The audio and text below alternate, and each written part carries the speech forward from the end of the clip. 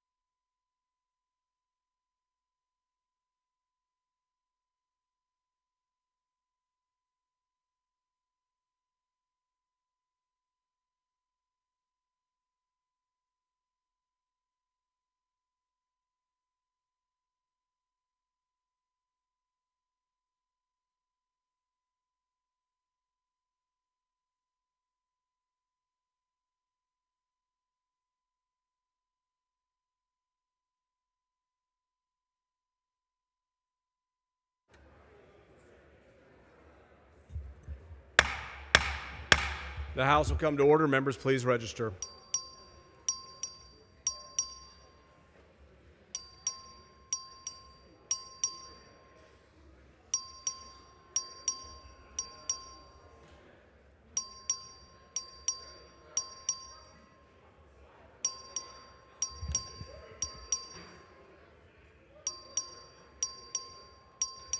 Have all members registered? A quorum is present. The House and gallery, please rise for the invocation, which will be offered by Furman Carpenter with DPS.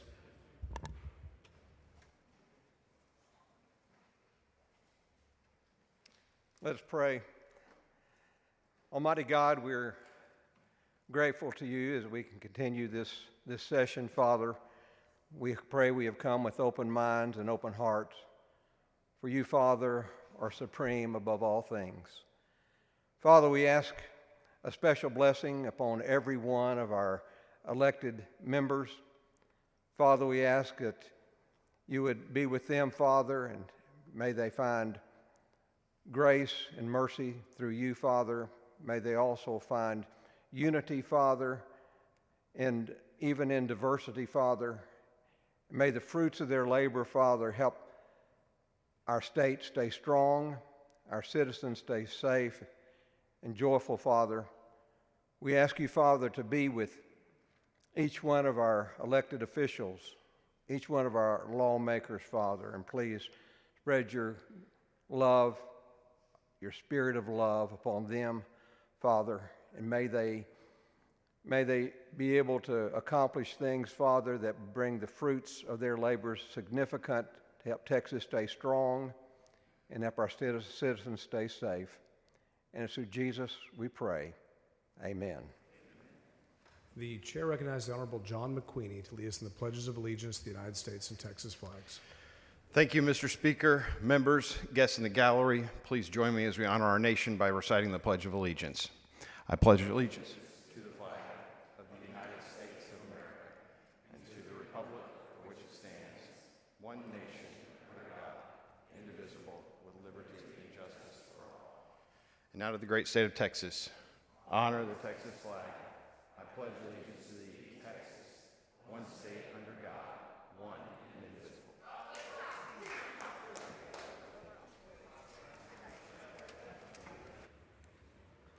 Please excuse Representative Dean because of an illness on motion of Representative Darby. Please excuse Ms. Martinez-Fisher because of important business on motion of Mr. Raymond.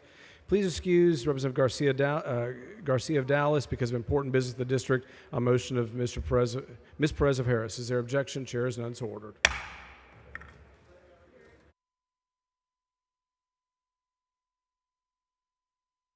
Chair announces the signing of the following in the presence of the House. HCR number 13.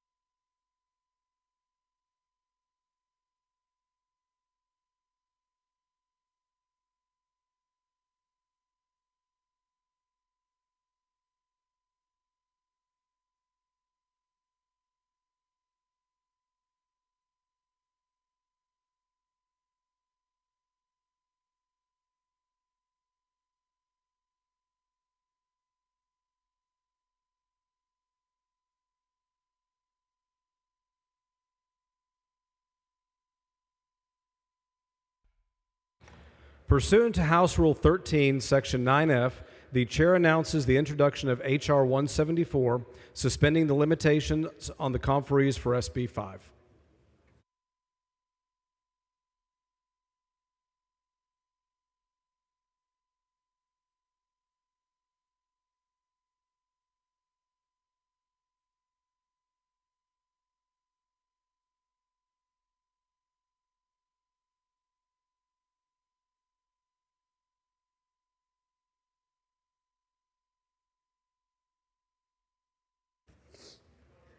Please excuse Representative Morales of Maverick because of an illness on a motion of Representative Rosenthal, and excuse Representative Jones of Harris because of important business on a motion of Ms. Ward Johnson. Is there objection? The chair hears none, so ordered.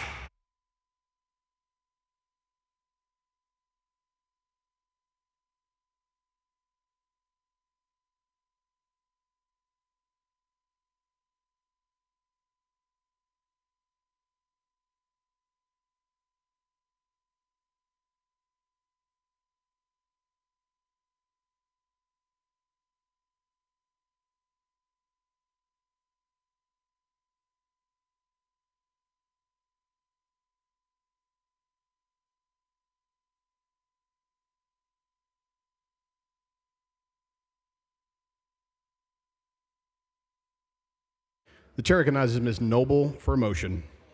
I move to suspend all necessary rules to take up H.R. 157. Members, you heard the motion. Is there objection? The chair hears none, and the rules are suspended. The following resolution, the clerk will read the resolution. H.R. number 157 by Noble in memory of the former state representative Jody Ann Lobenberg. The chair recognizes Ms. Noble to explain the resolution. Thank you, Mr. Speaker. A life made rich through meaningful service drew to a close with the passing of former state representative Jody Ann Lobenberg on September 1st, 2025, at the age of 68. A sixth-generation Texan, Jody was born on April 20th, 1957. She graduated from the University of Texas at Austin. She worked in the computer industry before concluding her career to focus on her home and family. She shared a rewarding marriage with Bob, and she was a devoted mother to their two children, David and Liz. Jody began her public service as a member of the Parker City Council, and in 2002, she was elected to the first of 8 terms in this body. Over the course of her amazing tenure, she represented House District 89, and she distinguished herself through her membership on numerous legislative committees, including more than a decade of service on the Public Health Committee, which she chaired for 2 legislative sessions. She also served as the chair of Elections Committee during the 84th and 85th legislatures. A stalwart champion of conservative values, Representative Lobenberg authored the Women's Health and Preborn Pain Act. She also played an instrumental role in supporting legislation on issues such as tort reform, responsible budget management, and private property rights. Jody was a dear friend and mentor and example to me of grace, grit, and service. I loved having her as my state representative, and I came down here on a regular basis to share my opinions on bills and support and encourage her as she battled for Texas. Sat right there in the gallery and watched her more times than I can count. It was a surprise to me when she came to my house and told me that she was running for the last time and that I was going to run for her seat. So get ready. And I told her that I would need to pray about it, and she told me she already had and that I was going to run. That was Jody. My office is full of things that Jody passed on to me. I cherish those items. But she did have a caveat. I could have the microwave, fridge, TVs, flags, pictures, if I gave a sizable donation to her favorite pet rescue. And I didn't mind it at all because I shared that love of pets with her. Since she retired, she and Bob added grandkids to the family, so she was living her best life. On the day I was sworn into her seat, she called me and said, "I am so happy for you, and I am so happy for me." She loved Jesus and is at home with him. So today, sweet Jody, we are so happy for you. And it is with great sadness that today we celebrate her life, her love, her service, and her legacy.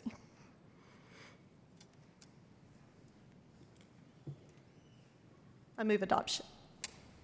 The question occurs on adoption of the resolution. All those in favor, please rise. The resolution is unanimously adopted. Speaker Craddock moves to add all members' names. Is there objection? The chair hears none, so ordered.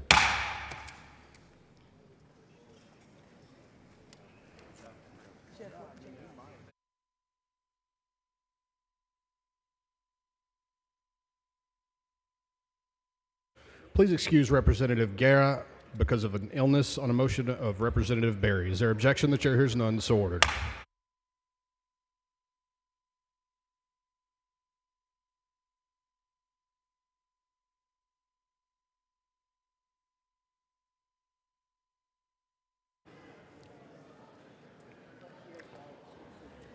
Mr. Leach, for what purpose? Mr. Speaker, I'd like to move that Representative Noble's remarks regarding Representative Laubenberg be reduced to writing and added to the journal. I'd also like to move that when we adjourn on this day, we do so in memory and in honor of Representative Laubenberg. Members, you've heard the motion. Is there objection? The chair hears none, so ordered.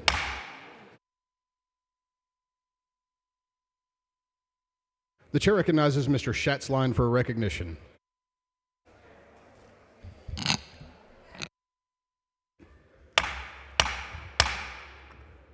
Members, please take your conversations outside the rail. The chair recognizes Mr. Schatzline for a memorial recognition. Thank you, Mr. Speaker. Members, today it's with great heartbreak that we pause to honor and remember the life of an extraordinary young woman, Ava Renee Moore. Ava was just 18 years old when her life was tragically cut short in an accident this past May. She was a beloved daughter, a sister, a teammate, and a friend whose impact has and will continue to reach far beyond her years. Ava was formerly a student at Timber Creek High School, a school within my district, House District 93. She excelled in every arena that she entered, whether leading her high school basketball team as captain, competing on varsity golf team, or continuing her athletic career at the U.S. Air Force Academy Prep School, where she helped her team remain undefeated. She was gifted not only athletically, but also academically with a deep love for languages, art, literature, and international relations. Those who knew her describe her as witty, humble, and deeply kind, someone who encouraged others to rise to their best. And on November 7th of this year, her school and community are honoring her memory by retiring her jersey and creating a scholarship in her name. And today, we as the Texas House join them in that tribute, recognizing November 7th, 2025 as Ava Moore Day in honor of her legacy. On behalf of this body, we extend our deepest condolences to Ava's parents and her brother, who loved her deeply. I cannot imagine, as you're watching today, we just want to tell you that we love you, we're praying for you, and we're so incredibly sorry. And we're praying that the Lord would give peace that passes understanding to walk with you in this season. Though her time was brief with us, her light continues to shine in the lives that she touched. Members, I ask you to join me in adopting this resolution and honoring the life and legacy of Ava Moore. I move adoption.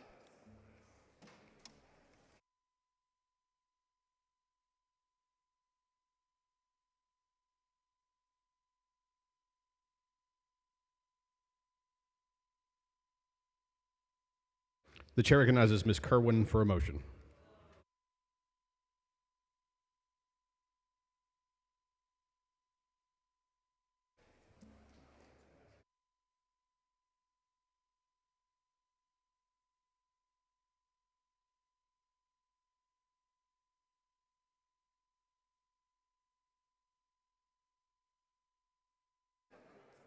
Thank you, Mr. Speaker. I move to suspend all the rules to take up House Resolution 153. Members, you've heard the motion. Is there objection? The chair hears none, and the rules are suspended. The following resolution, the clerk will read the resolution.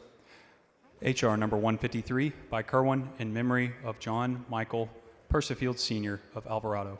The chair recognizes Ms. Kerwin to explain the resolution. Thank you. It is my honor tonight to present a resolution in the memory of Mr. John Michael Persifield Sr., a beloved and respected civic leader in Alvarado, Johnson County, passed away on August 23rd at the age of 84. Whereas born in Fort Worth on May 23rd, 1941, John Persifield was a fifth-generation resident of Alvarado and a descendant of the McElroy, Harris, Clayton, and Center pioneer families. He graduated from Alvarado High School in 1959 and went on to attend Texas A&M University, where he was a proud member of the Fightin' Texas Aggie Band. After earning his degree, he returned to Alvarado and married the former Mary Schwartz, with whom he shared 61 years of love and companionship and raised 2 sons, Michael and Paul. And whereas Mr. Persifield dedicated his life to education and public service, in addition to teaching at Cleburne High School for a decade, he served multiple terms on the Alvarado Independent School Board District of Trustees and distinguished himself through his work as an assistant superintendent, business manager, and teacher in Alvarado ISD until his retirement until 1987. Whereas, deeply committed to civic leadership, Mr. Persifield contributed greatly to his community through service to the Johnson County MHMR Board, the Bethany Water Supply Corporation, the Johnson County Antique Tractor Club, the Alvarado Economic Development Board, the Johnson County Historical Commission, and the Glenwood Cemetery Association, where he spearheaded the creation of the Veterans Memorial. Moreover, he played an instrumental role in preserving local history by restoring Alvarado's original 1942 Ford fire truck. Whereas Mr. Persifield was a lifelong member of the First United Methodist Church of Alvarado, where he served more than 40 years as chair of the Board of Trustees and was an enthusiastic supporter of Boy Scouts of America programs. In recognition of his many contributions to his fellow residents, he was honored as the Alvarado Chamber of Commerce of the Year 2013. He was also inducted into the Alvarado ISD Hall of Excellence in 2017 and named Citizen of the Year by the City of Alvarado in 2023. Whereas remembered for his sense of humor, storytelling, generosity, and devotion to his family, John Persifield embodied the very highest ideals of citizenship. And although he will be deeply missed, he has left behind a legacy that will continue to resonate in the community he loved and the countless loves he now, therefore, be it resolved that the House of Representatives of the 89th Texas Legislature, second called session, hereby pay tribute to the life of John Michael Persifield Sr. and extend heartfelt sympathy to the members of his family, to his wife Mary, to his sons Michael and his wife Teresa, Paul Persifield and his wife Jennifer, to his grandchildren Seth and his wife Brittany, Emil Campbell and her husband Clayton, Paul Persifield Jr. and his wife Lodi, Camden Persifield, Everett Persifield, and Chloe Persifield, to his great-grandchildren Riley and Grayson Rosser and Brooks Campbell, and to his many other relatives. Be it further resolved that an official copy of this resolution be prepared for his family. And on behalf of the state of Texas and the House of Representatives and Johnson County and your wonderful city of Alvarado, thank you for sharing this wonderful man with us.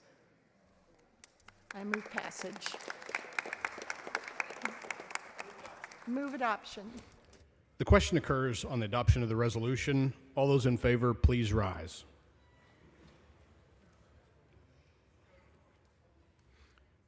The resolution is unanimously adopted. Representative Money moves to add all members' names. Is there objection? The chair hears none, so ordered. Mr. McQueenie, for what purpose? Mr. Speaker, I move that the remarks by Representative Schatzline and Representative Kerwin be reduced to writing and placed in the journal. Members, you've heard the motion. Is there objection? The chair hears none, so ordered.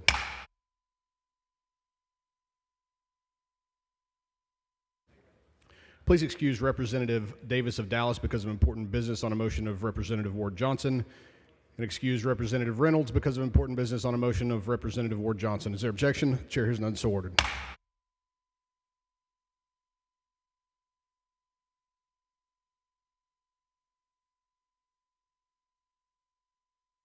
The chair recognizes Mr. Guerin for a motion.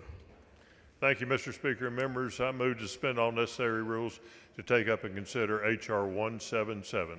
Members, you've heard the motion. Is there objection? The chair hears none. The rules are suspended. The following resolution, the clerk will read the resolution.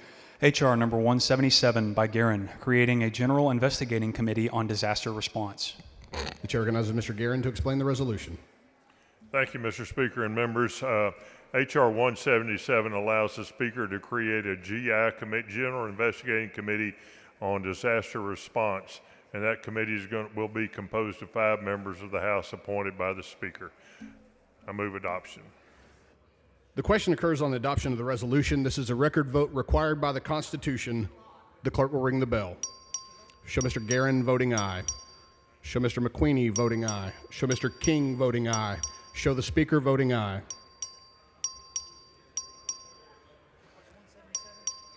Show Ms. Leo Wilson voting aye. Show Mr. Kitzman voting aye.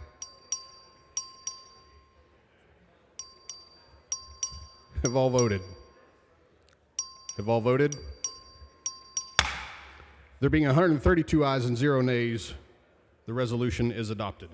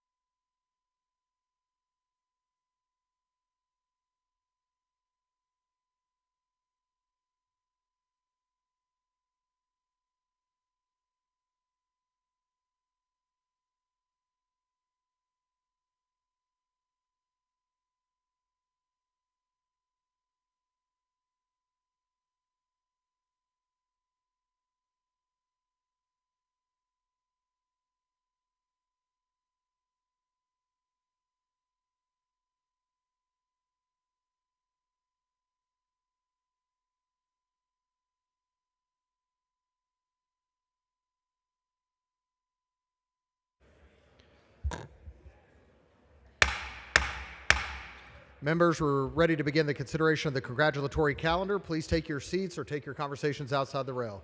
Chair lays before the House the following congratulatory resolutions. The clerk will read the resolutions.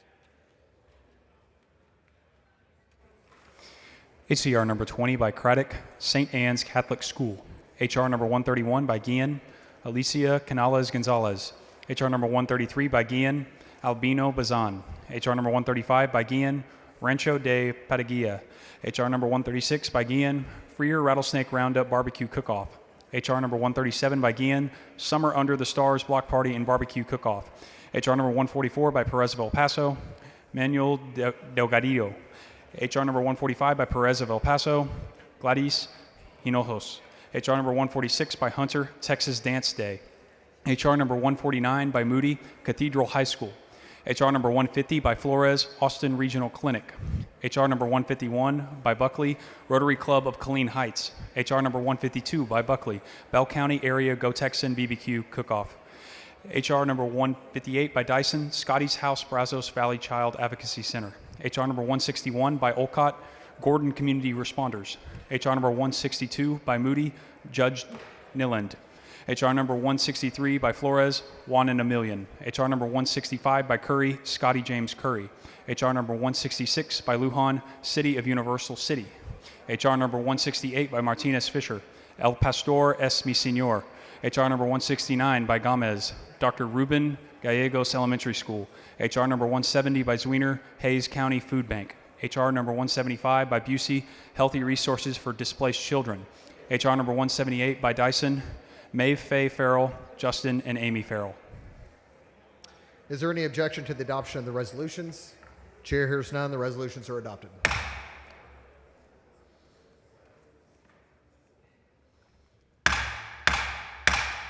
Members, please take your seats. We're ready to begin the consideration of the memorial calendar. The following memorial resolutions have been previously adopted. H.R. 153. The chair lays before the House the following memorial resolutions. The clerk will read the resolutions. HR number 127 by Hull, Laney Ann Landry. H.R. number 129 by Howard, Abby Lynn Pohl. H.R. number 130 by Howard, Lenny Ann McCown. H.R. number 132 by Guillen, Luis V. Ayala Jr. H.R. number 134 by Guillen, William Bill Franklin Hunt. H.R. number 138 by Guillen, Arturo M. Garza. H.R. number 139 by Guillen, Alejandro Alex Lopez Jr. H.R. number 140 by Guillen, Roldan Montalvo Jr. H.R. number 141 by Johnson, Ellen Elizabeth Getton. H.R. number 142 by Johnson, Anna Margaret Bellows. H.R. number 143 by Phelan, Mary Grace Baker. H.R. number 154 by Harless, Nelda Sue Hardy Knapp. H.R. number 155 by Flores, John R. Johnny Gonzalez. H.R. number 156 by Curry, John, Julia, Jack, and James Burgess. H.R. number 159 by Flores, Susan Gay Morrison. H.R. number 160 by Canales, Sabrina Walker Hernandez. H.R. number 164 by Guillen, David Homer Guerra. H.R. number 167 by Martinez Fisher, Amparo Hurtado Ortiz. H.R. number 172 by Munoz, Alejandro Rodriguez IV. H.R. number 173 by Leach, Jennifer Lynn Young Cook. H.R. number 176 by Schatzline, Ava Renee Moore. All those in favor of the adoption of the resolutions, please rise. The resolutions are unanimously adopted.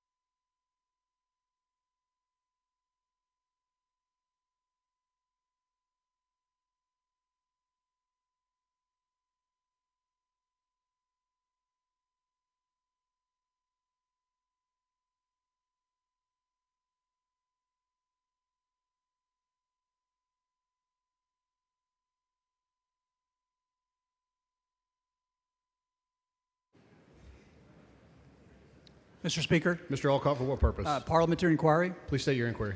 Senator Mays Middleton's bill to ban taxpayer-funded lobbying, SB 13, has passed the Senate and has been stalled in the State Affairs Committee. My question is, will this body have an opportunity to vote on SB 13 during this special session, especially considering it's on the governor's call? That's not a proper parliamentary inquiry. Mr. Speaker, Mr. Alcott, for what purpose? parliamentary inquiry. Please state your inquiry. Considering that a House companion bill to ban taxpayer-funded lobbying has 73 co-authors with another 5 members committed to voting for it, which parliamentary process can be utilized to bring one of these bills to the floor of the House?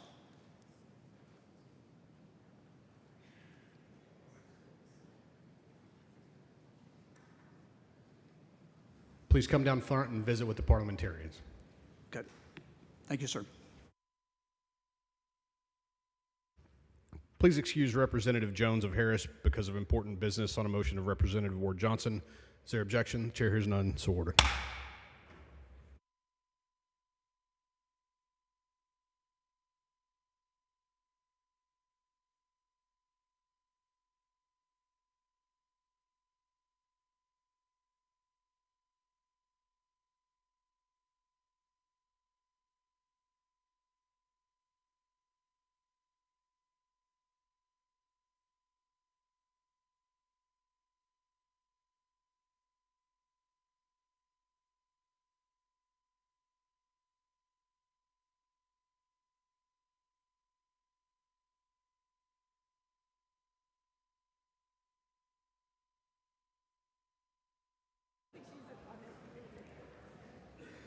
Mr. Speaker, Ms. Ward Johnson, for what purpose? parliamentary inquiry. Please state your inquiry.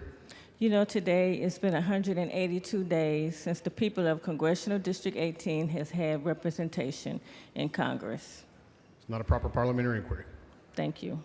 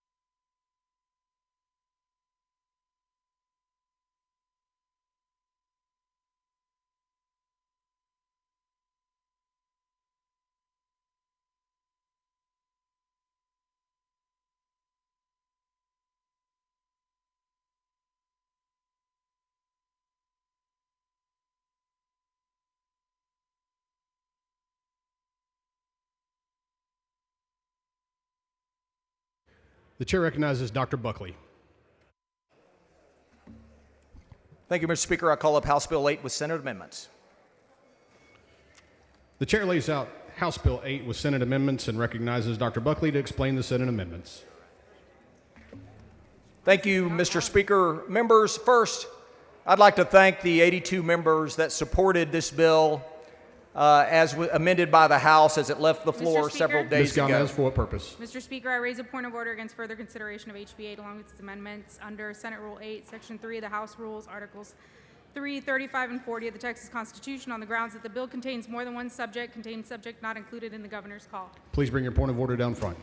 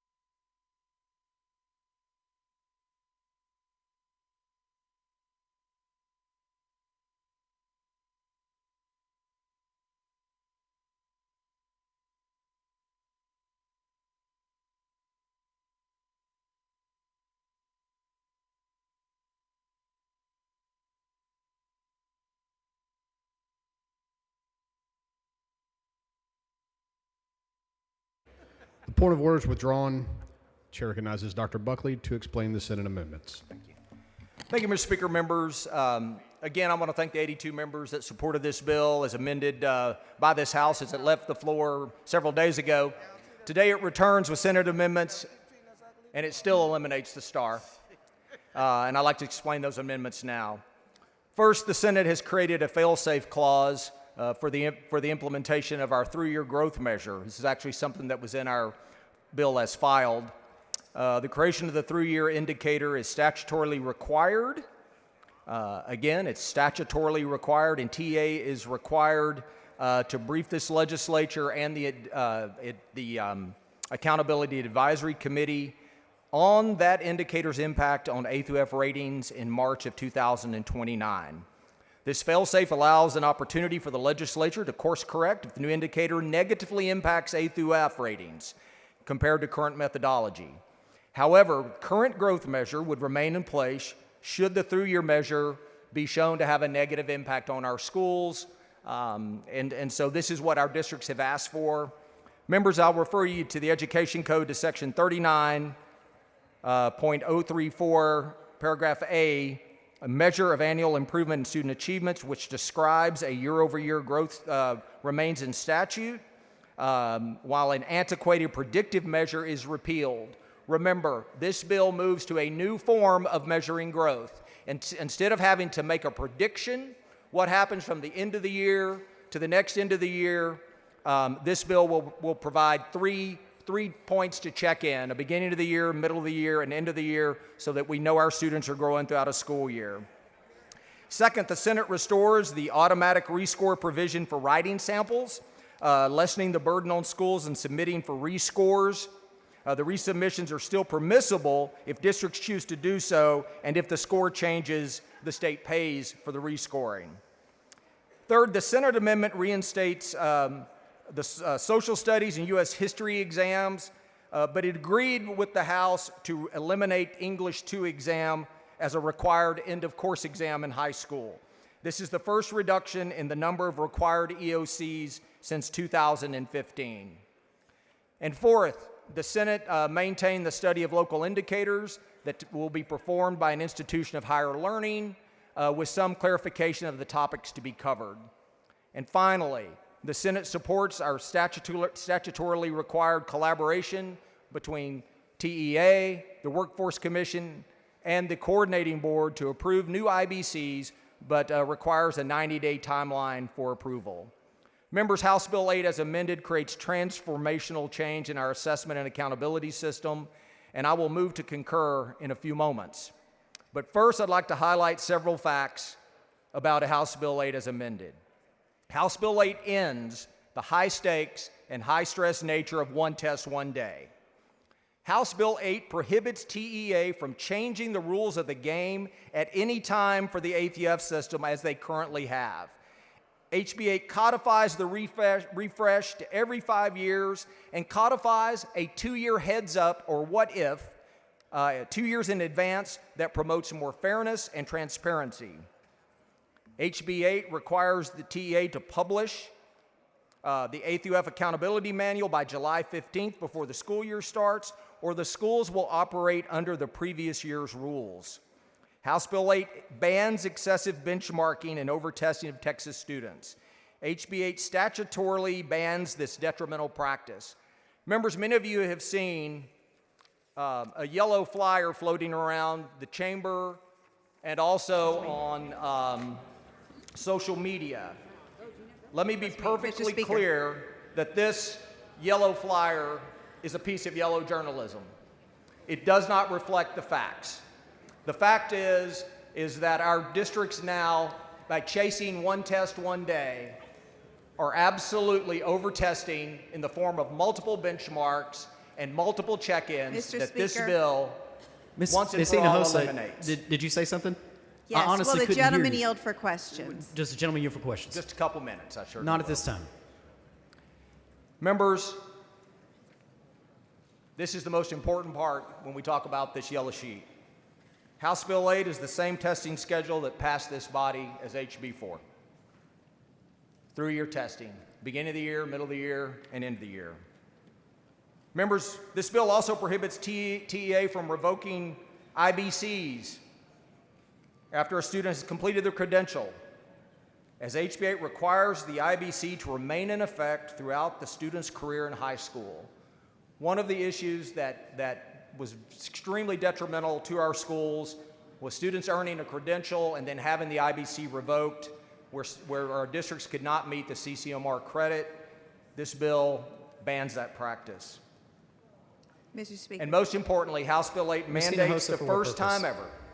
Will the gentleman yield? Will the gentleman yield for questions? Not at this time. Not at this time. House Bill 8 mandates for the first time ever TEA to brief and report to the legislature changes to assessments and accountability. HB 8 statutorily requires unprecedented oversight of TEA by legislators, but also includes teachers, school leaders, and the public.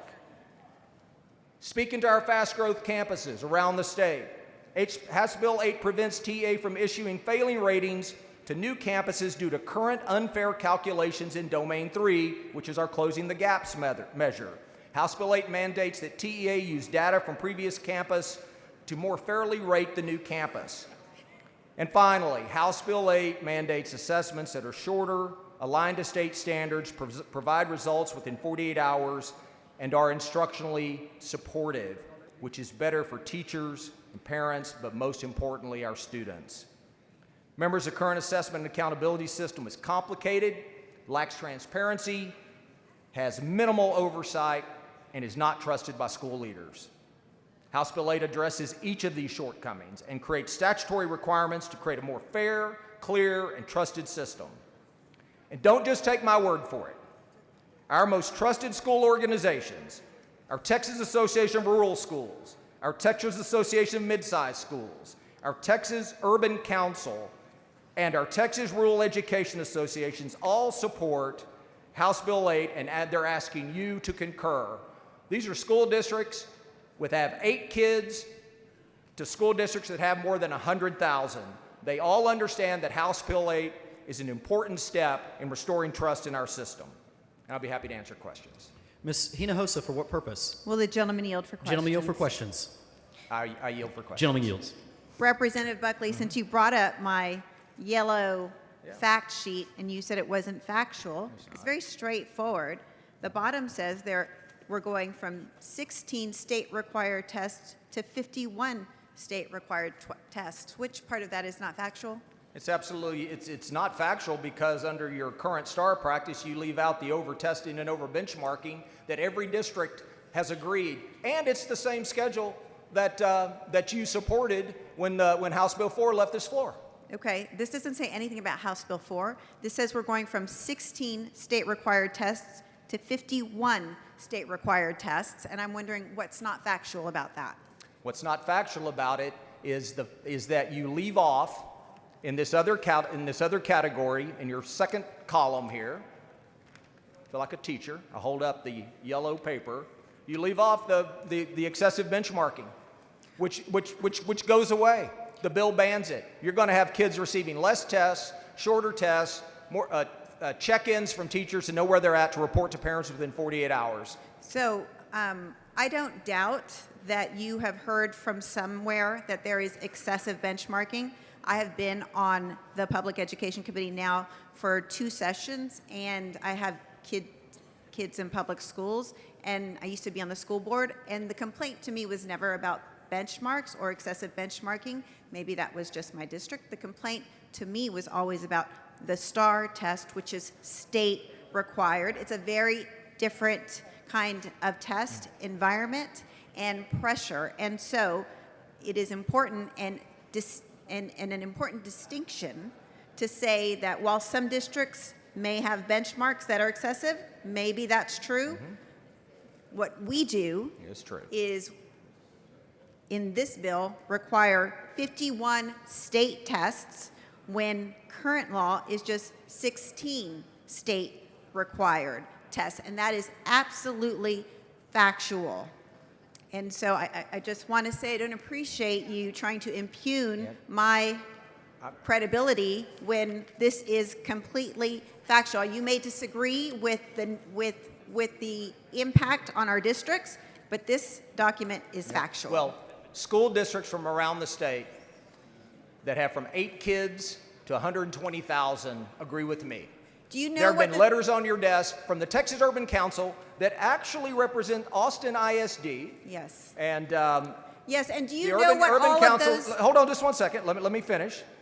Okay, Texas Urban Council superintendents.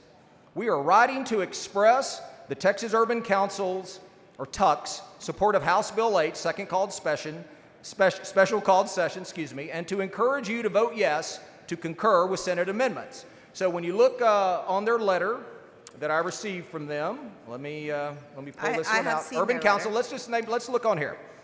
Aldine ISD, Alief ISD, Austin ISD, Brownsville ISD, Corpus Christi ISD, Dallas ISD, El Paso ISD, Fort Worth ISD, Garland ISD, Houston ISD, and Isleta ISD. Some of the largest districts in our state are saying, concur, we need this bill. It's in black and white, not yellow. Well, and that's because this is factual. Do you know what all of the superintendents I spoke to, the several that I spoke to who are represented by this letter, all had in common when I talked to them after receiving this letter? None of them knew the Senate removed the requirement that through-year growth would be part of the indicators that districts would be evaluated on. None of them did. Well, you know what that's not else all those 3 associations have in common?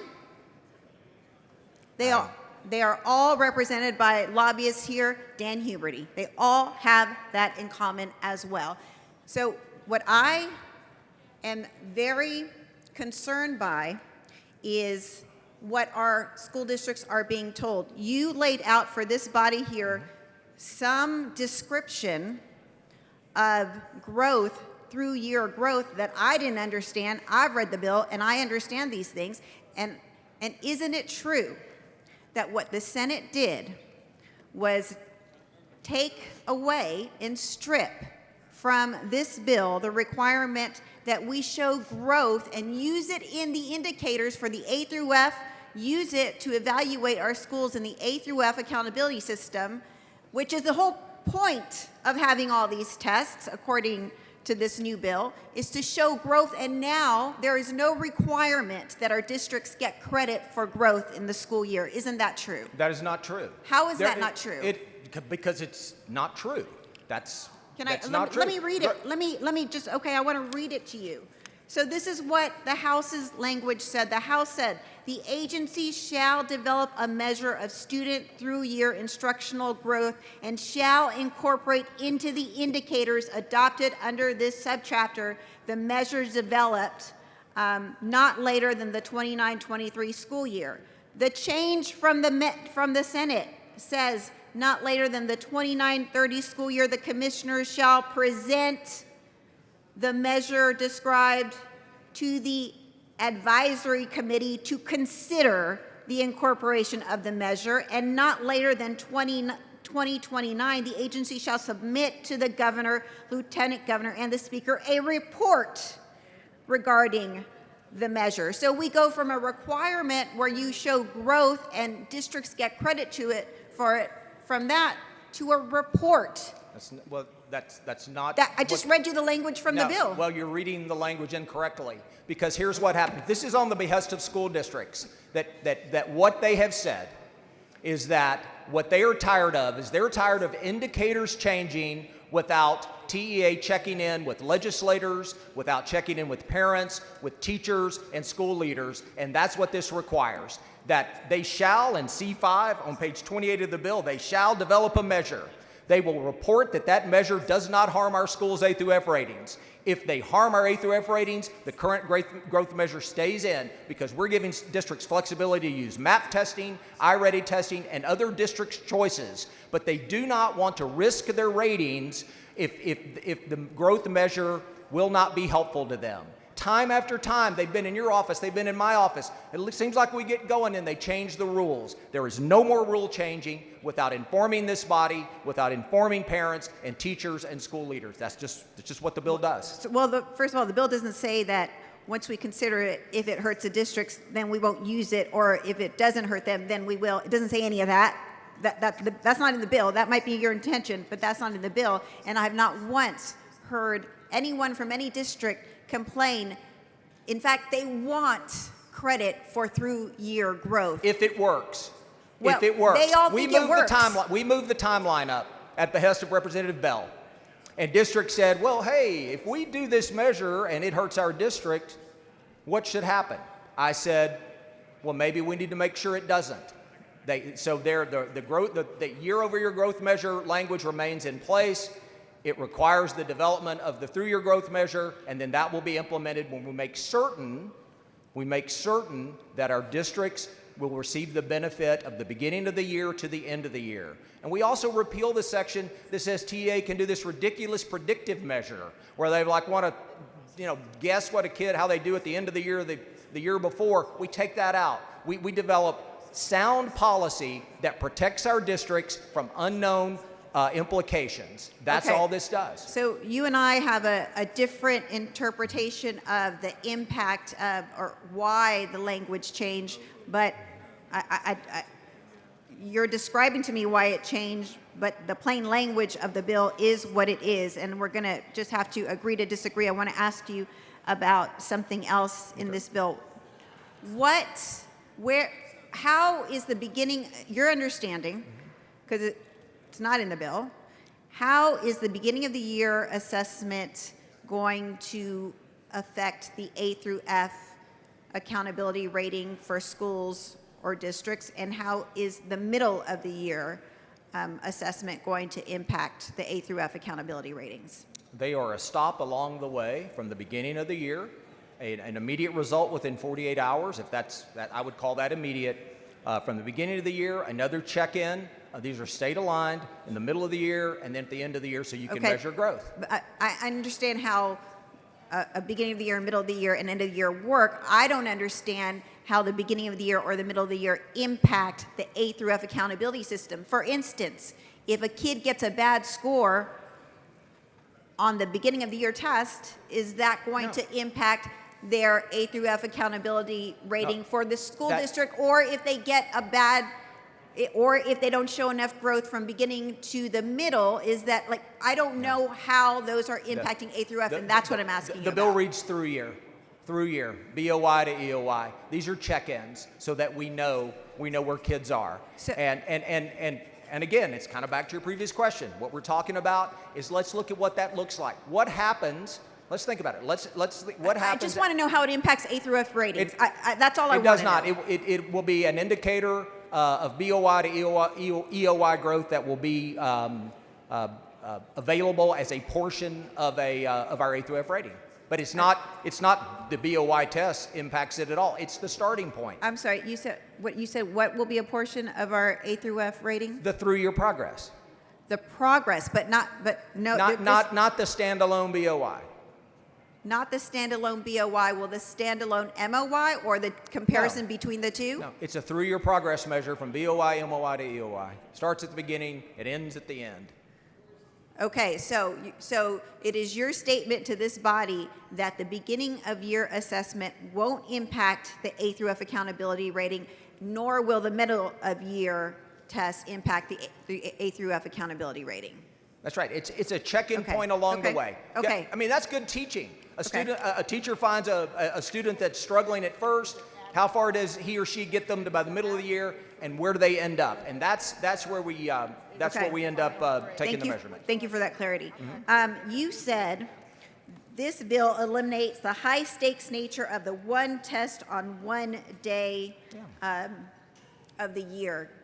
How, when we're only still assessing the final test, we're only still assessing the final test because there's nothing in here that says we're assessing growth yet, right? Maybe that is a decision made another day You're by still another assessing legislature. growth. You're still assessing growth. That growth measure does not go away. But it doesn't impact A through F. You just said it. No, it does not. I said the BOI. I said the through your growth measure impacts A through F, but not the test, the standalone test. How does through year growth impact A through F if the Senate just took it out? They didn't. They didn't take it out. They took it. I mean, what part of issuing a report on it is meaning that that's going to impact A through F. Gentleman's time has expired. Mr. Speaker. Members, there's a motion to extend times. The first motion to extend time. Is there objection? There is objection. This will require a record vote. The clerk will ring the bell. Dr. Buckley voting aye. Okay, good.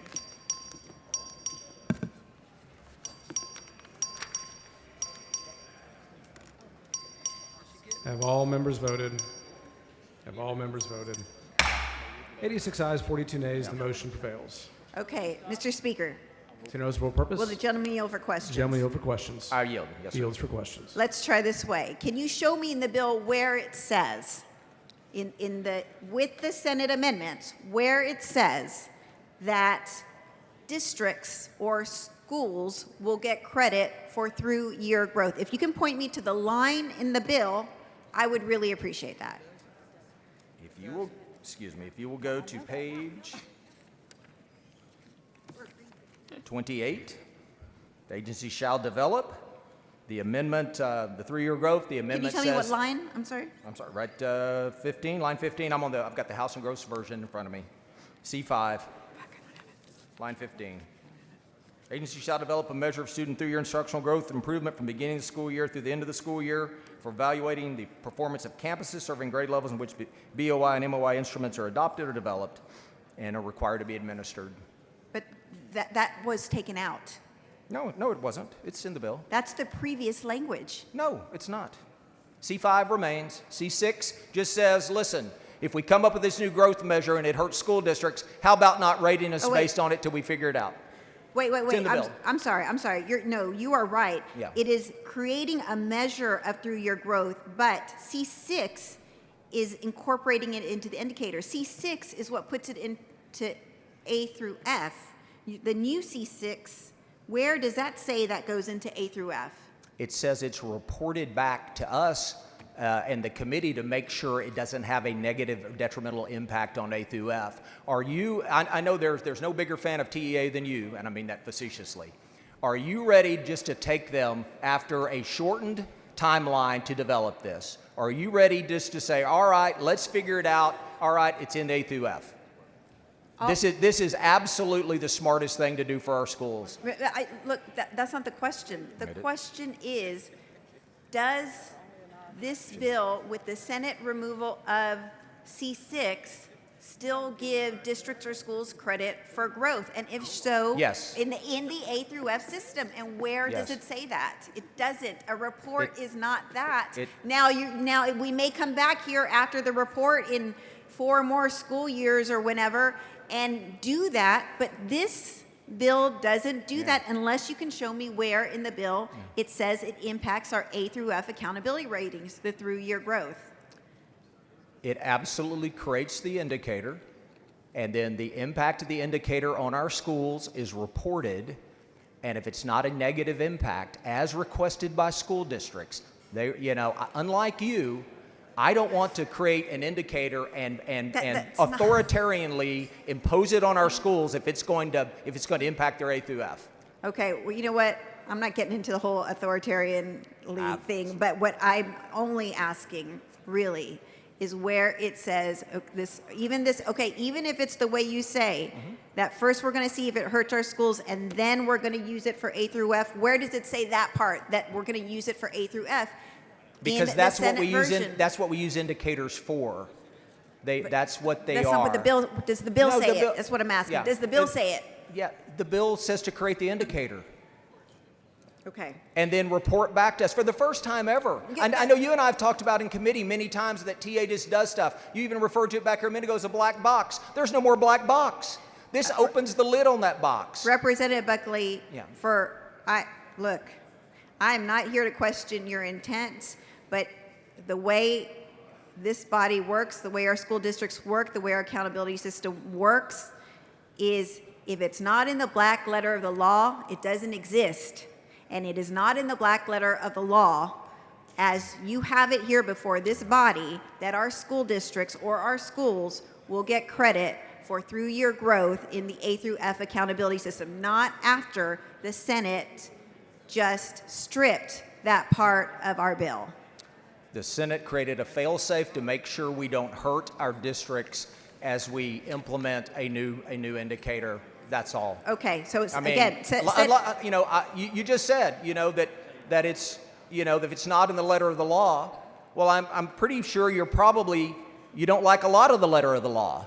This, for the first time, says, I'll tell you what, before we impose this on our schools, how about legislators and parents and teachers and school leaders take a look at it and say, you know what, this will work for us. We've seen so many indicators that have been changed without anyone knowing. I know I never knew, you never knew, that have negatively impacted our schools. That ends today with House Bill 8. Okay, let's set aside 3-year growth. Okay. You and I are going to have to agree to disagree. This bill does not, I don't see where this bill says our schools will get credit for 3-year growth, but let's set that aside. So now we have the last, we have the last test that, like we have now, the last test, the STAR test, 1 day, 1 test. In this bill, that wasn't eliminated. We still have 1 day, 1 test. That is the only thing that I see that for sure we know will impact the A through F accountability rating. What am I missing that is different? It's no different than House Bill 4. There's an end of the year test. So you have your beginning of the year, you see where they're at. Middle of the year, you check in. End of the year, you see how far they've come. They either have an achievement level or they have a growth measure. Right. That's what we do now. It does not change Domain 1, Domain 2, Domain 3. Yeah. It is about making certain that we have better aligned instruments that are instructionally supportive and allow our school teachers to make adjustments along the way because they'll know where kids are. Okay, but House Bill 4, of course, did require through-year growth to be measured, and it was a nationally norm reference test. Representative Buckley, didn't cover state standards, by the way. It was Common Core, so I mean that's this makes sure we hone in on our state standards, which we all work very hard, and our State Board of Education works to create, so that we know just what we have in our curriculum for our kids. But you can do that with a nationally norm reference test. That's what you did in House Bill 4, correct? Yeah, but you can also, in a nationally norm reference test, you can take a group of kids and you can get 90% on the test and be in the bottom quintile.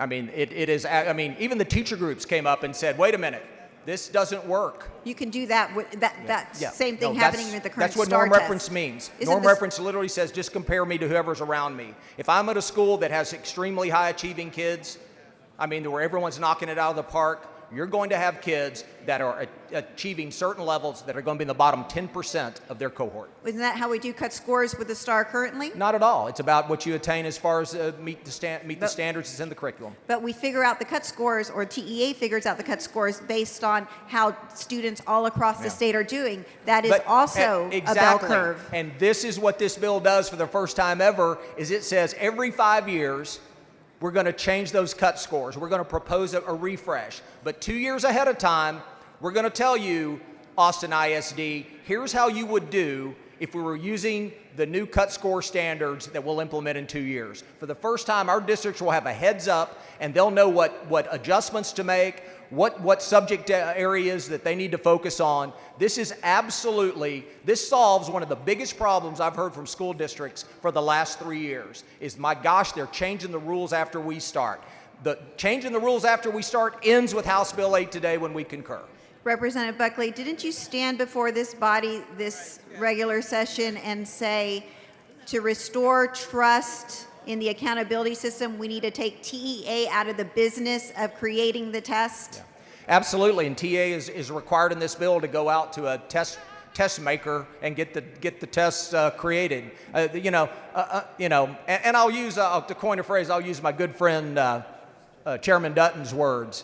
If TEA is not going to do this, who do we recommend do it? Texas Parks and Wildlife? I mean, you can't separate them from the process. I'm just asking if you said that to the body. Yeah. And so the bill does say TEA shall develop. But does TEA create the MAP test? Does TEA create the iReady test? Do they create STAR? They don't. I mean, this bill provides lots of flexibility and individual freedom for our districts. But so are you no longer concerned like you were before when you stood before this body that we needed to restore trust by removing the TEA out of the business Ma'am. of creating the test? There is nothing that will restore more trust than our school districts having the accountability manual on July 15th before the school starts to make certain that kids' IBCs are not going to be revoked while a student is in the process of graduating, to make certain they know when the refresh occurs, and to get the 2-year heads up.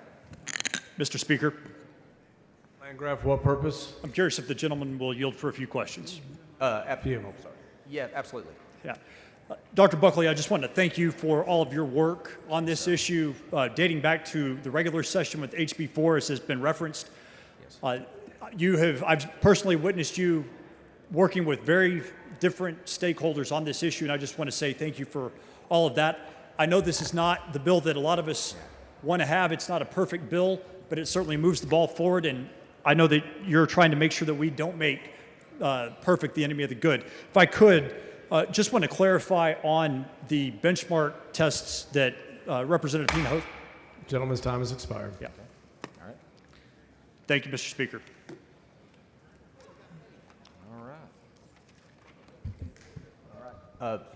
Mr. Speaker, members, I move to concur with Senate amendments on House Bill 8. Ms. Hinojosa in opposition.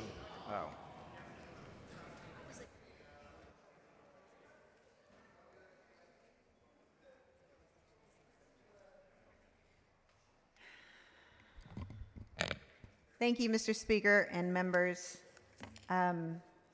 This issue is personal to me. Talked before about how my son tried to run away from school in 2nd grade because they were already preparing for the 3rd grade STAR test. But this issue is personal to a whole lot of Texas mothers and fathers because so many of our kids have been hurt by the STAR test, and this bill does not eliminate the STAR test. This bill expands the STAR test. Somehow we got to a place with House Bill 8 where we just grew the STAR test exponentially. We have heard the only reason to do this is that our districts are giving a lot of benchmark tests. Well, think about that.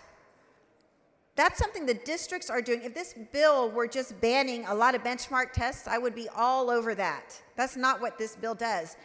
You own it now. When you vote for this bill, you own all the tests. It's no longer pointing the finger at the district. The state is requiring now all these benchmark tests. 51 state required tests by the time a kid gets through middle school. 51 required, up from 12. So you own it. You vote for this bill, you own it now. Representative Buckley stood up here and acknowledged the problem with this test and the reason why our schools are so stressed out about it, our teachers are so stressed out about it, and our kids are so stressed out about it because it is an unreliable test. It is arbitrary. There are many flaws. We heard Representative Anchia, when this bill was first on the floor, point out all the different, the high percentage of rescores that came out where the TEA had scored too low a grade and they had to change most of the rescores that they submitted. This test is unreliable. The TEA has not proved reliability when it comes to creating the test, and here we are giving the TEA more power.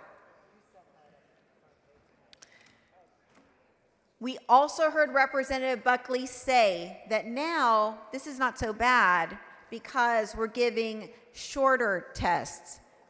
Members, I challenge you to look in this bill and tell me where the test is shorter. If anything, there's one section of this bill that increases the length of time a child would need to finish this test. So right now in statute, In statute, a third and fourth grader must be able, 85% of third and fourth graders must be able to take the test in 60 minutes, the end of year test. This bill takes it up to 90 minutes. For 5th and 8th through 8th grade, right now in statute, it says 85% of kids should be able to finish the test in 75 minutes. This bill takes it up to 105 minutes. So while it may be a wonderful talking point that this is a shorter test at the end, that's not what this bill says. And in fact, the bill increases the length of time it takes it to take this test. The Senate also, by the way, stripped my amendment that said we would go down to only what is federally required. That has always been a position of this House. That is no longer in the bill. And I hope you understood, listening to the debate, that the Senate also stripped out the requirement that growth in the school year is taken into account for the A through F accountability system. So now guess what? Now we're requiring all these tests throughout the year for what? For a report in 3 years to the governor and the speaker and the lieutenant governor? Basically all these tests for nothing. All of these state mandated tests for our kids in our neighborhood public schools for nothing.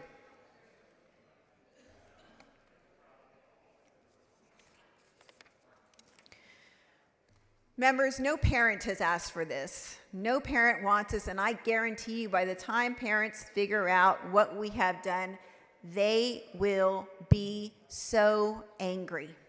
This is happening too fast. Our superintendents don't even understand what's going on in this bill. They're too busy getting the schools up and running for the school year. Every single one that I called after I got those letters said, hey, I didn't know the Senate took that out.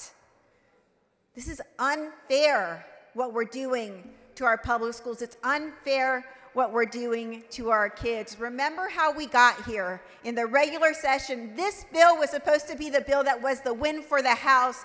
This bill was supposed to be the bill that was the win for our public schools and for our kids, especially for the people who supported vouchers but who had heartburn about it. This was a bill. In fact, I remember hearing from one of my Republican colleagues on the Public Education Committee, that's going to be, the accountability bill is going to be the win for our public schools. This is no win. This is a terrible bill, members. I can't even believe it's made it this far, much less that it would pass and become law. Remember, the chairman stood here when we debated the voucher bill, and I tried to get parity for our kids in public school when it came to accountability with what our kids getting a voucher for private school would get, many of whom are already in private schools, with the same accountability, the fair and objective accountability test of a nationally normed reference test, not a TEA created that can be manipulated and is not trusted and creates anxiety in our schools, but a nationally normed reference test, objective and fair, what our kids in our public schools deserve. And Representative Buckley stood here, agreed with me that that was good, and said, just wait, we're going to get it. We don't need your amendment of parity for our kids in our public schools, and here we are. Here we are about to pass a bill that more than triples, in fact, it quadruples the amount of tests now required by the state for our kids in public schools. The most heartbreaking call that I had yesterday with the superintendent was one where the superintendent told me, Rep. Hinojosa, we are so sick of being put in the middle of this and so sick of the retaliation we get when we oppose the commissioner. And that's why we signed off. So members, if we sign this bill, it's not just trust in the test that's missing. It's not just trust in the accountability system that's gone. It's trust in the Texas House and I urge you to vote no. The chair recognizes Mr. Schoolcraft to speak in favor of concurrence. Thank you, Mr. Speaker, members. I want to try to simplify this a little bit because I think there's a lot of confusion. The description of what we have today is actually leaving out an awful lot. Today, we do have the STAR test at the end of the year, but virtually every school district also administers what's been called the benchmark tests. That's the MAPS test. That test system is administered 3 times a year, and it covers all of the same topics that we've been talking about. It's mathematics, reading, language arts, sciences. So 3 times a year, they're administering this test, and then there's a STAR test at the end. This chart doesn't say anything about those MAP tests that are being administered 3 times a year from grades 3 through 8. So we have a massive testing regimen today that the new system will be replacing. The new system will be providing 3 tests to be given during the year: beginning of year, middle of year, end of year. What's great about these tests is they are to be developed to be testing the children's knowledge of the TEKS, Texas Essential Knowledge and Skills. That's what the State Board of Education has said.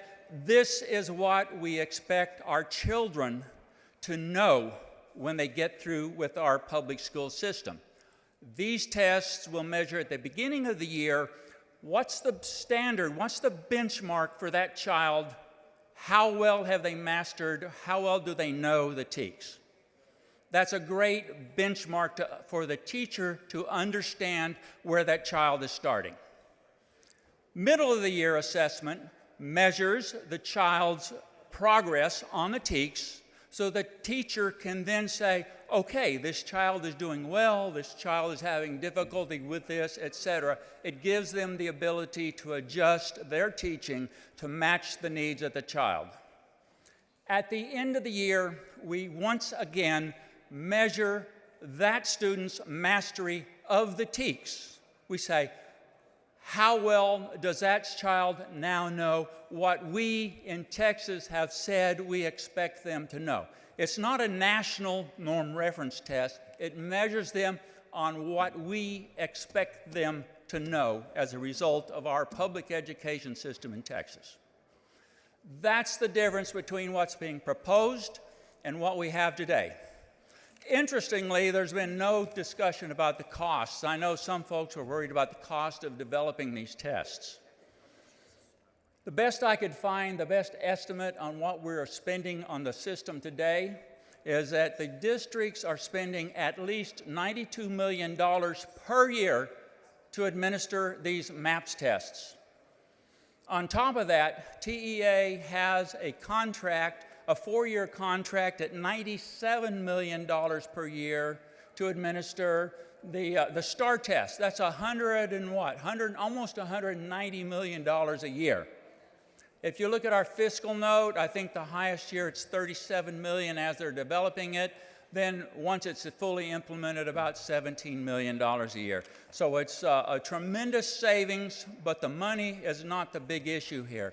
It is the absolute logical sense of creating a test system that literally measures, are the students learning what we expect them to know in Texas?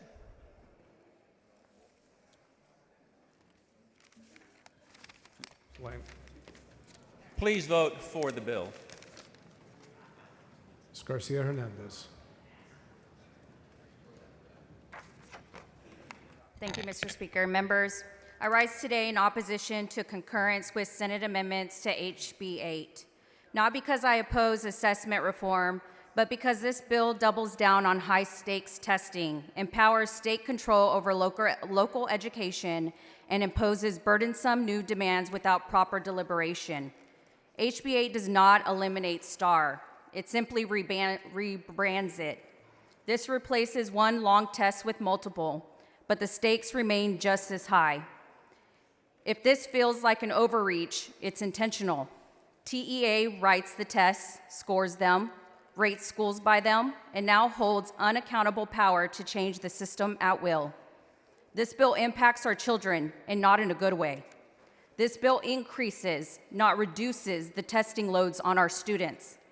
Instead of one STAR test, we'll have multiple, all supplied by TEA unless districts can afford third-party options like MAP. But with tight budgets, the free TEA test becomes the de facto default test.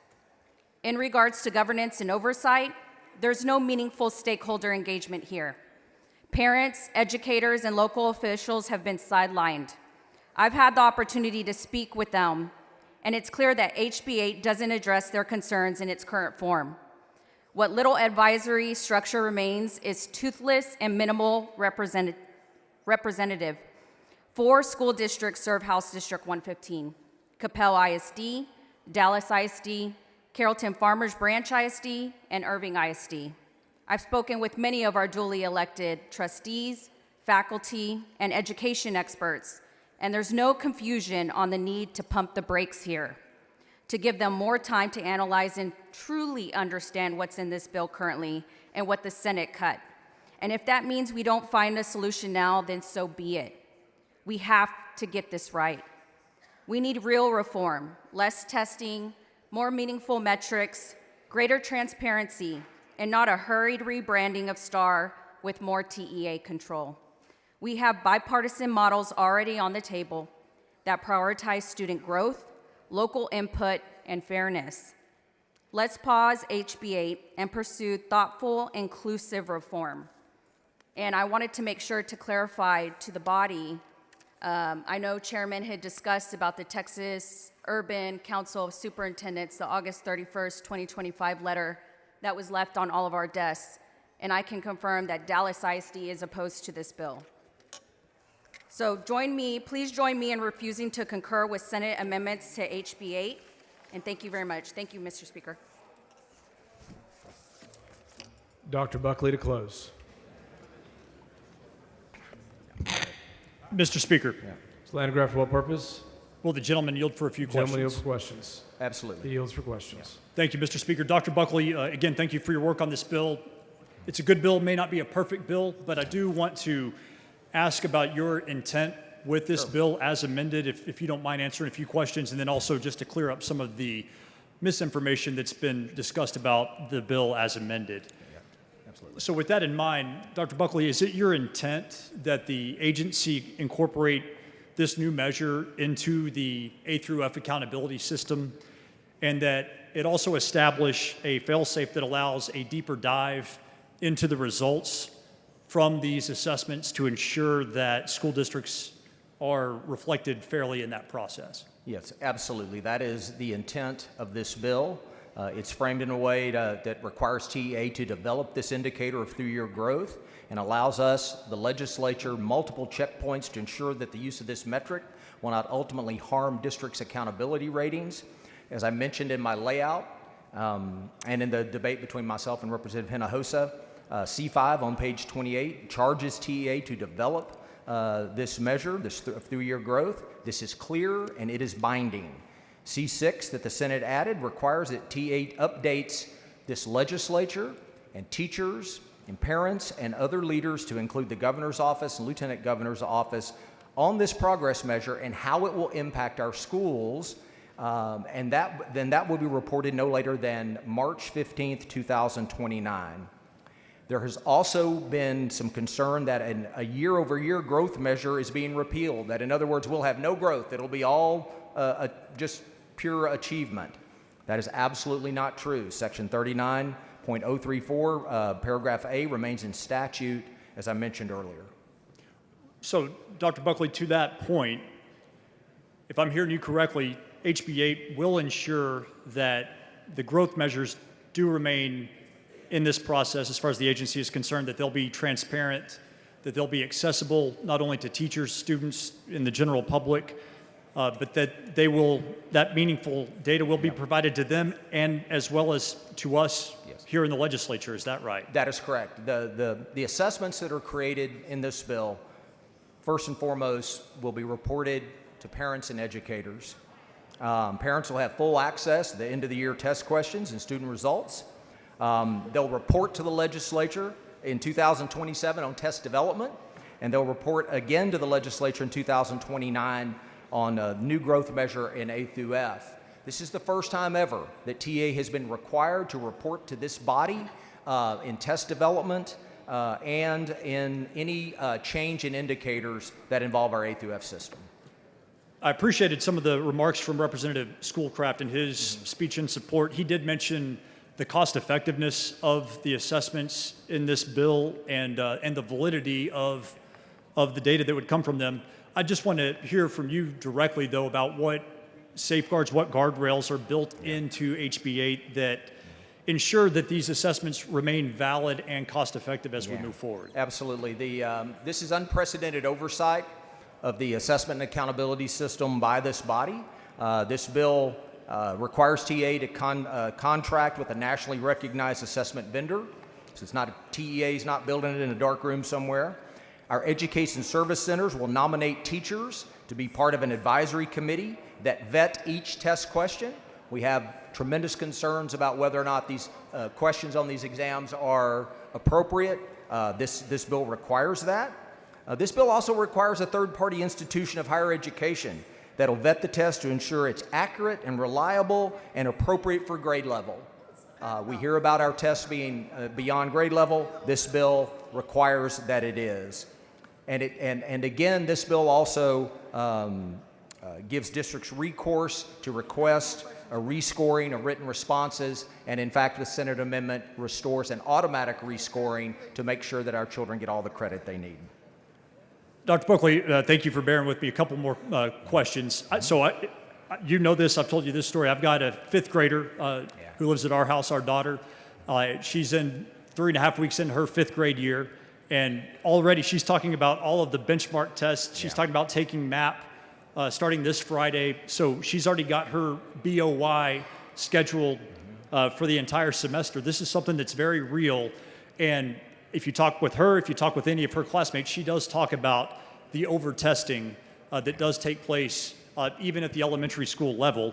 I do want to ask you how HB 8, including the Senate amendments, prevent over-testing, because there has been a lot of discussion about this, while still capturing sufficient data to inform properly accountability for our schools. Absolutely. And so this bill explicitly bans benchmark testing and over-testing. And so when you take the beginning of the year and the middle of the year test, your daughter, Hollis Rose, I believe, will, in her journey, will know that she'll have a beginning of the year, a middle of the year, and an end of the year test that she'll have to sit for with a small writing sample that she'll have to take separately, but she won't be under the pressure of that at that end of the year test. So she will know what her assessment journey will look like from the beginning of the year. But we also in the bill make sure that these assessments are valid and reliable. We want them to provide feedback in a timely fashion to teachers and parents so we can help our kids along. And we also want to make sure that we can create a through-year growth measure that absolutely provides the best indicator of the great teaching that's going on in Texas schools, and we create a pathway for that to make sure that we get it right. So just so that I can understand that, you're saying 3 testing periods. Yes. No more, no less. That's right. That's what it does.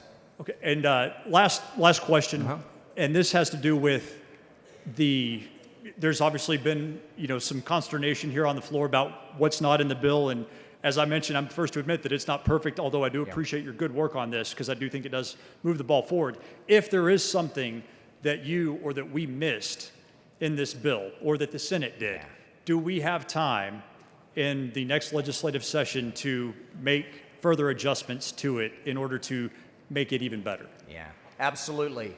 The timeline of this bill that begins in the 27-28 school year is designed on purpose.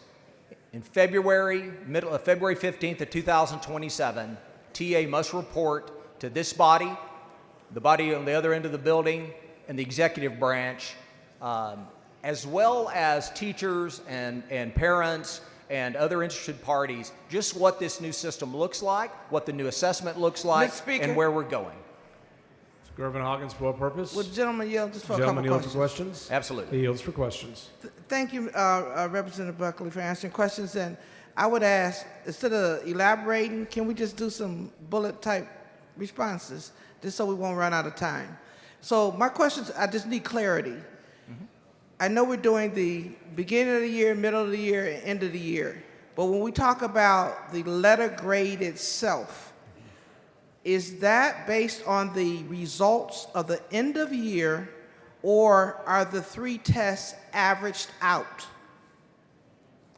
It is a growth measure that is established in the bill, or achievement, just like it is now. We're just going to measure growth. We're on a pathway to measure growth in the first in the country way, beginning of the year to the end of the I year. know, okay. I can't say it any shorter than that. So end of year is really the final grade that the school will be accountable for in their A through F letter grade? No, absolutely So not. it includes growth, well, that's the not average. true. No, it doesn't average anything. It looks at the growth just like it does now. But we're moving to a system where it starts at the beginning of the year to the end of the year. It's growth. Domain 2. Representative Buckley, so each of the 3 tests, let me reword my question. Each of the 3 tests impacts the A through F, correct or no? No, they are instructionally supportive, okay? And they are to give feedback to teachers so they know which kids need to grow and which kids are going to achieve. I get that. Beginning of the year tell you where the kid at. Middle of the year tell you if they grew and they're improving. And the end of the year, so you're confusing when you're saying that they're not average, but they all play a role. Do they all play a role? Just yes or no. Do they all play a role? Because you have to start somewhere and you have to end somewhere. If you start low and end high, you grew a lot. So that's it in a nutshell. So our school districts can say that the end of year test is not the only piece of the puzzle, that the puzzle consists of the beginning of the year, the middle of the year, and the end of year. Whatever, if it's growth or achievement, they all 3 play a role in the final grade or for that school district. I would agree with what you say, yes. Okay, thank you. Then my other question is, you say they were coming back to the legislators to see if it works. Is that in the form of a study, or is that in the form of asking the legislators or telling the legislators that here's where these schools are? What is that mechanism as we come back to the legislators to give the results? It's 2 parts. 2027, it's here's where we are in implementing this new testing program. 2029, it is here's what the 3-year growth measure looks like. Here's how schools are doing. Here's how we recommend implementing it so that our schools are not harmed by the results. Because many districts are concerned about any new indicator. And for the first time ever, I know we heard about the first time. So now the other thing that we want to be clear on, because as you well know, the letter grades are important to every district, right? That's how they promote to their kids and to their schools, and to their families, how school is doing, right? Yes. So we're looking at the testing as a piece. We're still including CCMR, and we're still including graduation if you have a high school. So those 3 pieces are still components of the final letter grade. Is that correct? But they're much improved. We have a new military understand readiness. Let me finish. We have a much improved military readiness indicator. Yes, that shows the DD4. I got it. I understand and we also have a new a rule concerning IBCs to make sure that children can receive their IBC credit if those change over time. And overall with A through F, we have the notice in statute a five-year refresh cycle and a 2-year heads up. All right, so along with the IBC, currently you have to have a program of study. Is that still included? Yes, absolutely. But Okay. if it starts and then TA decides that that IBC is no longer relevant and that child has attained it, they no longer can yank that certification from them. They will count till they graduate, and then the new cohort of students start, so they're all on the same page.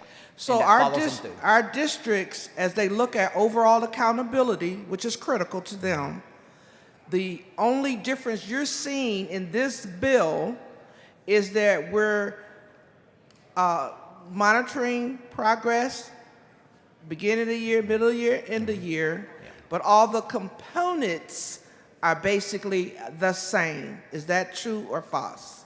Well, yeah, we have an A through F system, but we have an A through F system that is way more transparent, and it is way more fair for school districts All because right. they can no longer change stuff in midstream. Thank you. And then I asked you the other day that the beginning of the year and middle of the year testing is different because you're using a norm reference test, but you're saying those tests or assessments will be aligned to the TEKS, and the end of year is a state developed. So we're looking at beginning of the year and middle of the year being national norm reference, and then the end of the year being what TEA has developed. Is that true or false? They are norm referenced. You can norm reference between a class, a state, the world, whatever, but they are aligned to state standards. And so what we want to know is we want to know at the beginning of the year and the middle of the year, where are our students in terms of their ranking on our state standards? Which students need help? Which ones are running away with it? And that's the benefit of through-year testing, is that we get this immediate feedback. It's part of our process. Our students are seeing our standards. They know what the standards are now. And that in itself removes the high-stakes nature of it. Thank you, Representative Buckley. And so my final question to you is, our districts, as they look at the new system, do not have a waiver period like they do when new assessments are developed. That waiver period don't exist. So this will come into effect for school year 25-26? 27-28. 27-28. So where we're in school year 25-26 now, we're under the old rule, and 26-27 will be the new rule. Is that true or false? 26-27 is the old rule. 27-28, because in February of 27, before the school year starts in August of 27, is when TEA must report the status on the new assessment system to this body. Thank you, Representative Buckley. You're welcome. Leo Wilson, for what purpose? Will the gentleman yield for some Gentleman questions? yield for questions? I'll yield for a He question. yields for questions. Okay. So I was a teacher for 38 years, and I appreciate that this really brings it back before the insanity of TEAMS, TOS, TAX, and STAR. I've been through all of those. I don't know of any teacher, and I do believe this leaves out benchmarks, and correct me if I'm wrong, that believes from 3rd to 8th grade that students are only tested 16 times. I absolutely believe that this leaves out the benchmarks. It does. And does this bill leave out the addition of an administrator coming up to a teacher and saying, I'm going to require you to do these for our building, or I'm going to require as a district we do this additional thing? That is correct. It is absolutely bans benchmarking beyond what this bill provides for. There's some exceptions like SAT, ACT, tests that students are required to take for college application. And I got some feedback from my superintendents, and they felt like this was less intrusion of TEA, that this required TEA to contract with many different kind of individuals in the development of the test. Is that true? Yeah, absolutely. I mean, it's the first time we've ever had this much oversight over development of assessment and accountability, with more TEA reporting back to the legislature. And it's timed in a way so we're actually in session. so that anything we see that we need to change, we're able to do so because this body will be in session in 27 and 29. This bill ends the STAR test. It creates a very much different system that is way less high stakes for our students. And that is why we have the support of the rural schools, the mid-sized schools, the big city schools, and our Texas Rural Education Association. I spent all weekend on Zoom calls with superintendents from around the state walking through this bill and what we were doing, because the rumor mill was in full effect. But when they actually studied what was in the bill and we talked about the future and what's good for kids, all four of those organizations weighed in support of what we're doing. And can you tell me again, I believe, and correct me if I'm wrong, but the same person that put this out supported the same number of testing that was in HB4 as it is in HB8. Has this changed the schedule? No, this schedule, this 3-year testing model was the same in House Bill 4. That is the innovative model that Texas can move to, and it remains the same. So they supported the same schedule in HB4, but it hasn't changed, so that doesn't make any sense to me. It is correct. This is the same schedule that was in House Bill 4. Okay. Can you also tell me a little bit about the pilot program in between? The pilot program. There's a pilot that they're doing for the writing right now. Those results will come back, like you said, before we meet at the next legislation. The writing is going to be automatically rescored for any student that's within 1 point of achieving a higher level standard, and that is at no cost to the district. And then the schools can also resubmit any writing test that they would like in terms, and if they do achieve a higher score, then that will be paid for by the state. That's current law. Okay. And then can you tell me a little bit more about how this prohibits TEA from making changes? I think one of the frustrations as a teacher is here's the bar, I'm getting to the mid-year benchmark, and I am comparing how my students did with the other third grade students in the building, noticing that mine aren't doing as well. What do I need to reteach? What do I need to do differently? Yeah, that's what this bill, that really is the guts of the bill, is it allows a beginning of the year and middle of the year assessment that immediately informs teachers. Okay. The gentleman's time has expired. All right. Mr. Speaker, members, I move to concur with Senate amendments on House Bill 8. Please excuse Representative Hernandez because of important business of the district on motion of Representative Wally. Is there objection? Chair is none, so ordered. Dr. Buckley moves to concur on the conference committee report. This is a record vote. Clerk, ring the bell. So Mr. Leach voting aye, Dr. Buckley voting aye, Queenie voting aye.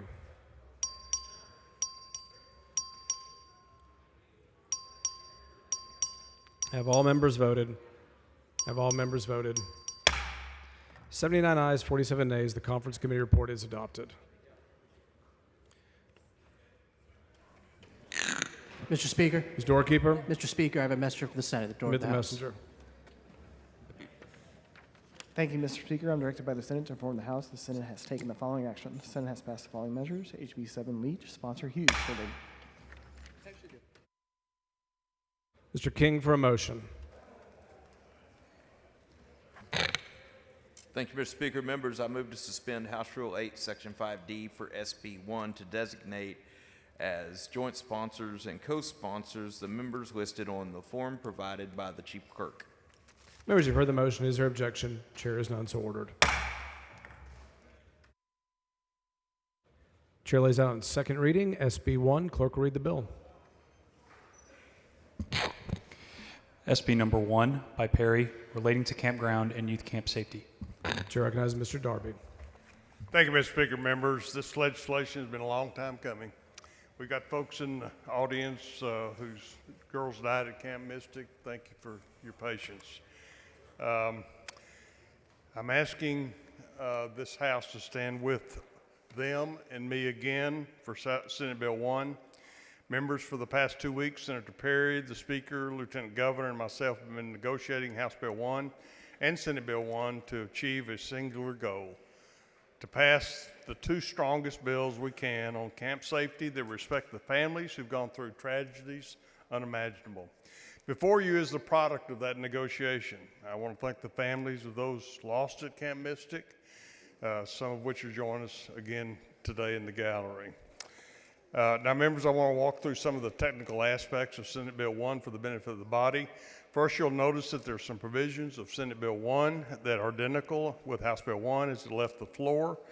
These provisions are duplicative by design to affirm the commitments of both chambers to this important subject, but do not conflict. When passed, they will simply layer on top of one another, and the changes between the two will be codified as one. I'm specifically referring to the plan, section 141.0091, is near identical to the policy-wise, and House Bill 1 is passed off this floor, and identical in structure to House Bill 1 as it will be returned to the Senate hopefully this evening. For that reason, I'm not going to talk about the emergency plan in detail, saving those comments for when I move to concur on House Bill 1 from the Senate later this evening. Unique to Senate Bill 1 is on page 9, which is the addition of Chapter 762 to the Health and Safety Code. The structure of Senate Bill 1 and House Bill 1 as finalized is that Chapter 762 will broadly set safety requirements for campgrounds, while Chapter 141 will be heightened in specific requirements as it pertains to licensure and other relevant regulatory structures. Members, a version of the Howard Amendment to House Bill 1 is before you in Senate Bill 1 with some key differences. The Howard Amendment was Senator Perry's original language from Senate Bill 1 as introduced. That language has evolved in coordination with the families and others on this issue. That is the language before us today. Let me be very clear. This bill does not provide a blanket prohibition on a youth cabin from being constructed in a floodplain. That language says that the department will not license any camp with residential structures in the floodplain unless that camp is either a lake camp or is 1,000 feet from a floodway. Members, practically this says that a residential cabin cannot be in a floodway or 1,000 feet from the border of a floodway. For the Houston, Galveston, and coastal members, this will take care of your coastal camps because camps are required to evacuate if there is a warning, which operates much differently from the flash flood type of the situation we saw on July the 4th. Similar situations with lake camps where the lake can rise significantly, but once again would be under evacuation umbrella because of our current flood control system at lakes, as well as basic science which shows lakes rise far more slowly with far greater warnings ahead of time. The language in Senate Bill 1 specifically targets areas that border bodies of water and around dangerous floodways which pose severe and deadly risk to children sleeping in them. The agreement on both bills was after weeks of negotiation with both chambers, leadership, and families at Camp Mystic. I've given my word to the families to honor this language and to you, and I ask that you do the same. I'll be glad to answer any questions. Mr. Vidal, for what purpose? Mr. Speaker, will the gentleman yield for some questions? Gentleman yield for questions? Yes. He yields for questions. Thank you, Representative Darby. Appreciate the conversations we've had. I've got a few questions here. On page 10, lines 3 through 9, it's created a definition of floodplain that states that LOMAs and LOMERs, which are known as letter of map amendments and letter of map revisions, will not be considered acceptable to prove that a cabin's not in a floodplain. Is that correct? That's correct.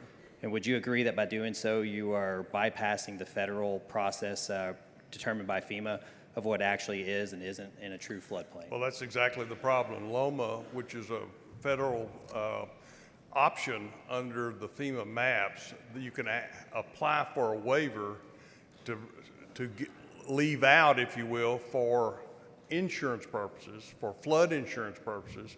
You can signify through a licensed surveyor that the base point of an improvement is 1 foot above the floodplain. But what this bill does is this legislature is defining what a floodplain is. And a floodplain is simply that which is designated on the flood maps with no exceptions.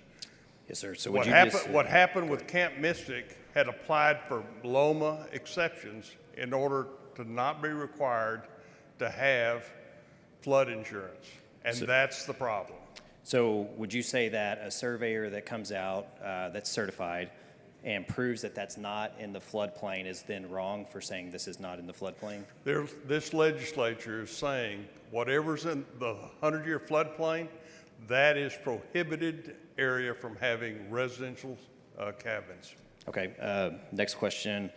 On page 3, line 5, your bill states that a cabin must be at least 1,000 feet from a floodway. Does that mean that a cabin that's on a hillside and elevated, let's say 50 or even 100 feet above a floodway, would no longer be allowed to exist if it is not almost a quarter of a mile from the floodway? The language is very specific. It says 1,000 foot from the floodway, the border of the floodway. And I presume that means horizontally. 1,000 Floodway means the river. We don't want kids sleeping in the river. I don't want kids sleeping in the river either. Next question. What will have to happen to cabins that are currently within 1,000 feet of a floodway? Unless they don't have residents sleeping there, they'll have to be moved. Okay. Or new or reconstructed further that. away. And then does that mean that they would have to build new cabins at least 333 yards away from what is considered a floodway? If that's the only option. Okay, and does that apply to cabins that are not in a floodplain or a floodway and have never seen flooding near their cabins if they're still within that 1,000 feet of a floodway?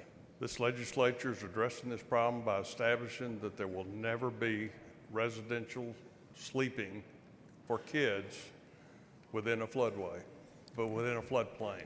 All right, and then next question, and I'm almost done here. I think I got 2 more left. Do you believe smaller camps and nonprofit camps will be able to financially afford tearing down cabins or repurposing them and rebuilding further away if their property boundaries are not far enough from the floodway? This legislature has to take a strong stand to say we no longer will allow children to go to sleep in a river. Right, and they're not going to sleep in rivers right now. Next question. How many camps do you project will be forced to close because of this legislation? I have no idea. We Okay. have heard from 3 camps. Yes, sir, and I called a flood engineer a while ago just before I came up here, and he projected it'll be several camps located near rivers and creeks, and he says that when the future maps get redrawn, that it could be many more camps, and he also says that that this could actually, because of this, could encourage counties not to redraw the maps where it's needed because they would be worried about losing those camps. I think this would encourage counties to draw the maps to what the actual data shows. So hopefully this will encourage local authorities to take a look at their maps and to make sure they're fully compliant. Yes, sir. All right, thank you. That's all I have. Appreciate it. Okay.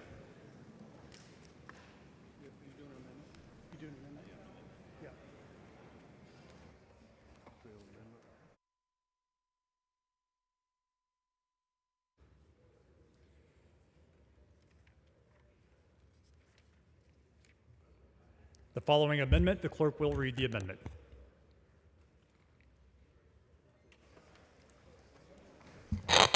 Amendment by Verdell. Chair recognizes Mr. Verdell to explain the amendment.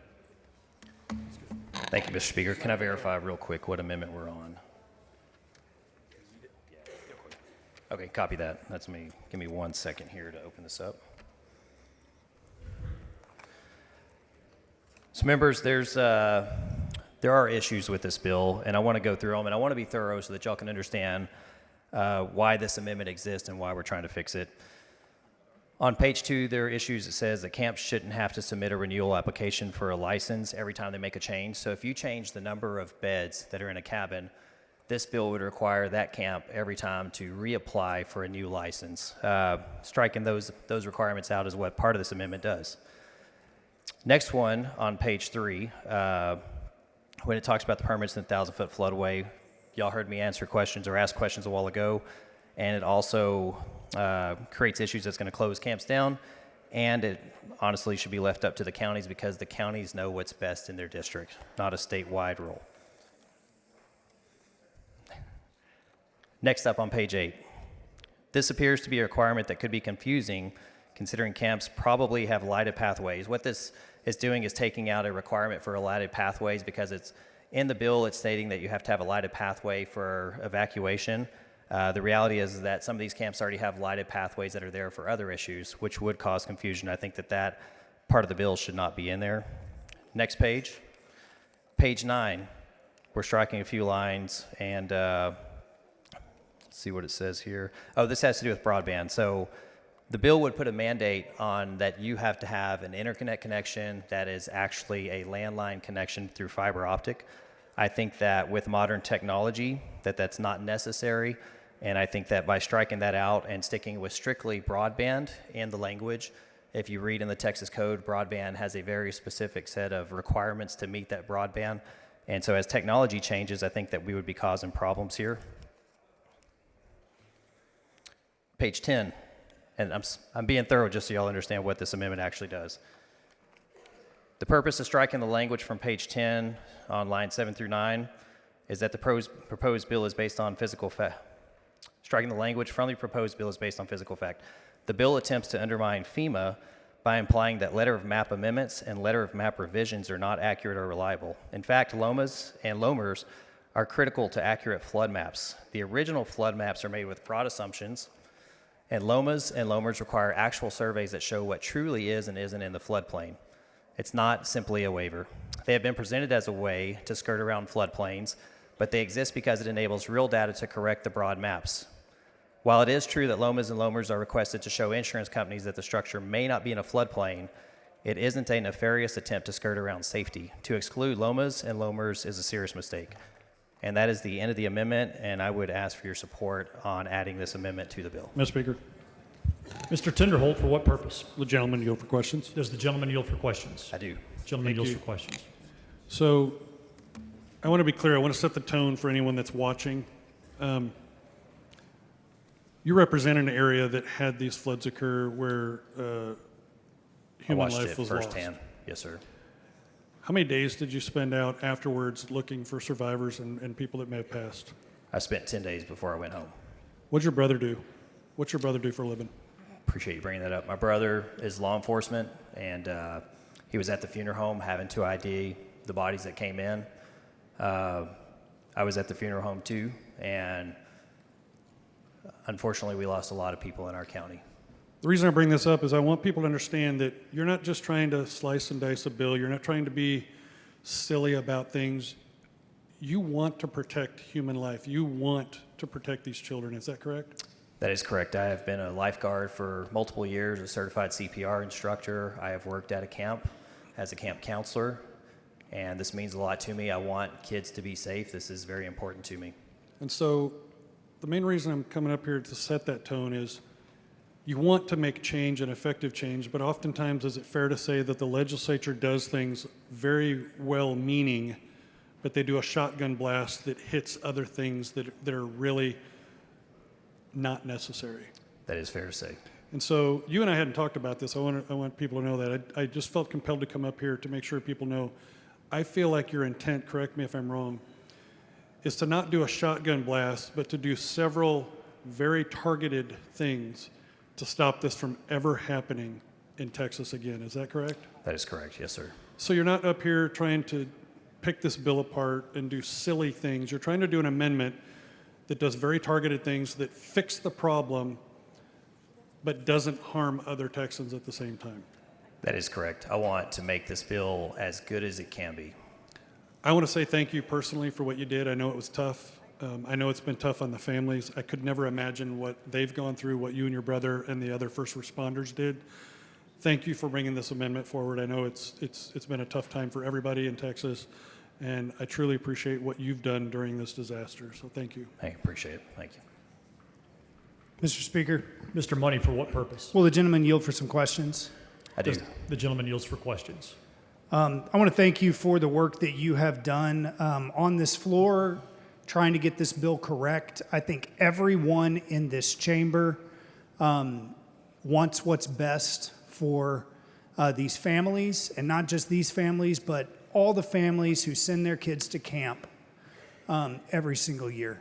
And I know this is a very difficult situation, and it's even more difficult for you because what you have personally been through and watched these families go through over the past few months. And so I want to focus specifically on two of the things that you mentioned that really struck me as we are trying to balance safety, which is critically important, with making sure that these camps are still viable. And one of those is this requirement that cabins be at least 1,000 feet from a floodway. Am I to understand that the way the bill is now, without the amendment, there is no regard for how high it is above the floodway? So you could be sitting on a cliff 100, 200 feet above a floodway, but if you're not also 1,000 feet back from that cliff, you're not allowed to have a cabin there. Is that correct? That is correct. And that if a cabin is there, and there haven't, and no flood has gotten within 80 feet of that ever before, they're going to have to not ever let any kids stay in that cabin again, and they're going to have to, either move the cabin, demolish it, rebuild something else, regardless of the height. That is correct. I wish the bill language actually said floodway and not put an additional distance on it. Yeah, I mean, I think all of us don't think there should be a cabin in the floodway, and we understand that floodways can fluctuate, but it would seem like there should be some engineering or understanding that elevation is critically important here.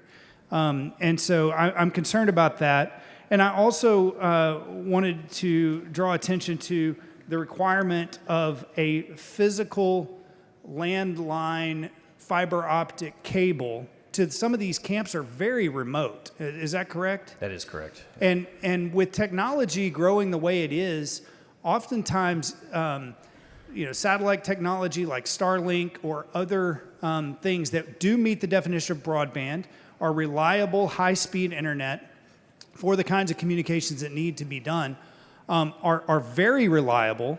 And as technology grows and improves, this law, if it's not amended, is going to say those don't count. You have to have a landline, even if we get to a point, which doesn't seem far off at all, where other types of broadband technology are even more reliable than that physical line. Is that correct? That's correct. I can actually tell you a story about that. My hometown, small town, I'll keep it quick. It's not uncommon. I mean, it does happen where somebody's digging a ditch somewhere, they hit the fiber optic line, and our entire town loses communication, or we lose cell service and internet service. You think of about a flood like this, and that's very possible for something like that to happen too. Now, the bill does have a secondary requirement to have something else, but I think with the technology, that between the feasibility of the actual fiber optic line versus Starlink or some other technology, I think that it is unnecessary to have that in the bill. I thank you for your time and attention. I know this is a difficult and emotional thing for all of us, but especially for you. And we want to get this right, but we don't want to have requirements that unduly burden camps so that kids can't go to camp ever. We want kids to be able to go to camp and come home safely. Everybody wants that. And I'm... The gentleman's time has expired. Thank you. Thank you. The chair recognizes Mr. Darby to speak in opposition to the amendment. Thank you, Mr. Speaker. I don't question Representative Verdell's commitment to represent his district. But we're here representing kiddos who've been placed in harm's way, and we're here to make a difference.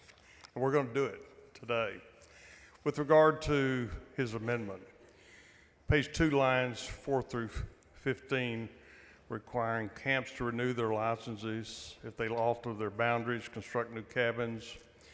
This provision, the bill ensures that dishes will receive proper notification and ensure that substantial changes in the camp premises or cabins will be fully compliant with SB 1's emergency planning requirements. Page 7, line 24, parents need to have a copy before an emergency occurs, not after. Page 8, lines 12 through 13, requirement was specifically requested by Heaven's 27 families and by the families of other children who survived the flooding at Camp Mystic. One of the concerns raised is that the Hill Country youth camps are often poorly lit at night, And this condition would make an evacuation during an overnight emergency like July 4 floods is inevitably complicated by the darkness. Page 9, lines 1 through 16. The goal of the redundant internet connection requirement is to ensure that youth camps have a means of receiving emergency weather alerts, even if one of the connections fails due to the inclement weather. So, page 10, lines 6 through 9, this provision was specifically requested by Heaven's 27 families and by the families of the other children who survived the flooding. Camp Mystic took advantage of the letter of map change process afforded by the Federal Emergency Management Agency, FEMA, to exempt several of the cabins where campers were lost from the various insurance and other requirements that attach when structure is erected in a floodplain. This language in the bill ensures that all floodplain related requirements in House Bill 1 and SB 1 will remain intact, even when youth camps and campgrounds in general try to exempt themselves. Line 10, lines 14 through 16, this requirement was born from the experience of Camp La Junta, just downriver from Camp Mystic. Ladders were intended to be an egress method of last resort. In the event of emergency evacuation plan is not implemented for some unforeseen reason, emergency egress ladders in campground cabins should offer an opportunity for them to escape. So with that, members, I would respectfully ask to table this motion and honor the commitment to keep this bill intact without amendment. Mr. Verdell to close. Thank you, members. I understand that families have lost family members, and that is something no one should ever have to go through. I fear we're rushing this legislation. And I believe that the families deserve our due diligence to have more thorough, vetted conversations and another committee that looks into more of what happened through this and throughout the state. I'm going to ask you to vote against the motion to table. Thank you. Mr. Verdell sends up an amendment. Mr. Darby has moved to table. The question is on the motion to table. This is a record vote. Clerk, ring the bell. Show Mr. Darby voting aye, Mr. Verdell voting nay. King voting aye, Meyer voting aye. Have all members voted? Have all members voted? There being 90 ayes and 38 nays, the motion to table prevails. Does anyone wish to speak on, for, or against Senate Bill 1? Mr. Verdell.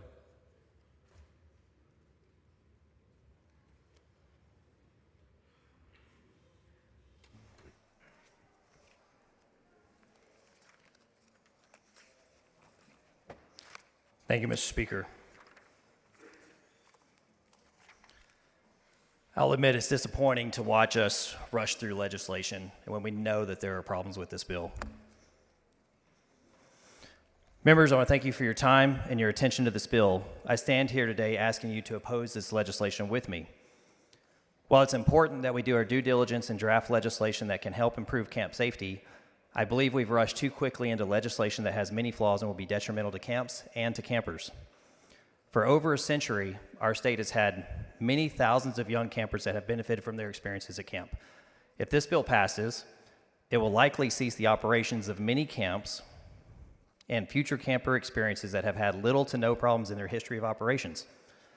Our communities appreciate the existence of these camps, and we want them to continue existing for a long time.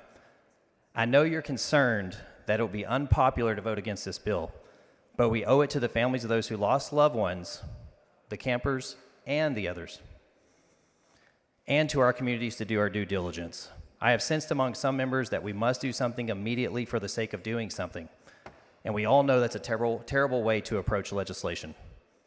I want to point out that some have been quick to point fingers and blame others for the loss of life. I want to be clear, this was an unprecedented flood. As the flood engineer talked about a while ago, This is not a 100-year flood. And as another member pointed out to me, it was said that it's 688 years that they calculated on this. This was an unprecedented flood that no one has seen in Kerr County before July 4th. Yes, there are ways to address requirements for camps, but how do we plan for something no one has ever seen before? We need more discussion and review before passing legislation. My amendment had the opportunity to fix this bill. Unfortunately, the amendment did not pass, and this bill has flaws, and some are major. If you are willing to vote for this knowing it has problems, the problem lies in your hands. What is a moment in time for you tonight is possibly the end of camps that have existed for a century. We all made a commitment to our constituents to put in the work to do what is best and right. We shouldn't turn our backs on that commitment for the sake of rushing legislation. I urge you to vote against this bill and to help me draft legislation in the future that enables campers to be safe and enables camps to continue operation. Thank you for your consideration. Mr. Darby to close. Thank you, members. In the gallery are Caitlin and Blake Bonner, representing their daughter Lila. Stacy and Johnny Stevens, representing their daughter Mary Stevens. Lacey and Lars Hollis, representing Virginia Hollis. And Cece Stewart, whose daughter Seal Stewart still has not been located.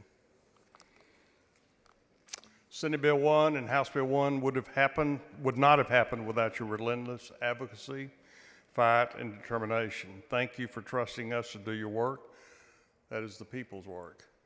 This bill has been expedited less than 2 months from the date of the occurrence, because we want to make sure that another camper, another child will not go to sleep subject to the horrors that you've had to endure.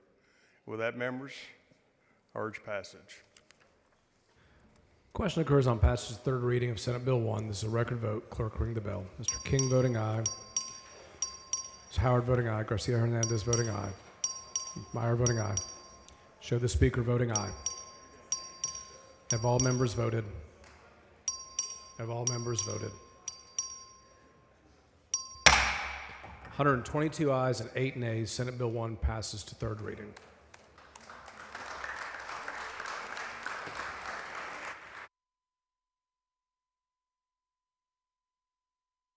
Chair announces the signing of the following in the presence of the House. SB number 8, SB number 54.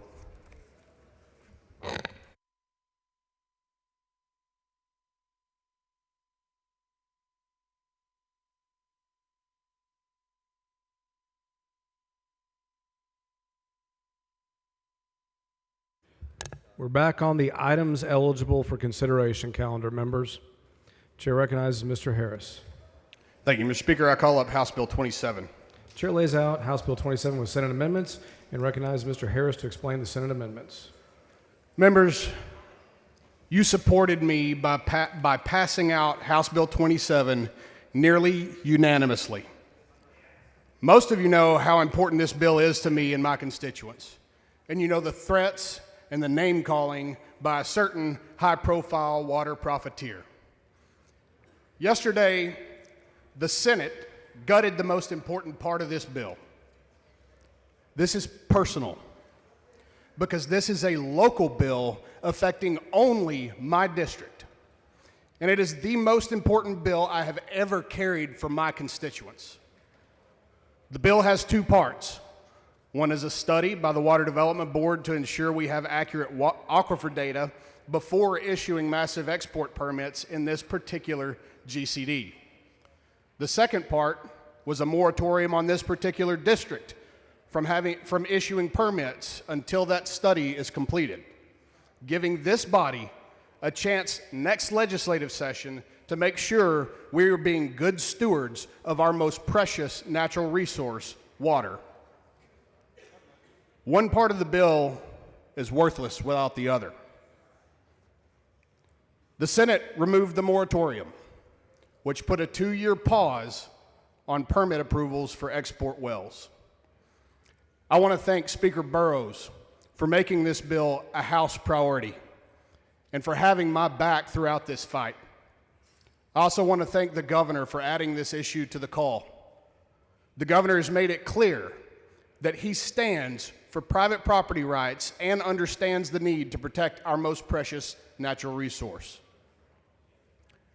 I've worked with the governor's office, and I have confidence that the Water Development Board can and will still conduct a study without this legislation. I know others, including the Trinity River Authority, are also conducting independent studies. We will have science on this aquifer in the coming months.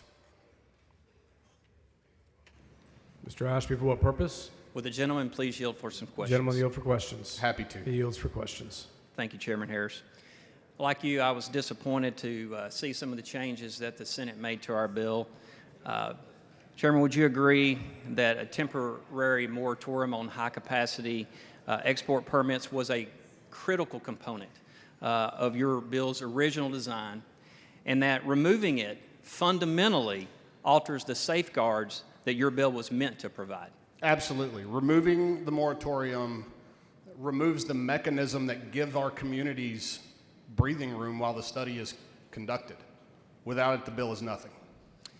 And is it your position, as it is mine, that allowing large-scale groundwater exports to move forward before we complete a sustainability study puts the cart before the horse and risks the long-term harm to our aquifers and our local water systems? Absolutely. And while we started with this in just a small area of the state, in my district, we don't approve massive infrastructure projects without knowing their economic impact or their environmental impact. Why on earth would we approve high-capacity exports of groundwater without knowing the data of how that groundwater aquifer is impacted? Chairman Harris, what options remain available to ensure that the people of East Texas aren't left vulnerable to high-capacity groundwater extraction in the absence of meaningful protections? Unfortunately, some areas of the state, they have no protection, like a county you represent. That's right. Houston County has no protection. But in areas that do have a groundwater conservation district, in the 3 counties that I represent, and I'll do it right now, I call on the groundwater conservation district in Anderson and Henderson and Cherokee counties to deny the permit applications on these water projects. Stand firm, and this body will have your back.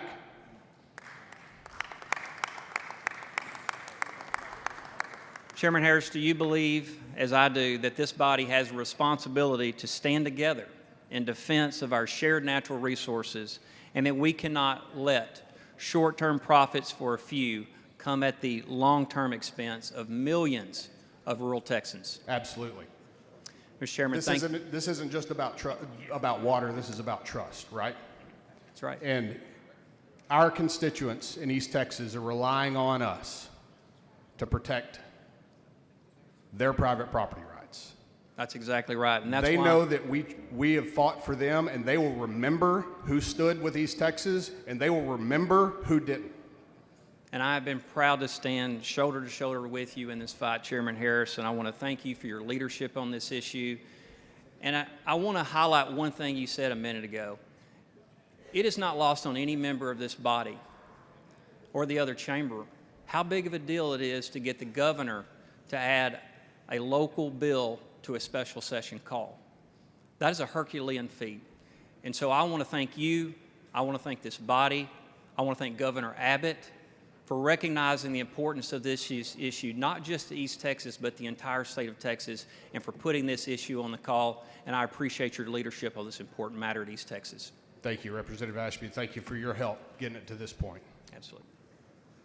Members, this fight is not over. This is just the beginning. I'll have hearings on this throughout the interim, and we will use the full power of the House to figure out exactly who all the investors are in this project, and we will demand answers.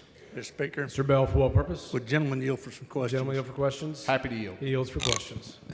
Mr. Chairman, I greatly appreciate your leadership, as Chairman Ashby said, on this matter. I just wanted to point out a couple things that may not be apparent to everybody in this body. We talk about profiteering, but in that profiteering, we don't necessarily hear or see the fact that they're talking about reducing the aquifer level to a point to where that people whose wells have been there generationally will no longer function. So your neighbors, by not allowing this moratorium to be in place while we figure out what the cause and effect of such a dramatic pumping could be, we are putting at risk our neighbors' ability to maintain access to water, the one thing you cannot live without. Is that right? Absolutely. And not only, I mean, it would be bad enough if it were just the local property owners and the surrounding landowners that have wells, but we're talking about 47 wells that are along the alluvium flow of the Trinity River and the Neches Rivers that is going to possibly dramatically impact the drinking water supply for the entire Houston region. 25% of this state's population is going to be put in harm's way because this local bill couldn't pass out of the other chamber. And I would agree with that assessment totally. Did we also not hear the local cities suggesting, and other water purveyors suggesting, that not taking action against this type of movement of water in such a large capacity would compromise the access and viability to water for the citizens of our cities and for our businesses in those local areas that are affected by this excessive pumping potential? Yeah, not only would it compromise it, in this particular instance, the applicant is proposing to pump 50,000 acre-feet of water, roughly, per year. The modeled available groundwater is 36,000 acre-feet per year, so well over the allocated amount. That means that if he goes forward and starts pumping to his heart's content, all that, as much as he wants and as much as he is allowed to under the MAG, or exceeding the MAG, there can be no economic development. There can be no new wells drilled or permitted. So this is a massive problem for all of East Texas, and it will not stop in my district. This is coming to every district in East Texas or anywhere that has fresh groundwater available. This is going to proliferate throughout the state of Texas. That's why it's so important that we stop this now. I would agree with that statement totally. I would also come back to the Trinity River Authority that suggested that allowing this type of pumping could have dramatic effects, as you touched on earlier, on the ability of the river to continue to supply water downstream. Is that what you recall from our hearings? Absolutely. That's correct. And when we talk to the local, I'm going to go back to those individuals and to the cities and to those water purveyors. When the local well drillers in the community talked about the depths that most of those wells were at, and then we heard the developer of the potential project talk about the amount of water reduction, was it the consensus in the conversation from that well driller or the testimony we heard at that hearing that the reduction in water based on what the permittee requesting the permit to pump all this water out of these counties, that it would reduce the water that was available and leave those wells unserviceable for the local citizens? I know I'm coming back to the same point.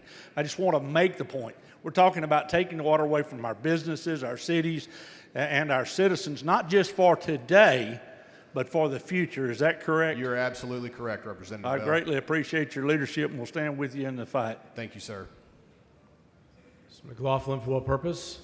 Will the gentleman yield for a question? Gentleman yield for questions? Happy to. He yields for questions. Mr. Chairman, my district sits about 300 miles away from your district. Is it not true that if these wells are allowed to go forward and pump, that my district will lose millions of gallons of water through those aquifers that will be pumping through there? So it's not just going to affect that. It's going to affect an area that's been hit hard by a drought already. Is your area in the Carrizo-Wilcox Aquifer? Yes, sir. Then absolutely, yes, sir. It's very possible. Yes, sir.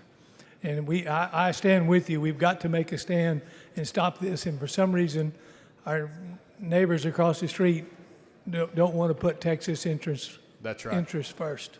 So thank you for this. Thank you, Mr. McLaughlin. Mr. Speaker, I refuse to concur in Senate amendments and request appointment of a conference committee. Mr. Harris moves the House refuse to concur in Senate amendments and request appointment of a conference committee. Is there objection? The chair hears none. It's granted. Following conferees, clerk will read the conferees. House conferees on HB number 27. Harris, Chair. Ashby. Bella Kaufman. Bonin. Gonzalez of El Paso.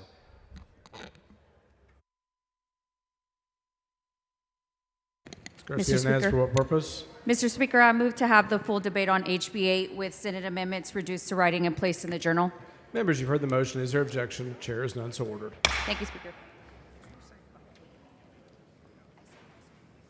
Mr. Doorkeeper, Mr. Speaker, I have a messenger from the Senate. The door read of the the House. messenger. Thank you, Mr. Speaker. I'm directed by the Senate.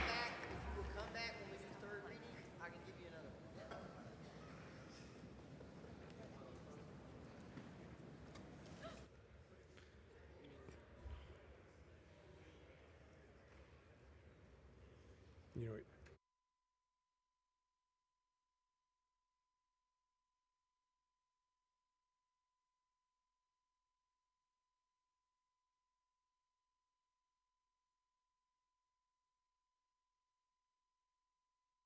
Gertie's for what purpose? Mr. Speaker, I'd like to have Chairman Harris's comments reduced to writing and placed in the journal on HB 27 and the dialogue between the members. Members, you've heard the motion. Is there objection? Chair is none, so ordered. The chair lays out the following privilege resolution suspending limitations on the conferees for SB 5. Clerk will read the resolution. HR number 174 by Bonin, suspending limitations on conferee jurisdiction, SB number 5. Chair is Dr. Bonin. Thank you, Mr. Speaker. On the Conference Committee for Senate Bill 5, we went outside of the bounds on one item. So we just passed Senate Bill 1.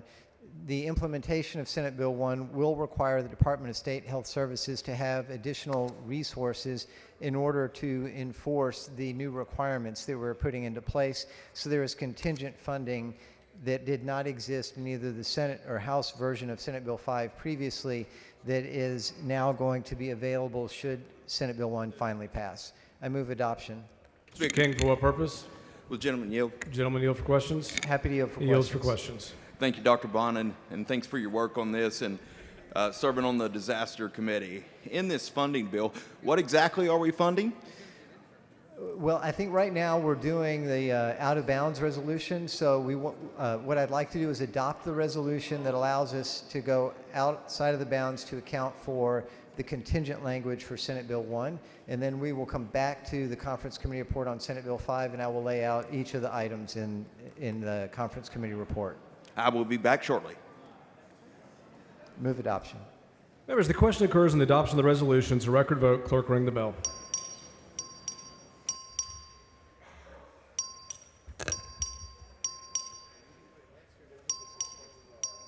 Mr. King voting aye.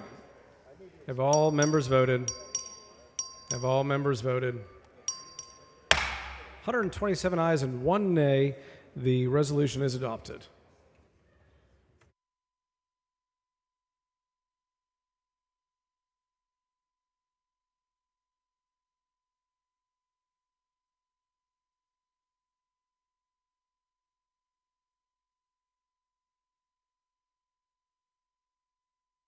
Members, the Conference Committee report for SB 5 is eligible at 5:30 p.m. tomorrow. Is there objection to bring the Conference Committee report up at the present time?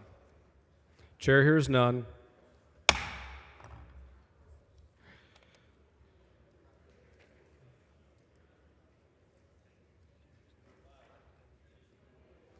Dr. Bonin. Chair asks Dr. Bonin on the Conference Committee report. Mr. Speaker, I call up the Conference Committee report on Senate Bill 5. Chair lays out the Conference Committee report on Senate Bill 5 and recognizes Dr. Bonin to explain that report. Thank you, Mr. Speaker. The Conference Committee report on Senate Bill 5 is pretty straightforward. It has 4 components. First, it has $200 million that will go to the governor's office for disaster grants. This will do 2 things. One, it will allow for funding for the FEMA match from the July 4th floods, where we, as a state, said we will step forward and fund the local match. And the second thing that allocation of capital does is it makes sure that going into the next biennium that we are properly capitalized should we encounter future disasters. A second item is $50 million for the counties that were in the disaster area on July the 4th to allow them to do improved monitoring and alert systems along the rivers. The third thing that it does is there's $28 million that will be a grant through the governor's office for meteorological equipment. One of the things that we identified on the disaster committee was that we do have some parts of the state where we don't have as much monitoring or data, and as a result, our forecasting capabilities are not as good as they could be. This will improve that ability to forecast by collecting more data. And the fourth and final part is the contingent language for the passage of Senate Bill 1, giving the Department of State Health Services the resources they need to implement the provisions in the bill. Mr. Speaker. Mr. King, for what purpose? Will the gentleman yield? Happy to Gentleman yield yield for questions. He yields for questions. Thank you, Dr. Bonin, and once again, thank you for your work on this. These are all important things that we're funding. Throughout the committee process, and we heard hours and hours of testimony from state officials, volunteers, everybody involved, even whether we were in Austin or went to Kerrville. It seems to me, and tell me if you agree with this, the number one thing that came up that the state could tackle was inoperability. Did we hear that at every hearing? Interoperability is an issue that we've heard is a challenge in the response to multiple disasters. So not only the flooding on July the 4th, but with other disasters in the response to them as well. So that being the case, and being the government, the legislature, it's one of the things we can tackle. Would you agree that we are not going to stop the next disaster? The ability to communicate acutely in the midst of the disaster where time is of the essence still remains a challenge, and that's not being addressed in Senate Bill 5. Isn't it true that TDM's testimony is every disaster that it takes 3 12-hour shifts to obtain interoperability, at best? We heard that testimony over and over, did we not? I believe that's correct. So in another bill that we wanted to fund through this, we were going to create a council to address the challenge of interoperability for the entire state, for every disaster, not just a flood, not just a fire, not just a hurricane, maybe a school shooting. But there's no money in this bill to do the one thing we are capable of fixing today. There is no funding in this bill for interoperability. How much money do you remember what the amount we asked for in this bill or in the other bill for interoperability? The House version of Senate Bill 5, when we adopted that, it was $50 million for contingent funding for interoperability. And when the Senate was pretending to negotiate, what was their counteroffer? The consideration was $6 million that would go to an existing strategy. And if we'd have taken their $6 million and put it into DPS, would that be $6 million on top of the $30 million we already gave DPS in the last budget to solve interoperability, which they have not done? It would have been an additional $6 million. To DPS?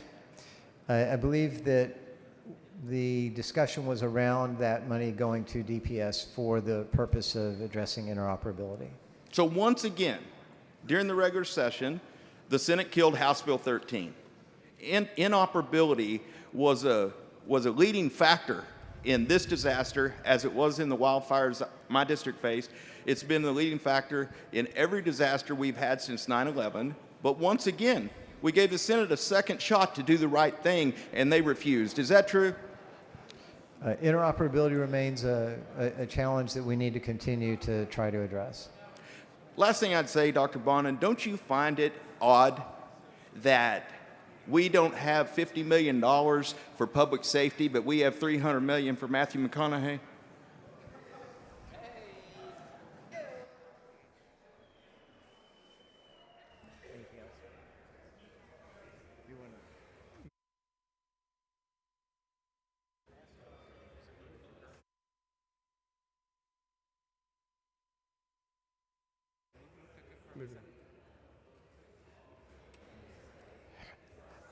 I move to concur with Senate amendments. Dr. Bonin moves that the House.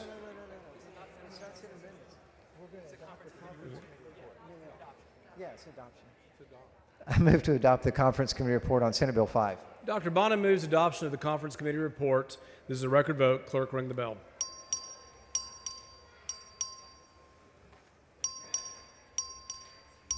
King voting aye. Have all members voted? Have all members voted? 129 ayes and 0 nays. The Conference Committee report is adopted. Topic for what purpose? Mr. Speaker, could I ask that all the comments regarding SB1 be reduced to writing and placed in the journal? Members, you've heard the motion. Is there objection? Chair is none, so ordered. Mr. Moody, for what purpose? Mr. Speaker, parliamentary inquiry. State your inquiry. Does today's items eligible include House Bill 15 with Senate amendments as an eligible item at 8 p.m.? It does. Mr. Speaker. Mr. Moody, for what purpose? Parliamentary inquiry. State your inquiry. Does the chair intend to call up House Bill 15 as an item eligible today? No.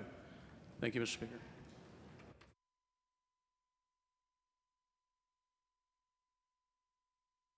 Clarification on the last one. The Conference Committee report on SB 5 is adopted in accordance with Article 3, Section 49A of the Texas Constitution.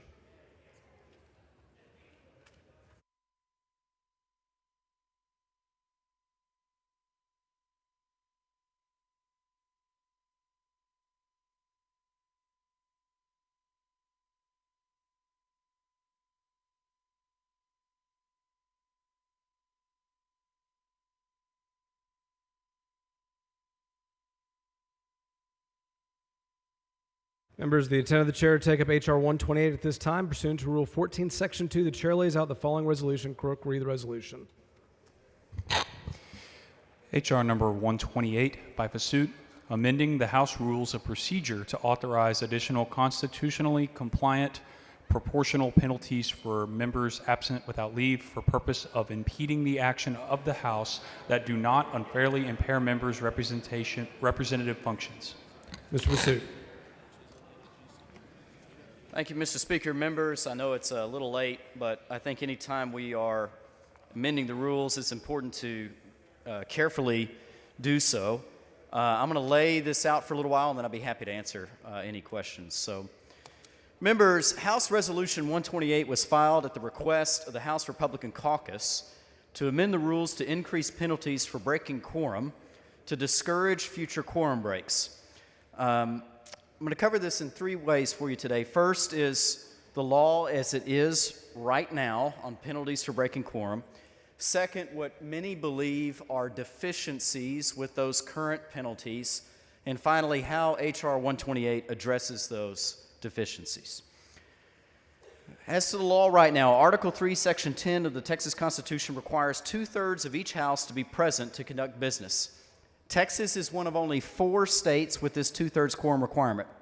Since the majority party in Texas holds less than 2/3 of the seats in the House, the practical effect of this provision is that it creates the ability of the minority party to deprive the House of quorum.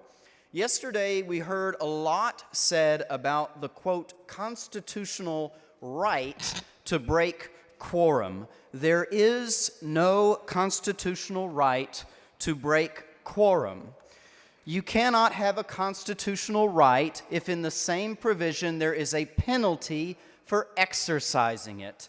And there is a penalty in Article 3, Section 10. It says that less than a majority have power to compel a quorum and punish members who break quorum. Section 11 of Article 3 also gives the House the power to adopt rules and punish members for disorderly conduct. In 2023, following the 2021 quorum break, the House adopted the current penalties in its rules to punish members who break quorum. Those provisions can be found in Rule 5, Section 3. It's on page 89 of your handy rule book. Some of you, like Ms. Noble, have it buried deep in there. It is. And you can turn with me there. That'll be our chapter and verse this evening. We'll be in Rule 5, Section 3. If you look there in Rule 5, Section 3A, it says that no member can absent themselves from the sessions of the House without leave. Any member who breaks quorum violates the rules of the House that were adopted by the members. The Constitution gives the House broad authority to punish quorum breaking in Article 3, Sections 10 through 11. Of course, the House has the power to limit any penalties it will impose when it adopts its rules. Prior to the 2021 quorum break, the only penalty for breaking quorum was in Rule 5, Section 8, and that was simply arrest. Now, we had a lawsuit about whether or not we could actually arrest quorum breakers, and in Abbott, the court held that we have the power to physically compel the attendance of absent members. Now, some argued yesterday that the court recognized a constitutional right to break quorum. It did not. It simply said that just as Article 3, Section 10 enables quorum breaking by a minority faction of the legislature, it likewise authorizes quorum forcing by the remaining members. So, in 2023, we amended Rule 5, Section 3 to add 5 express penalties for breaking quorum. Those are fines of $500 a day unless they are excused, the pro rata portion of cost incurred securing quorum unless excused, reprimand, censure, and expulsion. Late in August, I think around the 21st, the Committee on House Administration sent out letters to those who broke quorum, informing them of the amount of the fines and pro rata costs that they have incurred. Those are about $9,000 per member, almost $500,000. Those must be paid out of personal funds, not campaign funds. If they are not paid, I think by tomorrow, then starting from that day going forward, you will lose 30% of your operating account. Now, these penalties that were in place under the current rules are not perfect. Why? Because we had a quorum break under the current rules. And so, while the fines and costs that we added in 2023 probably helped limit the duration of the latest quorum break to only a couple of weeks versus 38 days back in 2021, I'm reminded that you do have an appeals process in the Committee on House Administration, of which I'm not aware of anyone exercising, and I don't think you'll succeed. Anyways, alas, it's there. We'll see. We'll see. To be determined. To be determined. Now, it's the view of myself and many that those penalties were not enough either to discourage the quorum break from occurring to begin with, or shortening it even more. And I would argue from this sense where maybe individuals would have something that they can look to dissuade outside interests from seeking to pressure them to break quorum by pointing to, I can't for this reason. And so the whole idea, first and foremost with this resolution, is to increase the available penalties to ensure that they are more robust to help prevent a quorum break or shorten its length. The other issue with the current penalties that we're seeking to address is that it's unclear from the current penalties what is available for the House to use as punishments. In Rule 5, Section 3D4, there is a reference to censure. That censure power, when it is exercised by Congress in many other cases, has been coupled with the loss of committee positions or with loss of seniority. However, there's a difference of opinion about whether or not censure in our current rule allows us to strip committee positions or seniority under the current rules, because the congressional manual basically lists censure in addition to other penalties. And so there's an open question whether censure can include those things. And I know there's differences of opinion there. So what we have sought to do in this resolution is to address that ambiguity by being more explicit in our rules about available penalties for breaking quorum. So, House Resolution 128 amends Rule 5, Section 3 to increase existing penalties and adopt additional penalties available for the House to use to help prevent or at least reduce the duration of quorum breaks. First, we increase the existing fine in Rule 5, Section 3E from $500 per day to 3 times the per diem. That way, when the per diem is modified any particular time, the fine automatically rises with it. It goes up with inflation without us having to take any other action. We also add new penalties. Under Rule 5, Section 3E1, quorum breakers will lose the pro rata portion of their monthly operating budgets for each day they break quorum unless excused by the House. Under Rule 5, Section 3E2, quorum breakers who are gone at least 2 consecutive days during a call will lose their chairmanships and vice chairmanships, whether designated by the Speaker or a committee chair, unless excused by the House. If a member loses their leadership position under this provision, they are ineligible for appointment to another during the rest of the session, and the Speaker and the committee chair, as applicable, depending on who appointed them, has the discretion to fill the vacancy or not. Under Rule 5, Section 3E3, quorum breakers who are gone at least 3 consecutive days during a call will lose 1 session's worth of seniority. That's 2 years for each day they are gone during a call unless excused by the House. If this penalty is not excused, the chief clerk will revise the seniority roster accordingly, and the Committee on House Administration will have discretion to allow members to reselect offices and parking spaces based on recalculated seniority if a member falls below another. This penalty is similar to how the Texas Senate currently punishes quorum breaking by targeting seniority. Note, whether or not a reduction in seniority extends beyond the current session is up to the next House when it adopts its rules. I had a question get asked to me, and I'm going to maybe preempt it if it was going to be asked in the back mic. Can your seniority be restored the next session? That's up to the next House. The 89th legislature has no power to control the 90th legislature and how it adopts its rules. That's up to the 90th legislature, and so on. Rule 5, Section 3D is amended to expressly add loss of seniority, loss of these leadership positions, and other penalties to the list of available penalties. I've got an amendment that's going to come up here in a second. We're going to talk about other penalties. What we had in the original draft was a catch-all provision in Rule 5, Section 3D8 that said we can impose other penalties allowed by the rules in accordance with the Constitution. In Article 3, Section 10, we have the constitutional power to impose penalties on quorum breaking. We have that plenary power. When we put specific penalties into our rules, the holding has been that we waive the right to impose other penalties allowed by the Constitution because we haven't included them in our rules. The purpose of D8 was simply to say we reserve the right to exercise our constitutional authority. When I come to the amendment in a second, I think it's going to address that in a more clear fashion without the surplusage language that we had put in H. So I'm going to defer to that till we take up the amendment. I think these penalties are reasonable. I think they're strong to help deter a future quorum break. I hope that the availability of these penalties will give the members of both parties, in whatever circumstance they find themselves in, to resist outside influences that would seek to have them break quorum. I think that worked in the Senate much more than it did in the House. I hope with these rules changes it'll work more so in the House going forward.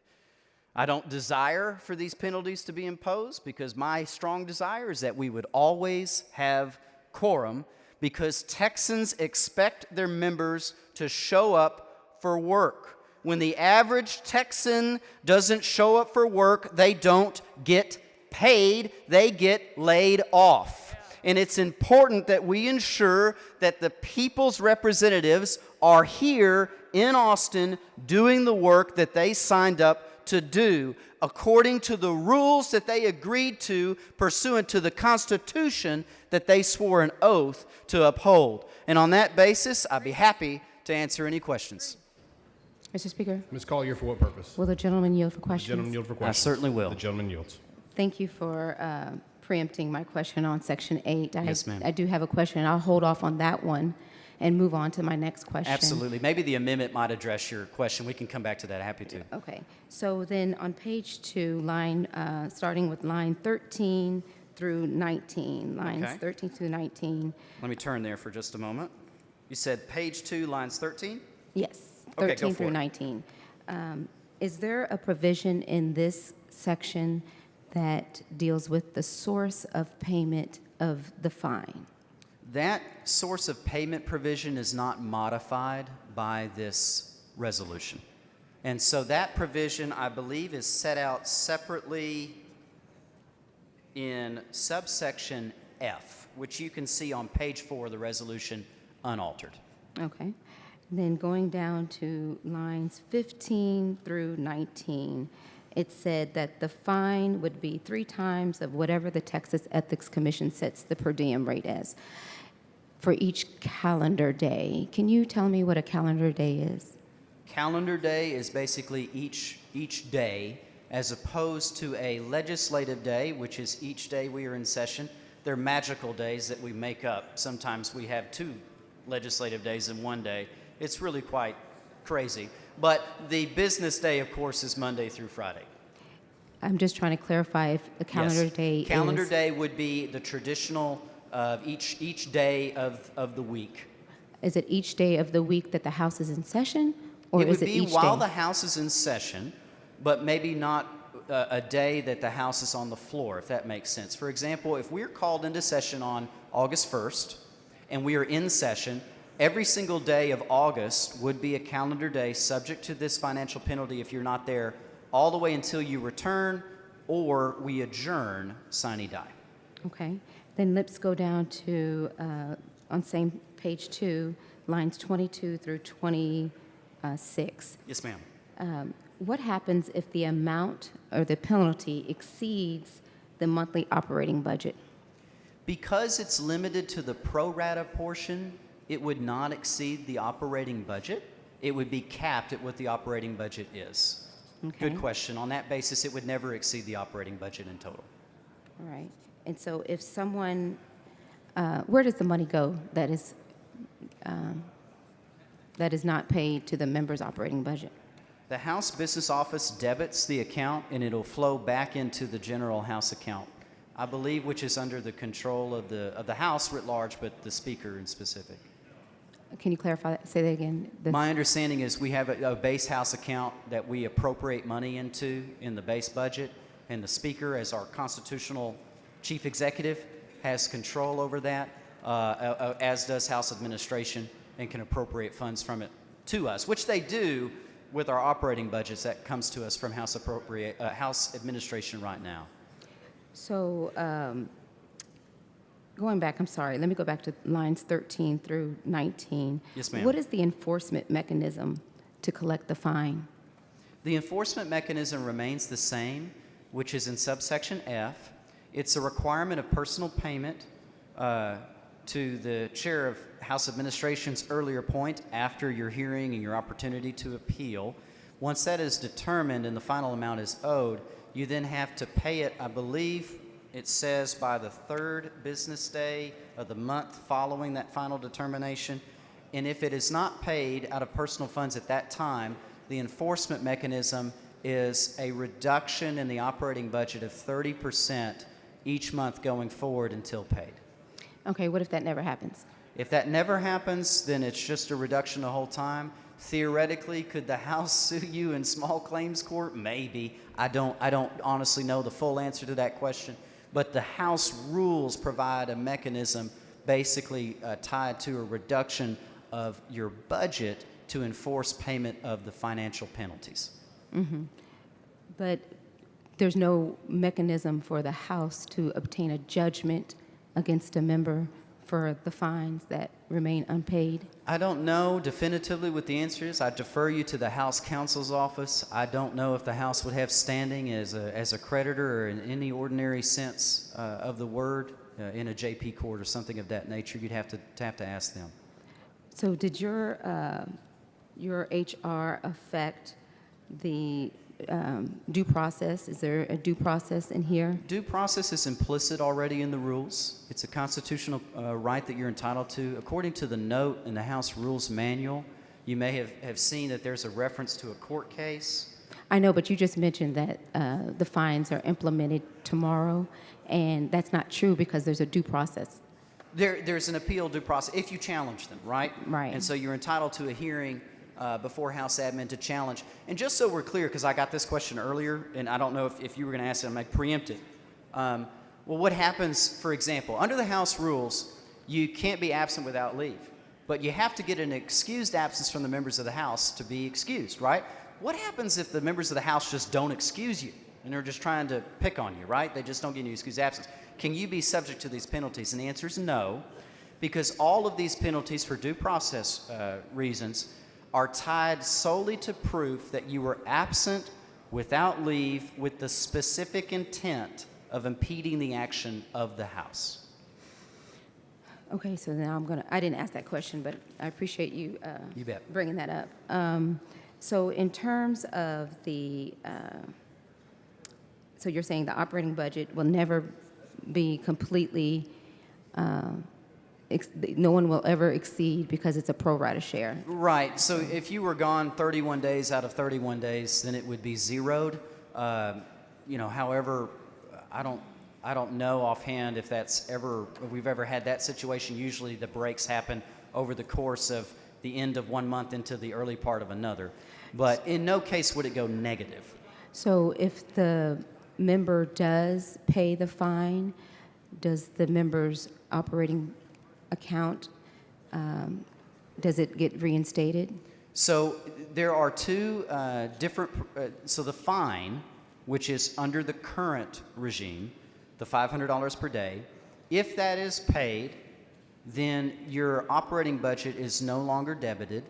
I believe if it already has been debited, it is not returned, but I would have to defer to the parliamentarians on that ruling specifically. But under this resolution, there is now an additional operating budget penalty, and that is not returned, that is debited if you are gone without leave. And that was my next question. Just to be clear, these are penalties that could be assessed on top of each other. It's That's not correct. separate. They can stack. Now, the House does have discretion to excuse in whole or in part one or all penalties, right? But if no excuse is given, or no excuse can be given, for example, if quorum is never reestablished, that's the reason why excuse was written in there to begin with, because you can't get an excuse if you don't have quorum. Gentleman's time has expired. Mr. Speaker, I move to extend the time. Members, you've heard the motion. Is there objection? Chair has none. Gentleman's time is extended. Okay, so then my next question deals with, on page 3, Yes, ma'am. you mentioned E2. Yes, ma'am. Unless the penalty is excused by a majority vote, a member could be stripped of their committee assignments and or chair or vice chair positions? Only the chair or vice chair positions, not committee assignments themselves. Well, 15A says, it mentions committee assignments. If you read 15A, it says the speaker will appoint the chair and vice chair and the committee. So that's a good question. The specific provision that you're looking at on page 3 is solely tied to losing a designation under Rule 1, Section 15A and Rule 4, Section 2A7, and Rule 1, Section 15D and Rule 4, Section 44. Four subsections, right? As a chair or vice chair at the end of that sentence. It just reads, it's a run-on sentence, so it didn't read that very well. Yeah, it runs quite a long time, like the Apostle Paul in the beginning of Ephesians. Okay. So you've already said that the money that's for the budget or the fines that are collected, where does that money go? That's a good question. My assumption would be it goes into the General House account. I don't know that for sure. I would have to defer you to the chair of House Administration for that exact answer. Are the fines payable to the House Administration? I don't know definitively whether they're payable to House Administration or to the Texas House of Representatives or some other, but it would be essentially to the House in some form or fashion. Okay, so then it doesn't apply to committee assignments, and then you mentioned something earlier about the next legislative session. Yes, ma'am. And I did see something about, it kind of is wide open about whether it does apply to the following session. It says on page 3, line 11, if a penalty under this subsection is not excused, a member losing a designation or appointment is not eligible for a new designation or appointment until the convening of the next legislature. Correct, because any penalty imposed under the rules can only be functionally imposed for as long as that session is in session. Our rules, actually, just so we're clear, our rules disappear when the next session gavels in. There are no rules. And so in that case, we have no authority as the 89th legislature to govern the internal proceedings of the 90th. So if a member, if their seniority was lost in one session, it would be restored under the new session? There's next not session? a guarantee of that. It Why would be not? up to the 90th or the 91st or the next legislature, depending on what rules that they adopt. For example, let's use this hypothetical. If these rules remained in force, and in the 90th legislature there was a quorum break, and someone lost seniority in that session in the 90th, it would be up to the 91st legislature, when adopting its rules, to restore that seniority or not. If they were to adopt a rule that said your seniority shall be calculated with a deduction for any loss of seniority in a prior session, then it would continue forward. But if they don't have a provision like that, it would not. If a member, I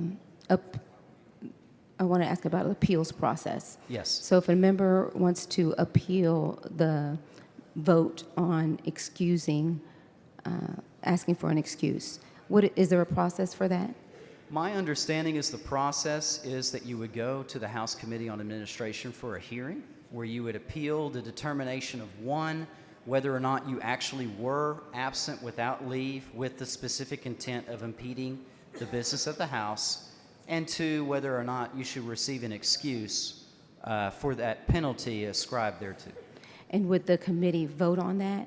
My understanding is that they would, and they could bring, for example, some type of motion or report to the House for excuse if they so chose to.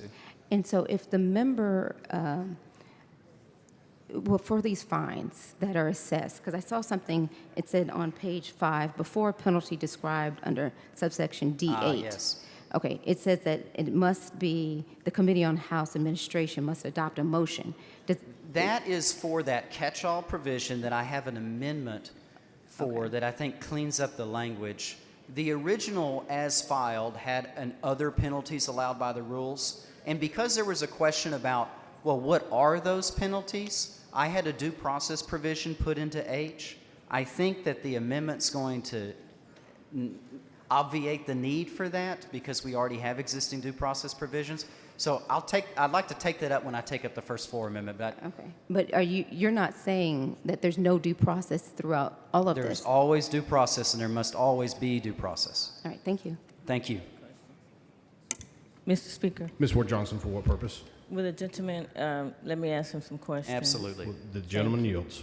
So you stated that one of the reasons for your resolution was to prevent outside influences from causing people to break quorum. Can you define who the outside influences could be? They could be anyone. It could be constituents. It could be otherwise. And the idea is not that maybe you want to break quorum and that's what you want to do, and in which case it doesn't matter what anyone on the outside has to say about it. But if you would prefer not to, and you could point to some type of penalty that you don't want to have to incur or you don't believe justifies that quorum break, that may provide you some degree of protection to avoid breaking quorum, which ultimately that's what we care about the most. We just don't want there to be a quorum break because we want to get the people's business done here on the floor of the House. So the outside influences could be constituents, so you're implying that we should not listen to our constituents No, not at all. for I'm fear saying of that receiving a fine?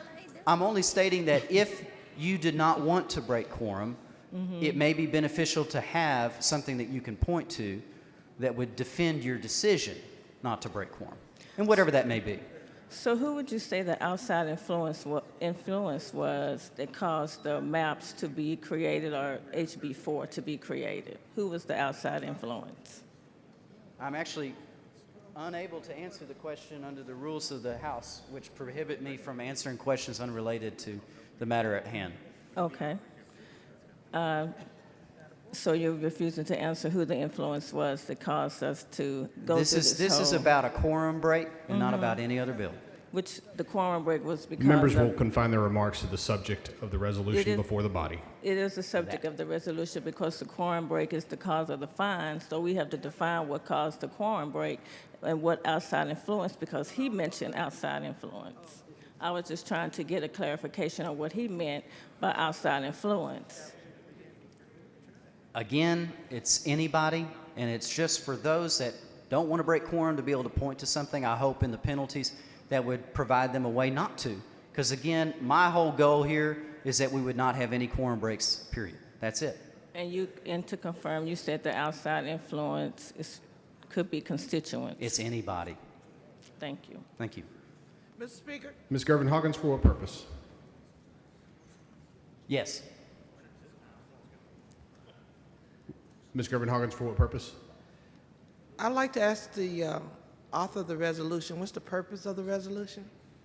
Will the gentleman yield for questions? Absolutely. The gentleman yields. The purpose of the resolution is to increase the penalties for quorum breaking so that we either prevent quorum breaks from ever occurring or we shorten them in their duration even more than we already did when we did the rules in 2023. That's it.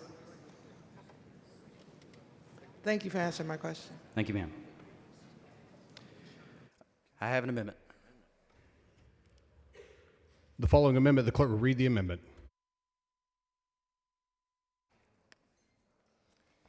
Amendment by Vasut. The chair recognizes Mr. Vasut to explain the amendment. Thank you, Mr. Speaker. Members, this amendment simply clarifies the language that we had in D8. The whole purpose of having D8 in the resolution as filed was to ensure that the House was not and never would waive any of its constitutional powers to impose other penalties that were allowed by the Constitution. As you know, in Article 3, Section 10, it gives us the plenary power to punish quorum breaks. And the question that we had come up recently, members, as you'll recall, was whether or not when we adopted Rule 5, Section 3D, and we listed those 5 penalties, could we not do anything else, whether that was chairmanships or whether that was seniority or otherwise. What this amendment does is clarifies that language and ensures that the House retains its authority under the Constitution to impose any other penalty that it so wishes, and it's not being waived by adopting any of the penalties in this rule. It specifically states now in H, the penalties prescribed by this section are not exclusive, and this section does not preclude the imposition of any other penalty allowed by the House rules or the Texas Constitution. So this simply affirms what the Texas Constitution already provides, that we have plenary authority to impose other penalties, and therefore we are not waiving that with the rules. Mr. Speaker? Happy to answer your questions. Ms. Gervin Hawkins, for what purpose? Could you make sure this is all logged in the journal? Ms. Gervin Hawkins, are you requesting that the comments be reduced to writing and placed in the journal? I am, sir. Members, you've heard the motion. Is there objection? Chair hears none, so ordered. Thank you.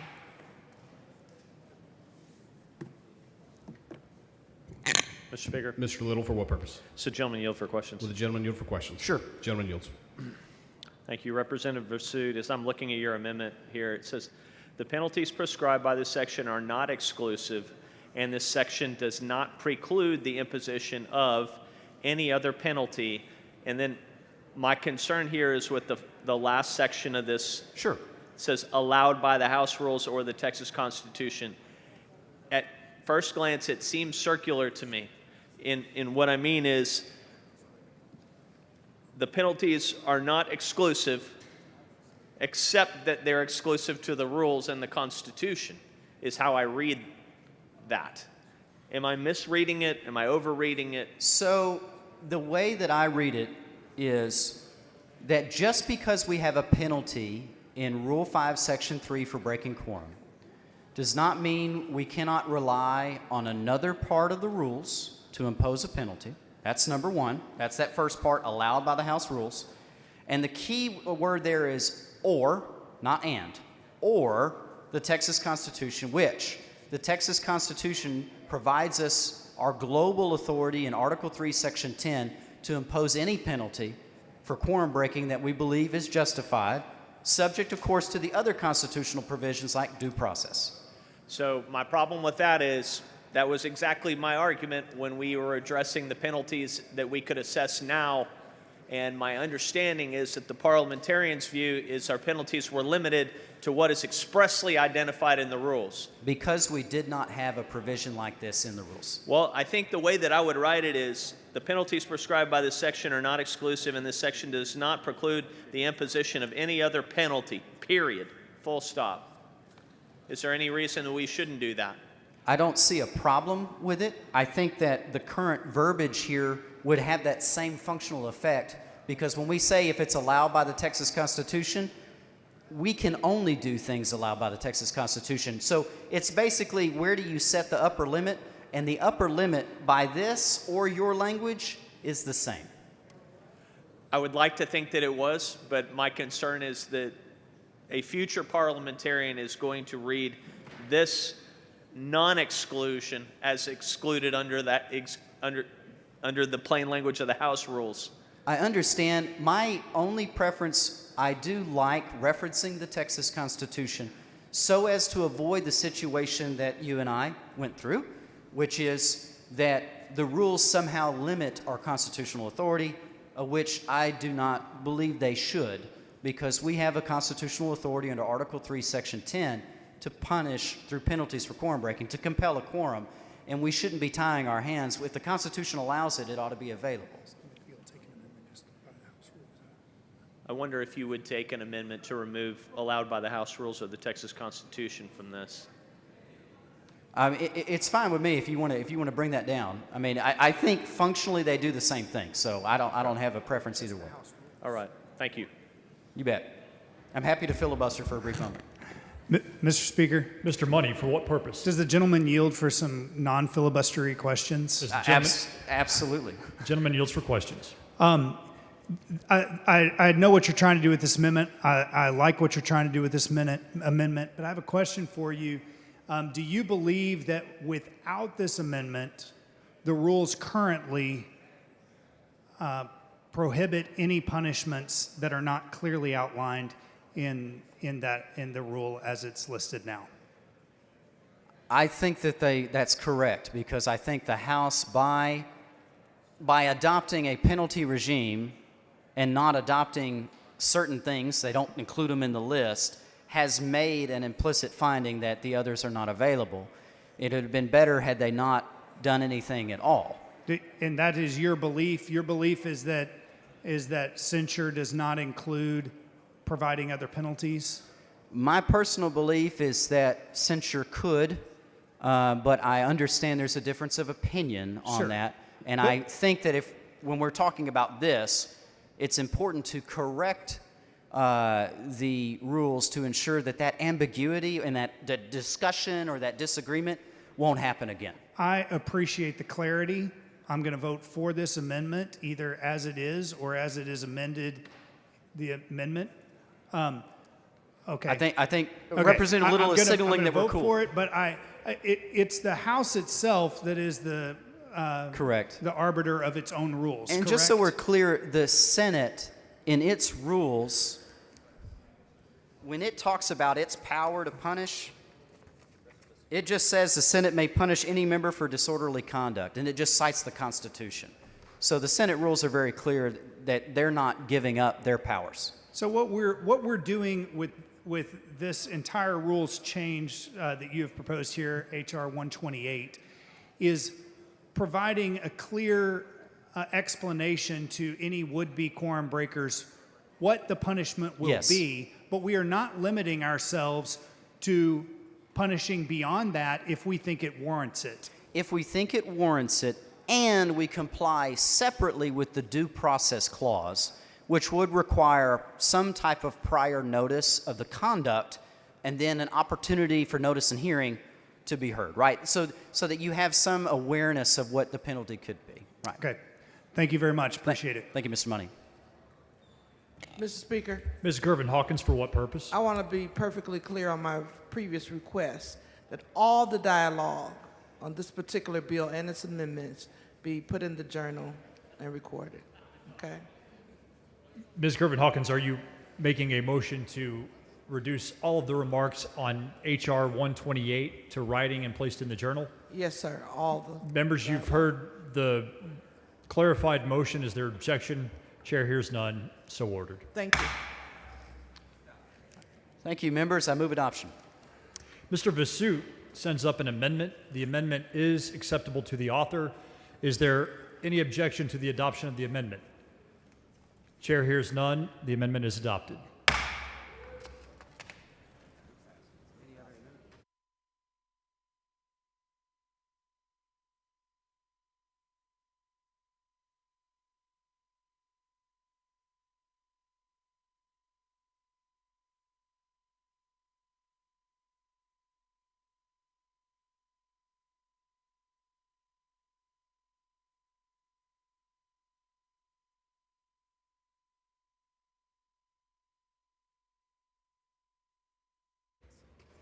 The following amendment, the clerk will read the amendment.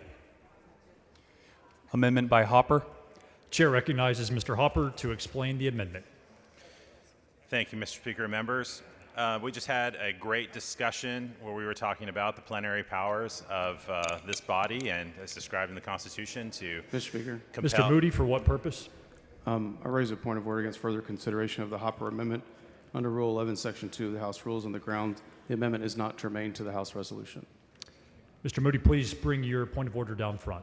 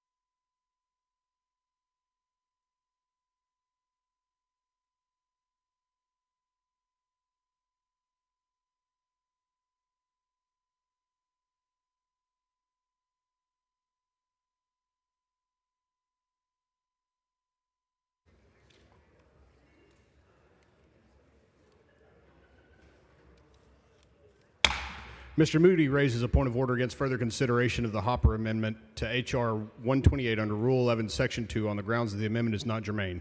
As explained by the author on the front microphone, the resolution would amend the House Rules procedure prospectively to impose additional penalties on members who are absent without leave for the purpose of impeding the actions of the House. The amendment would apply these additional penalties retroactively. The subject of the resolution is to adopt penalties for future conduct, and the subject of the amendment is to effectively impose penalties for prior conduct. The amendment is not on the same subject as the resolution and thus is not germane. Accordingly, the point of order is well taken and sustained. Following amendment, the clerk will read the amendment. Amendment by Turner. The chair recognizes Mr. Turner to explain the amendment. Thank you, Mr. Speaker.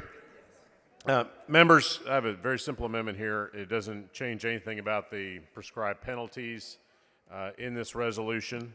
It simply says the changes contained in the resolution will take effect, and they will take effect once legislation Mr. Speaker. Mr. Little, for expanding what purpose? Medicaid on the Affordable Care Act I is raise a adopted point of by this order against legislature. further consideration Because we have of the highest Representative Turner's rate of- amendment on the basis that it is country. not germane under Rule 11, Section 2.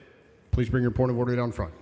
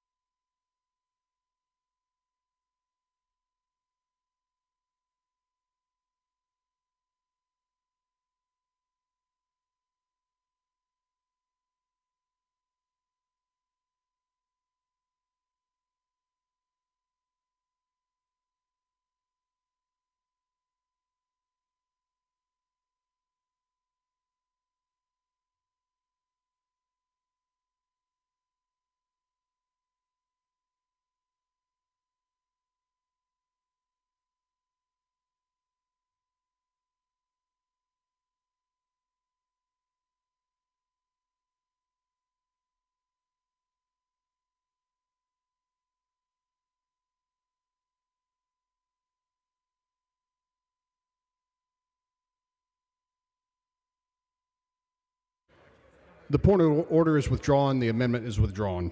The chair announces the signing of the following in the presence of the House. HB number 7, HB number 8,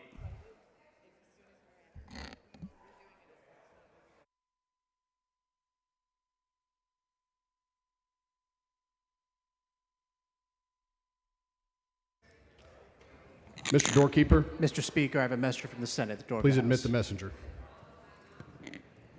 Thank you, Mr. Speaker. I'm directed by the Senate.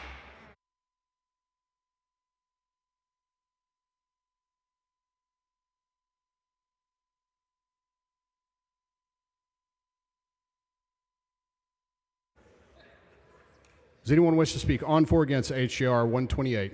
The chair recognizes Ms. Gervin Hawkins in opposition.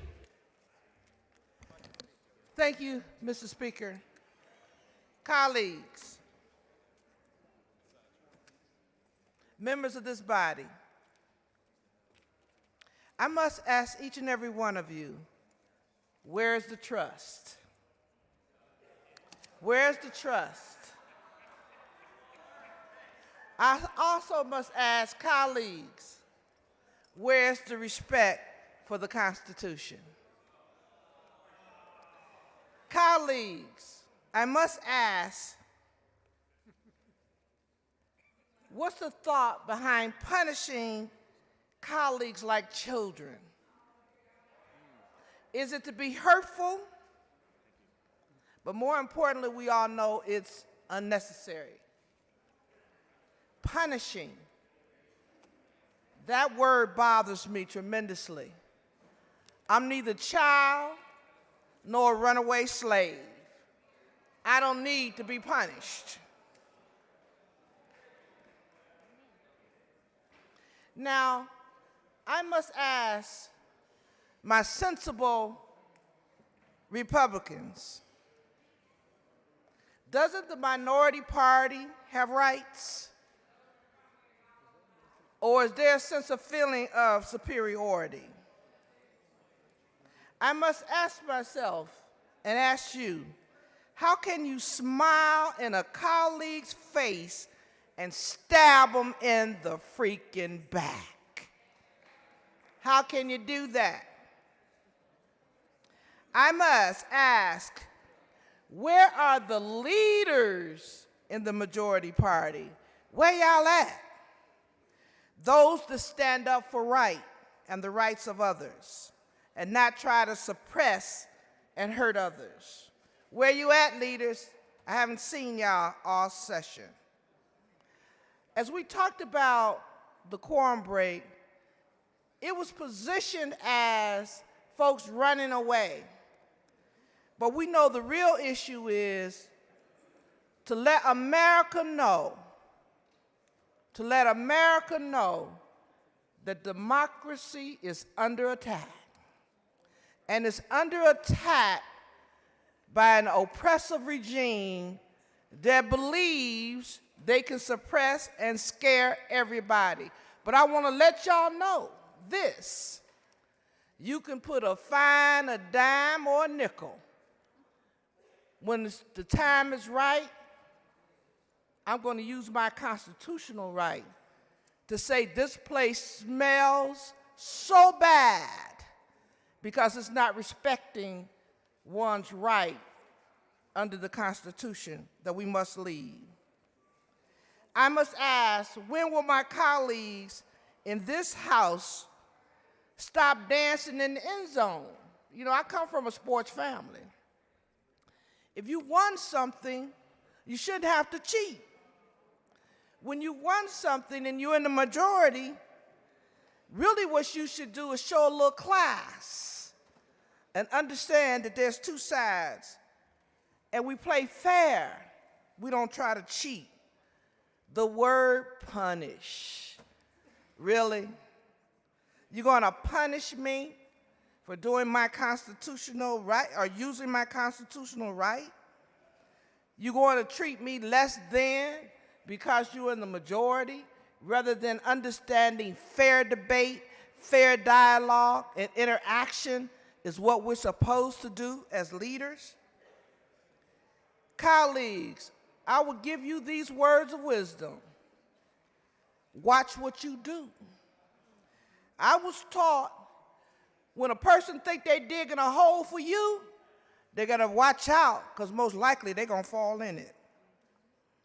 And as we pray together every morning and say we love the Lord, then you know these words, do unto others as you have them do unto you. And when you can't do that in this body, that tells me you're truly not worthy. You're not worthy of sitting in these seats. So colleagues, grow up. Mr. Speaker, Mr. Money, for what purpose? will the gentlelady yield for questions? Will the lady yield for questions? Yeah, I yield for your question. The lady yields. I heard you say you don't want to hear the word punishment. Are you okay with the word penalties? I am, and sanctions. Okay. Penalties exist in the Constitution.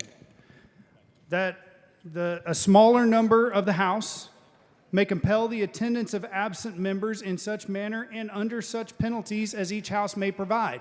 Is this H.R. 128 doing anything other than amending what penalties may be provided in the future if people, regardless of the reason, decide not to show up for work?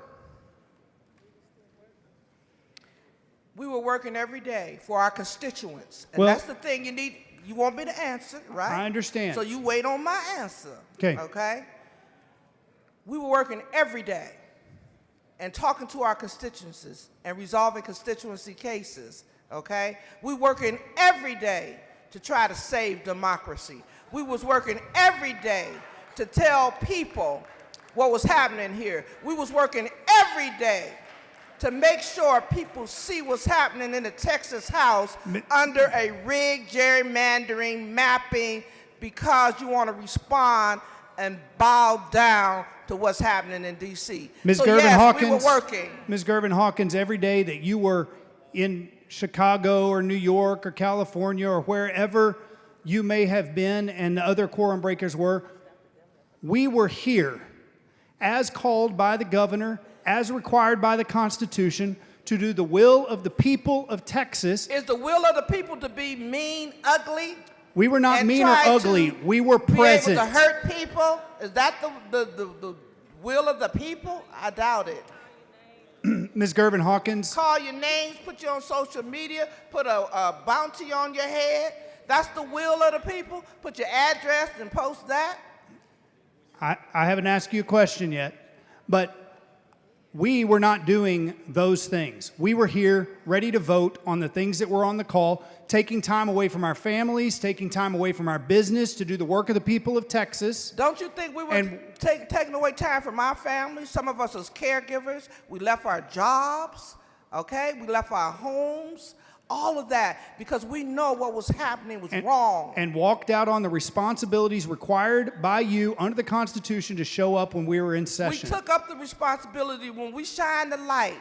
We showed America what Texas was up to, which was trying to rig the system and cheat on an upcoming election. And you That's used, what we were doing. You used the rules allowed to do so, and we have a right to change the rules to make it more painful if that happens in the future under such penalties as the House may provide. If y'all wanted to change the rules, you would have took up that flood issue, because that was the most important issue, because people died. We okay? took it up. That's what should have been We taken took it up. first. We passed it. If y'all It was would've- serious, if y'all was serious, Members, please maintain proper decorum. if you were serious, that would have been the first item of business, is dealing with the flood and the fact that young people passed Mr. away. Speaker, That would have been priority. Mr. Money, for what purpose? will the gentlelady yield for questions? Yes, sir. The lady yields. Would we not have passed that flood legislation more quickly if there had been a quorum here to do the business of the people of Texas? We should have, that first week we came back. All right, it was 2 weeks we were here. We should have passed that flood bill as soon as we hit this floor.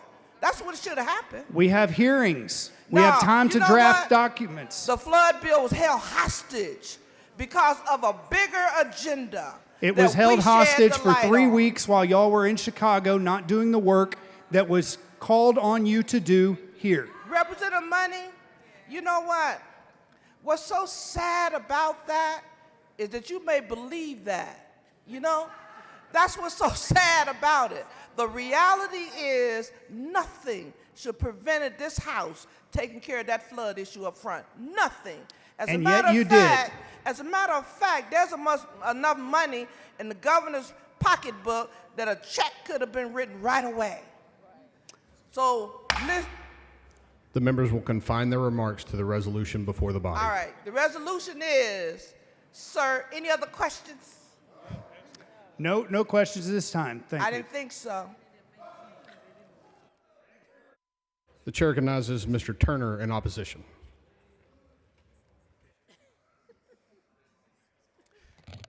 Thank you, Mr. Speaker. Members, as I was listening to the resolution author's layout, he said a lot of words.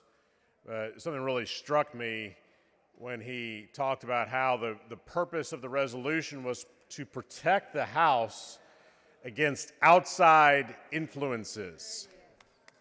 Outside influences. May I remind Chairman Vasut and all of you, this whole thing started because of an outside influence named Donald J. Trump. Lest you forget, President Trump picked up the phone. He called Governor Abbott, said, "Governor, I need 5 new seats in Texas. And what you need to do is you need to go out and find majority-minority congressional districts and tear them apart and deny those communities representation so I can have 5 more yes men and women in Washington, D.C. who will never hold me accountable for anything. Not the Epstein files, not the big ugly bill, not anything." And Governor Abbott said, "Yes, sir." And y'all said, "Yes, Governor, we'll do what you and President Trump want us to do." That's how this started. and outside influence. There have been, in this century, 4 major quorum breaks in the Texas legislature. 2 in 2003, 1 in the House, 1 in the Senate, 1 in 2021, and the 1 this year. What did all 4 of those have in common? They all had to do with voting rights. They all had to do with legislation that systematically sought to disenfranchise minority Texans. It was the redistricting plans in 2003, another mid-decade congressional redistricting. It was the anti-voter legislation in 2021. And of course, it was this year's mid-decade congressional redistricting. And what I would like y'all to understand is my Democratic colleagues and I, we broke quorum not because it was fun, not because it was something that would help us in any way, politically, professionally, or any other way, but because it was the right thing to do for our constituents. And it was the right thing to do for the millions of primarily Black, Hispanic, and Asian Texans who are no longer going to have a voice in the U.S. Congress if this map eventually becomes law. And I predict, by the way, it will not eventually be enacted. But we thought it was important to stand up and fight for our constituents' voting rights. It was important to stand up and fight and say that the Voting Rights Act of 1965 still means something, even in the state of Texas. The Constitution of the United States still means something, even in the state of Texas. And so you can bring this resolution with all these penalties and punishments, all this retribution. The reality is, if you think that taking away my parking space is going to make me stop fighting for my constituents' voting rights, you are sadly mistaken. And I'm pretty confident I speak for every other Democratic member when I say that. So you can pass this, and you will pass this, and that's your right as the majority to do that. But it's bad for this House, and it misses the larger point, which is, I do agree with Chairman Vasud on this. Outside influences on this body are a problem, and we've seen it over and over again this year on vouchers, and certainly on congressional redistricting, because Donald Trump made a phone call. And so I hope this body, this House, will learn to start to say no to these outside influences that are so damaging to the people of Texas. I ask you to vote no.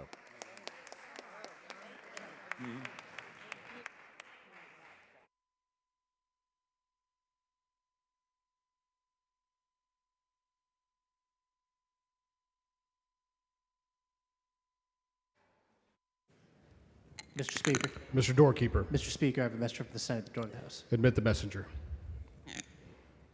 Thank you, Mr. Speaker. I'm directed by the Senate to inform the House that the Senate has taken the following action. The Senate has adopted the following conference committee reports. SB 5, 2068.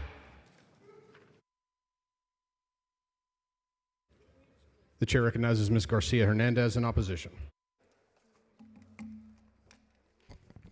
Mr. Speaker, members, I rise today in strong opposition to H.R. 128, the proposed amendment to Rule 5, Section 3 of the Permanent Rules of the Texas House of Representatives. This resolution, cloaked in procedural language, introduces punitive and coercive measures against duly elected legislators, measures that, if enacted, would mark a dangerous erosion of democratic norms in this chamber. No one here advocates for disorder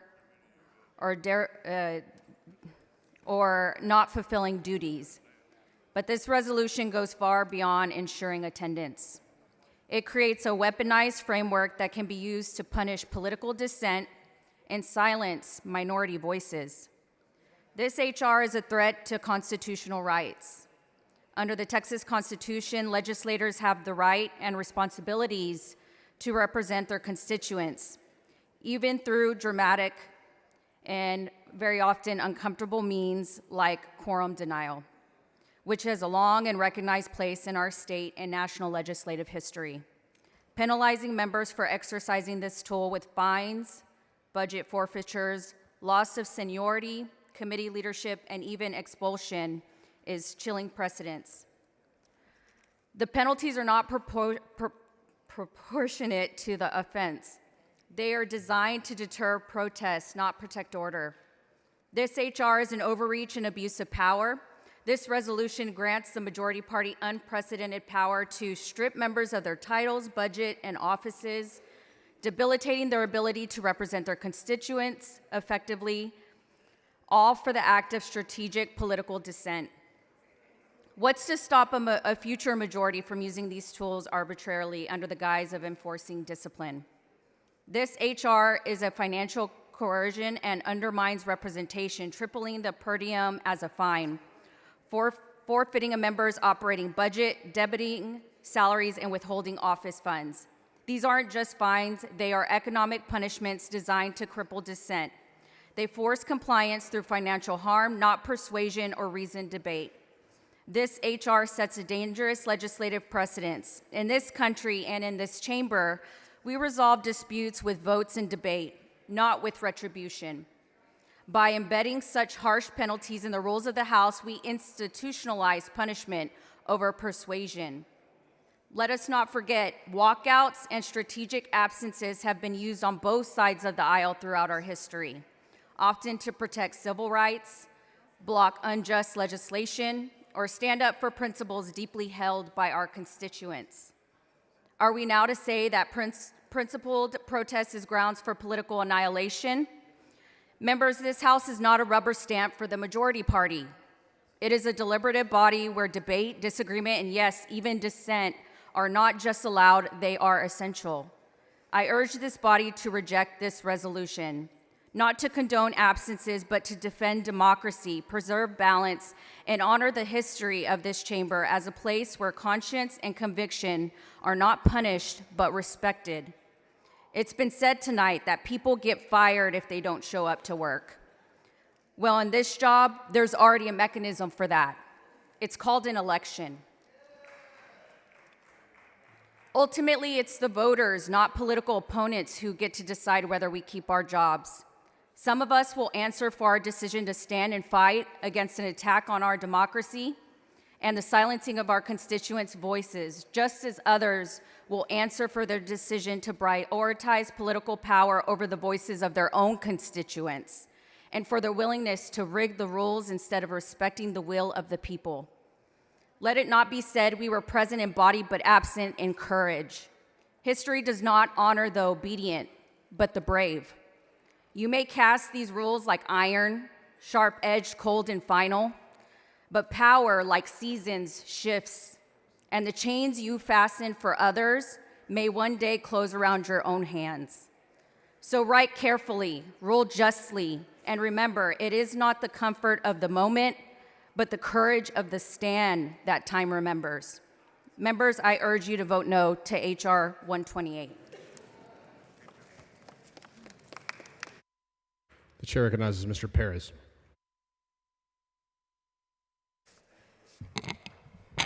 Thank you, Mr. Speaker. Members, when each of us took the oath of office, we promised to uphold not just the laws and the Constitution, but the very principle of representative government, that every community in Texas deserves a voice here in this chamber. Public service is not about power, it's about stewardship. It's about recognizing that the seat we hold is not ours, but belongs to the people who sent us here. But increasingly, it feels as though our institutions and our leaders at both the federal and state levels have forgotten that. It feels as though they see themselves not as servants of the people, but as controllers of the machinery. I have been a representative for 232 days. In that time, the governor of this state has governed with such disdain and even contempt for the Texans I serve that he's never once felt the need to even afford their representatives so much as a conversation. That, members, is the sad state of our politics today. I stand here only as their voice in this chamber. This seat belongs to them, not to me. And yet he and his party do not respect them or their voice. That, members, is becoming the Republican approach to governance. Not service to all Texans, but contempt for the communities they do not value. This resolution takes that same philosophy and writes it into our rules. It says if your community elects someone who uses the constitutional tools available to defend their constituents, the majority can punish that community by stripping its resources, wiping away its seniority, and silencing the influence in this House. The effect is not discipline for a member, it's disenfranchisement for the people who sent them here. This is what happens after 30 years of one-party rule. Power begins to see itself as its own justification. Instead of persuasion, it uses punishment.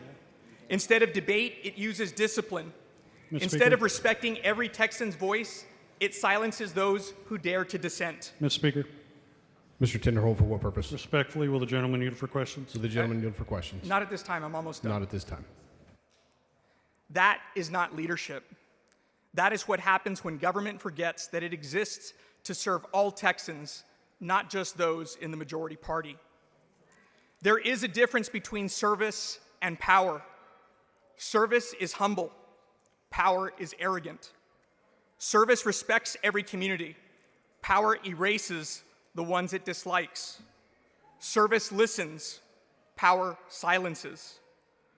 We as Democrats have stood time and time again to defend the right of every Texan to be heard in this House. That is the contrast before us today. Republicans have chosen power. We choose service.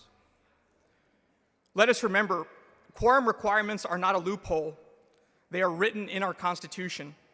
They exist to ensure that the majority cannot steamroll the minority unchecked. To punish the use of that constitutional safeguard is to punish the Constitution itself. Members, Texans deserve leaders who rise above partisanship, who value service over power, principle over retaliation, and respect over raw force. This resolution fails that test. It is not about protecting this institution, it's about protecting one party's grip on power. And for the sake of our democracy and for the dignity of this House, I urge you to reject it. Mr. Speaker, Mr. Tinderhold, for what purpose? will the gentleman yield for questions? Will the gentleman yield for questions? Yield. The Yes, gentleman I'll yields. Thank you for answering my questions. So I hear you talk about duty. Where is your normal place of duty? Where is your place of duty that you're expected to be on a daily basis for quorum? Where would that be? Representative Tinderholt, the maps that were before this House, as I said in my remarks against it, were the most segregated by skin color. I didn't ask that. With all we due have respect, seen. where you no, no, you you're asked not me answering. about my duty, sir. Where you is your asked duty? me about my duty. Where is your place of duty? Members, you want when an we come to answer? work, where do we go? the members will refrain from speaking over each other so that the rest of the body can hear the debate I between will the ask- front and back mic. With respect, where is our place of duty? When you come to work in Austin, where are we supposed to be when we do quorum? Representative Tinderholt, the maps that were before this body, which was the cause of the quorum break, were the most segregated maps that this state, that this institution, that this House has seen since the 1965 Voting Rights Act. Where's our place of duty? And I'll tell you, it was my duty, sir, to stand up against that injustice. The injustice that you and your party are inflicting on the people of Texas, that you refuse to acknowledge that there are Latinos, there are blacks in this state that deserve equal representation, but you, sir, feel entitled to have 3 times the representation as Latinos in this state. You feel entitled to have 5 times the representation as The black members will residents in this refrain state. from engaging in personalities. Are you saying that blacks, Hispanics, and Asians are all Democrat? Is that what I'm hearing you say? Sir, this isn't about party. No, I'm asking- It's not that's about what you said. Republicans or Democrats. I told you as in my remarks, the maps that you passed give white Texans 3 times the political power as Latinos, regardless of party, and 5 times to African Americans in this state. That is what you and your party stand up for and passed in this House. Pointing at me doesn't help any. I asked a simple question. You asked me for my duty, and I gave you an answer. Where is your place of duty on a normal daily basis? Just because you didn't like the answer doesn't Okay, mean then you where have to keep were asking you? the same Let me ask question. this. Where were you during the days that we were not able to make I quorum? was fulfilling my duty, Representative Tinderholt. Where? You may have forgotten yours, but I have not forgotten I'm mine. asking, out of respect, I'm going to follow the rules, and I'm not going to engage in personalities with you. But Representative, I wish you the best of luck in your election for county commissioner. Where were you? What state? What does it matter? Because I'm telling you, I was fulfilling my duty, sir. I was right. telling you that I was letting my constituents know about the abhorrent map that you and your party passed. let me and get- that, sir, and I wasn't on vacation. I didn't take a day off. I was working every single day for the people it is I serve, Representative Tinderholt. You may not like that, and we can disagree, but that's the sad state of our politics. So That is the sad state here's state the of real our politics. question I wanted to get to before you started pointing and acting like a narcissist. So here's where I want to go. Here's where I want to go. $221 a day to be in Austin at the Capitol. That's almost $4,000. Are you going to pay taxpayers? Because you weren't here in Austin, you were in another state. $221 is the per diem according to the state, and you weren't even here. Are you going to personally pay taxpayers back for stealing? I asked a question. Are you going to pay taxpayers back for stealing money from them? You and I both know. Are you going to pay the taxpayers the You and I- $3,978 you owe them for stealing because you were not in Austin, and that per diem is for Austin, $221 Let me a tell you day? this, Are you Representative- going to pay it back, yes or no? You and I both know. Are you going to and pay this it back, yes or no? Representative, do you want an answer to your question or not? Members, please engage in respectful debate. Let's say this. The people of Texas are really fed up with politicians, Representative You Tinderholt. stole money. Are you going to There- pay it there back? Let me tell you this. There are people on both sides of the aisle who sit here. The members will refrain from engaging in personalities. There are representatives who, on both sides of the aisle, both Republicans and Democrats, who sit in this chamber, collect the $221, whatever, and aren't and about as useful. They're about as useful as the chairs that they sit on. You weren't even in the state. You were not They even don't in the make any state. contributions. So if the value to you, Representative Tinderholt, is based on sitting in this chamber and earning $221, well, then I wish your future constituents in Tarrant County the best of luck, because that's the kind of representative that they're going to get, is somebody who just values their service by sitting in this chamber collecting the $200. Are you going to pay taxpayers the $221 you stole at almost The members will $4,000? refrain from engaging in personalities and impugning the motives of the body. Are you going to pay? I'll ask one more time. $3,978 is the total for 18 days. I don't know how many you were gone. Are you going to pay the state and your taxpayers back for taking that money? Yes or no? Representative, as I said in my remarks, that money is being used to intimidate and silence I feel like you representatives. stole And you know from what? taxpayers, and it's I will despicable that you stole from taxpayers. Representative, I hope you got your soundbite.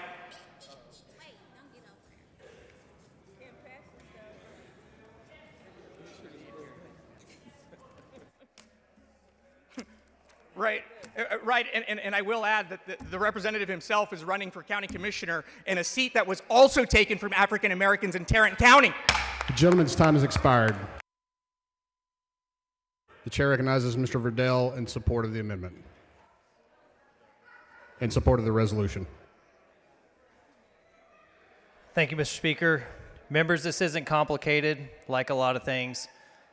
This is simply adjusting the rules because certain members flee to a state that has serious gerrymandering issues, and they turn this issue into an issue about race, and it's disappointing that they have chosen to take the path of claiming that it's a racist issue.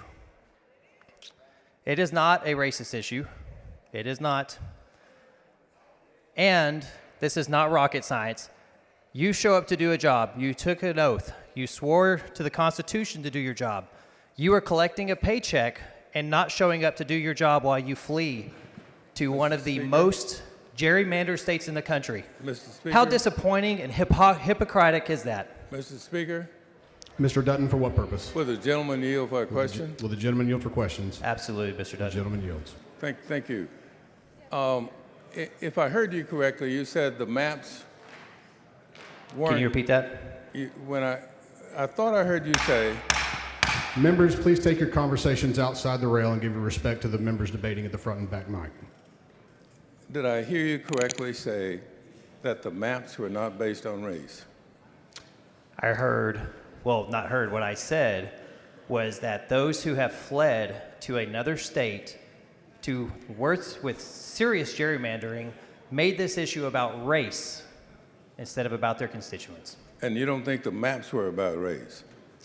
I think that 4 of the 5 maps or congressional districts that were supposedly created are majority Hispanic. What happened to the black population? I think they still exist and still are able to vote. No, what did they have? What happened to them under your maps? I don't know. You don't know that. So you're making it about race again? No, I didn't make it about Okay. race. You all made it about race when you put race in the maps. Unrelated to the resolution, I believe. You did what? I believe didn't that's hear you. unrelated to the resolution. Please I'm confine sorry, your I remarks can't to the hear, Mr. resolution Speaker. before the body. Sorry. Would you say it again? I didn't Yes, sir. hear I you. believe it's unrelated to the resolution. Well, it's related in this way. I don't know. You ever see a movie about slave patrols? Can you repeat that? Do you know anything? Have you ever heard of slave patrols? Slave patrols? Yes. I'm not familiar with it. Okay.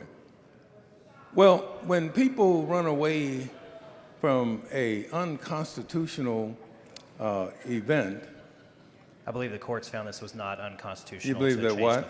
I believe the courts found it was not unconstitutional to change the maps. I believe just the opposite. I believe this map will be found unconstitutional. And because they were based on race, because the letter that ignited this whole map drawing was done by a president who said it was based on race. I don't know that that's correct or not. I can say this. Did you go to Illinois, sir? Did I go where? Did you go to Illinois during this? I've been to Illinois 1,000 times. Did you go to Illinois to break quorum? No. Well, no. What I did to break quorum was I left here so that these maps, perhaps you would have a thought process that would tell you that these maps were Yes, sir. I think we're racially- getting off topic again with the maps. I'm sorry? I think we're getting off topic again with the maps. Well, you asked me a question. I was simply answering. Yes, sir. Okay. You have another question or something? No, sir. Or can I You can ask ask you a questions question? from the back All mic right. if you'd Okay. like. Good. I can Yes, ask sir. you a question. Well, the maps were not based on race, according to you, but you can't tell me what happened to the black population in terms of the maps. I am that pretty you sure draw. they're still there and Well, still hold allowed on, to hold vote. on. I didn't finish my question. The black population prior to the maps, were they better off or worse off after Please the confine maps? your remarks to the subject matter of the resolution. I think the reality is that many of us here don't base a person's character or voting record on the color of their skin. Well, I wish You that should be were judged by true. the character of you, not the color of your skin, sir. I wish that were the case, sir. I really wish to the bottom of my heart that that was the case.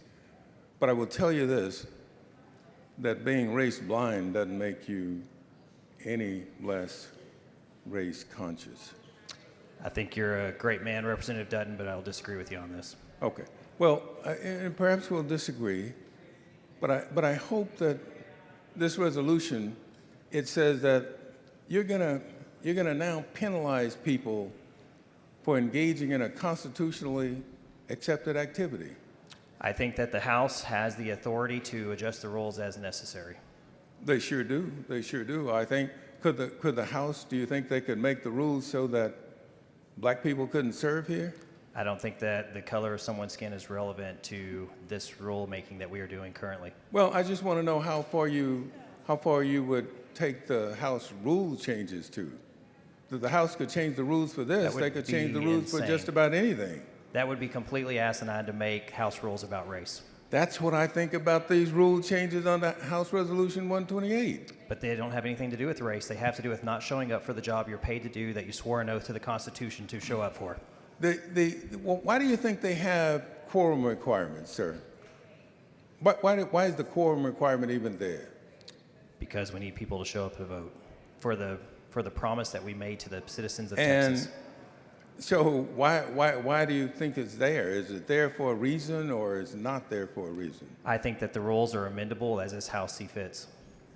Well, I think you're doing it now, and I think that because it's a majority, you're in the majority, you can do pretty much what you please.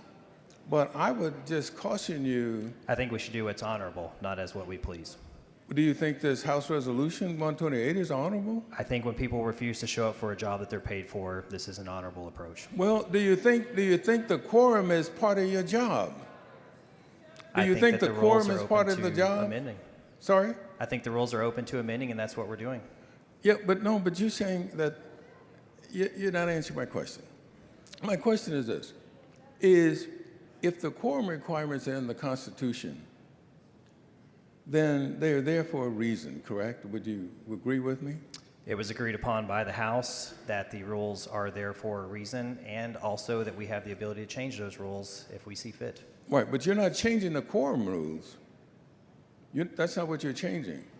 What you're changing, you're trying to say that because a person or a group of people in this body elect to use the rules, that you're making that somehow or another subject to a punishment.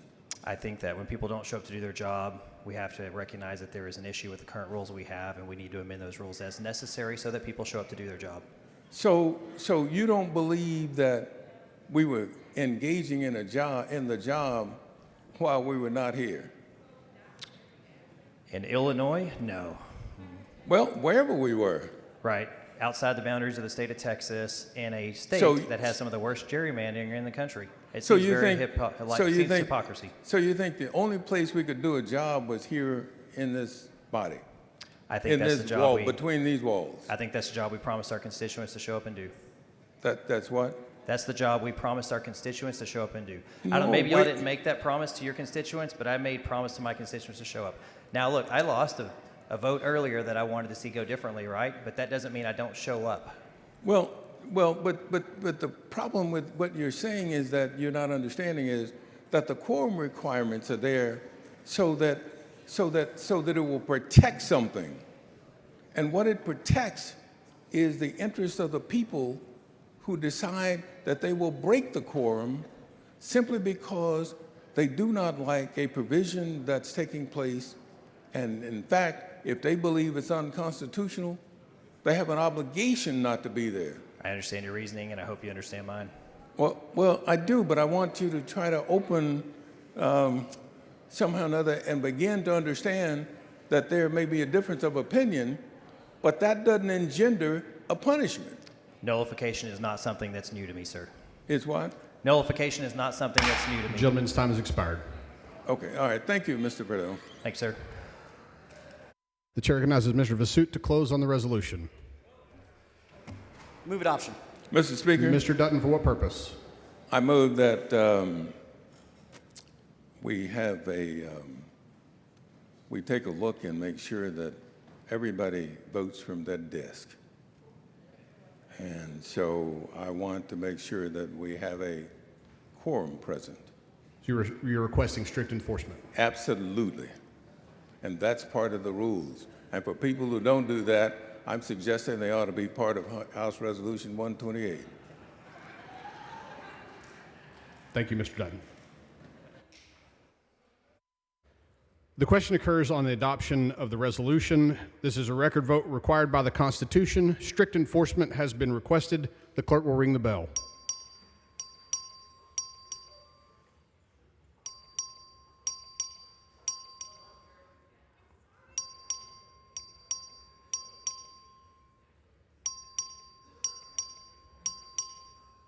Have all voted?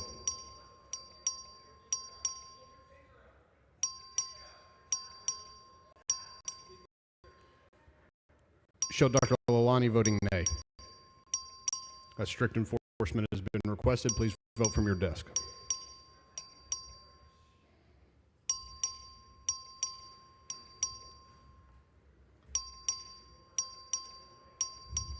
Have all voted? Strict enforcement has been requested. I'll give you time to vote from your desk.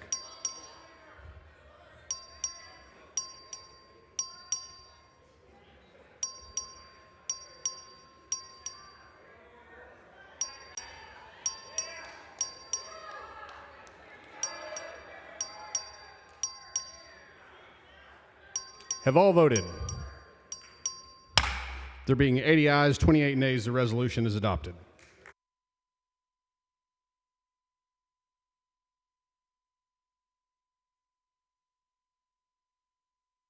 Members, it is the intent of the chair to adjourn briefly to begin a new legislative day.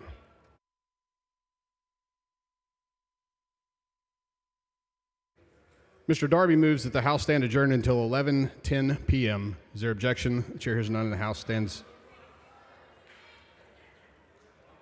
Chair hears none, the House stands adjourned.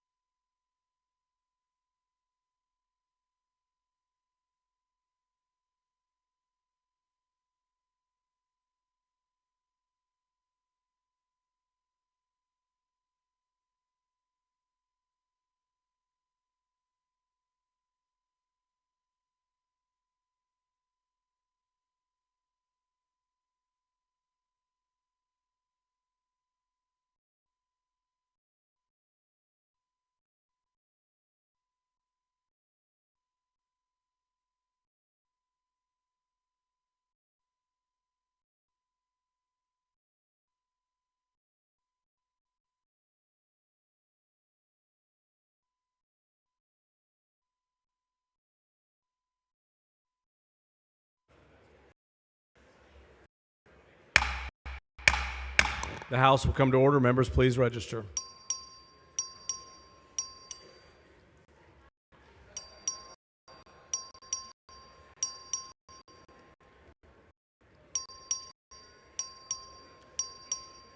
Have all members registered?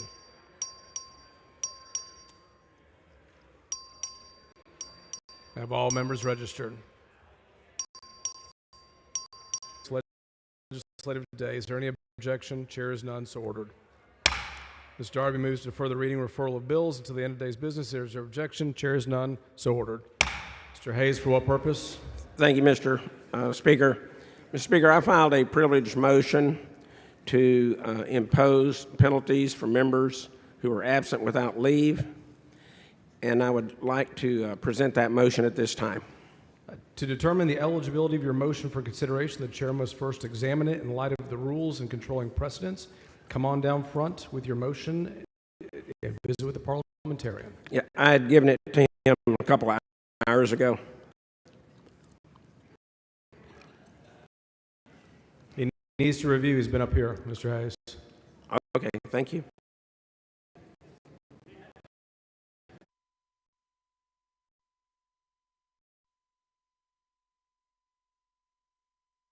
Money for what purpose? Mr. Speaker, parliamentary inquiry. State your inquiry. Will there be time in this legislative day to address Mr. Hayes? Mr. Speaker, Mr. Speaker, parliamentary inquiry. State your inquiry. This is not a hypothetical question. The question is, if we move to bills, is there any time remaining in this legislative day where the Speaker considers? If you have a motion, come down front. There's no other business pending before the body. Okay, motion is before the floor. Mr. Money?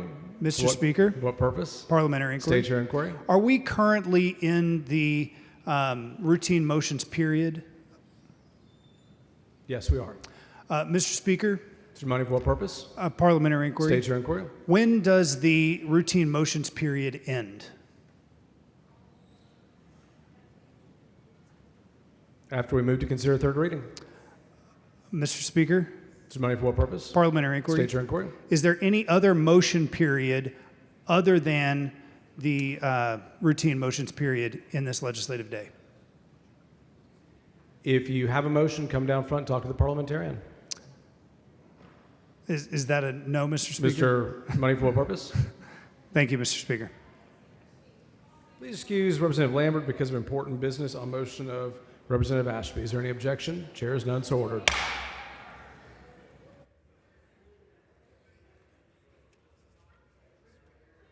Chair lays out on third reading, Senate Bill 1. Clerk, read the bill. Senate Bill number 1 by Perry, relating to campground and youth camp safety. Mr. Darby. Thank you, Mr. Speaker. Members, this is the Heavens 27 Camp Safety Act, and I move passage. Question occurs on final passage. It's a record vote. Clerk, ring the bell.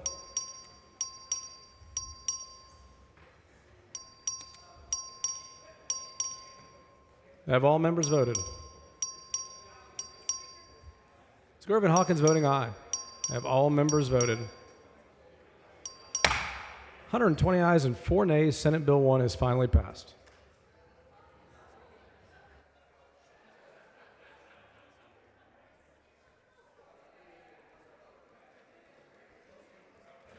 Members, HB 20 with Senate amendments has been printed and distributed and is eligible at 10:11 p.m. tomorrow. Is there objection to taking up HB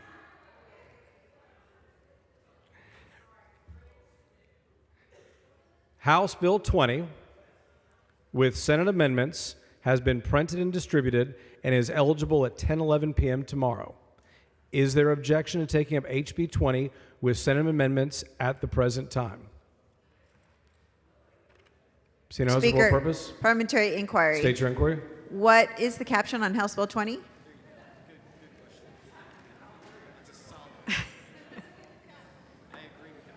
Relating to measures to prevent and reduce fraudulent charitable solicitations and theft during declared disasters, including establishing a designation program for disaster relief, nonprofit organizations, and financial institutions, creating a criminal offense, increasing the criminal penalty. Thank you, Mr. Speaker.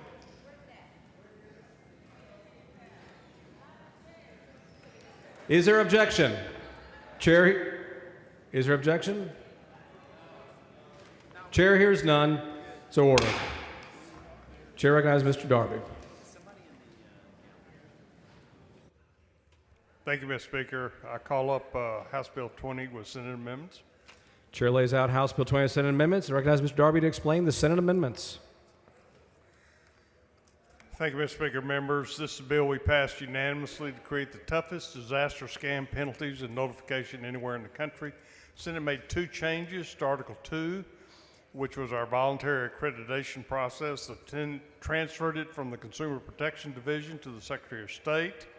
Senate changed the model from an accreditation system to a local, county, and city designated system where each can choose to post which nonprofit is the designated donation receiver during a disaster. With that, I move passage. I move to concur with Senate amendments. The question occurs on the motion to concur. It's a record vote. Clerk, ring the bell.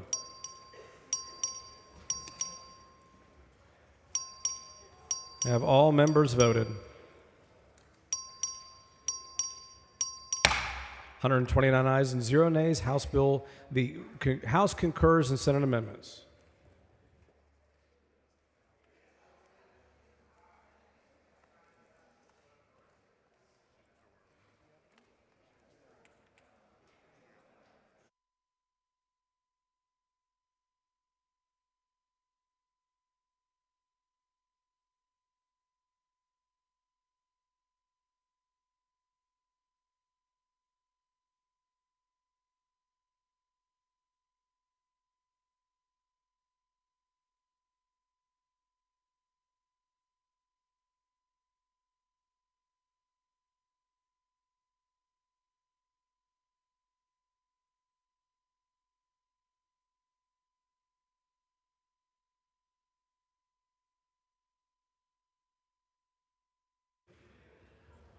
Members, HB 1 with Senate amendments has been printed and distributed and is eligible at 10:51 p.m. tomorrow. Is there objection to taking up House Bill 1 with Senate amendments at the present time? Chair hears none, so ordered. Chair recognizes Mr. Darby. Speaker, I call up House Bill 1 with Senate amendments. Chair lays out House Bill 1 with Senate amendments. Recognize Mr. Darby to explain the Senate amendments. Thank you, Mr. Speaker. Members, this second piece of Senate Bill 1, House Bill 1, camp safety package. We've made several conforming amendments that bring the 2 bills consistently together. We're making some minor substantive changes. House Bill 1 no longer has civil penalties, opting to follow Senate Bill 1 with strictly administrative or licensure penalties to not have 2 penalty systems in tandem. And the start date for the multidisciplinary team is now pushed to September 2026. House Bill 1 no longer has any appropriations, as did the engrossed, which will be handled by Senate Bill 5. Mr. Little, for what purpose? So gentleman yield for questions. Gentleman yield for questions? Absolutely. He yields for questions. Chairman Darby, not having seen this, I'm struggling to understand the overlay between your House Bill 1, which we heard really on the first day after the quorum break, and Senate Bill 1, which we heard tonight. As I recall, Chairman Vasut had some questions regarding floodway versus floodplain. My first question to you, was any of that corrected by the Senate before it came back over here? Yes. What modifications were made to it? Because we don't have the or at least I don't have the modification in front of me to be able to see it. Actually, floodplain language referencing subsection 762.001 is added to this substitute. I'm confused. So is the HB 1 language regarding camps in a floodplain the same as Senate Bill 1 now? No, that language is in Senate Bill 1. So it's not changed from HB 1? That's correct. Why do we have HB 1 and SB 1? They seem to be very, very similar. Are they competing with one another? What's the status of it? It had to do with style, and the Senate wanted to create a new subsection under 762, I believe. The House, in my opinion, had the best plan for a rigorous camp safety plan. The Senate had their own ideas. So we tried to give both the House and the Senate something to hang on to in this issue. And so we used House Bill 1 for the planning and the Senate bill for the regulations, the ladders, the roof exits, the definition of the floodplain. All of those things were in Senate Bill 1. Okay. Correct me if I'm wrong. I thought there was regulation in HB 1. Is there not? When you say regulation, Yeah, I thought HB. this created, House Bill 1 creates a multidisciplinary team to look and draft plans. This is more about how DISHS drafts plans for these camps to abide by. So the idea is that those two regulatory bills would work in tandem with one another? That's exactly right. Okay. Perhaps a more specific question I could ask you is, do House Bill 1 and Senate Bill 1 do different things with regard to regulation of a camp as it relates to its proximity to a floodplain? No. They do the same thing now? Correct. It's all in SB 1. It's all in SB 1. That's right. It's not in HB 1. The plan is in HB 1. That stuff is in SB 1. That's right. Thank you for sharing that, Chairman Darby. Thanks for humoring my questions. Yeah. Move passage or move adoption. The committee said they took out. The question occurs on the concurrence with Senate amendments. This is a record vote. Clerk, ring the bell.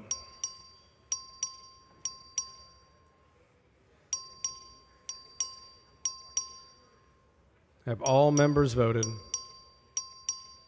Have all members voted? 122 ayes and 4 nays. The House concurs in Senate amendments. I got it. Here, give him this and his back. Mr. Guerin, for what purpose?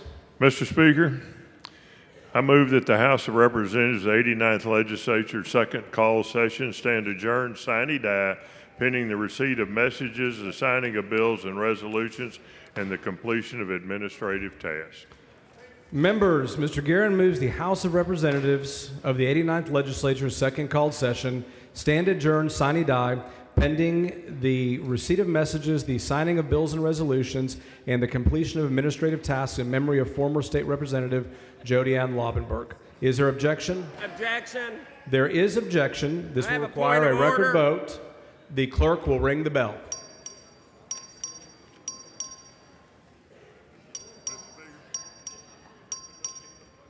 Hit me too, Mike. I want to do my motion. Have all members voted? Have all members voted? 96 ayes and 30 nays. The House stands adjourned, sine die, pending the receipt of messages, the signing of bills and resolutions, and the completion of administrative tasks.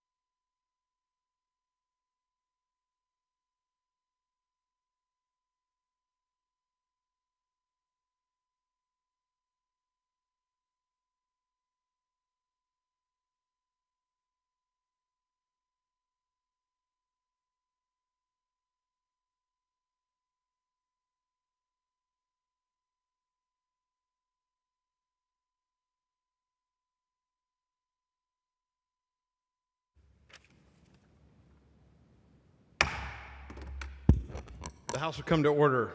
Mr. Speaker, Mr. Doorkeeper, Mr. Speaker, I have a messenger from the Senate at the door of the House. admit the messenger. Thank you, Mr. Speaker. I'm directed by the Senate to inform the House that the Senate has taken the following action. The Senate has passed the following measures. HB 18, Shaheen, sponsor Hunt.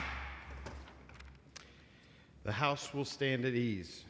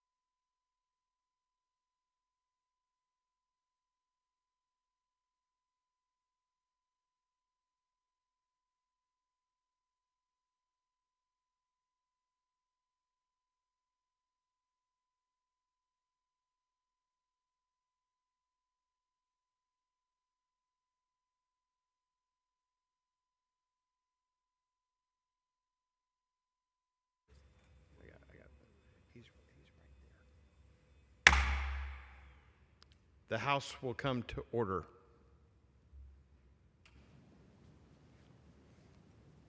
Mr. Speaker.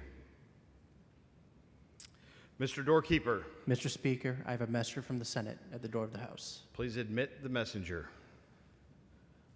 Thank you, Mr. Speaker. I'm directed by the Senate to inform the House that the Senate has taken the following action. The Senate has passed the following measures. HCR 2, Verdell, sponsor Flores, in memory of the victims of the July 2025 Hill Country floods. HCR 3, Craddock, sponsor Sparks, commemorating the dedication of the children.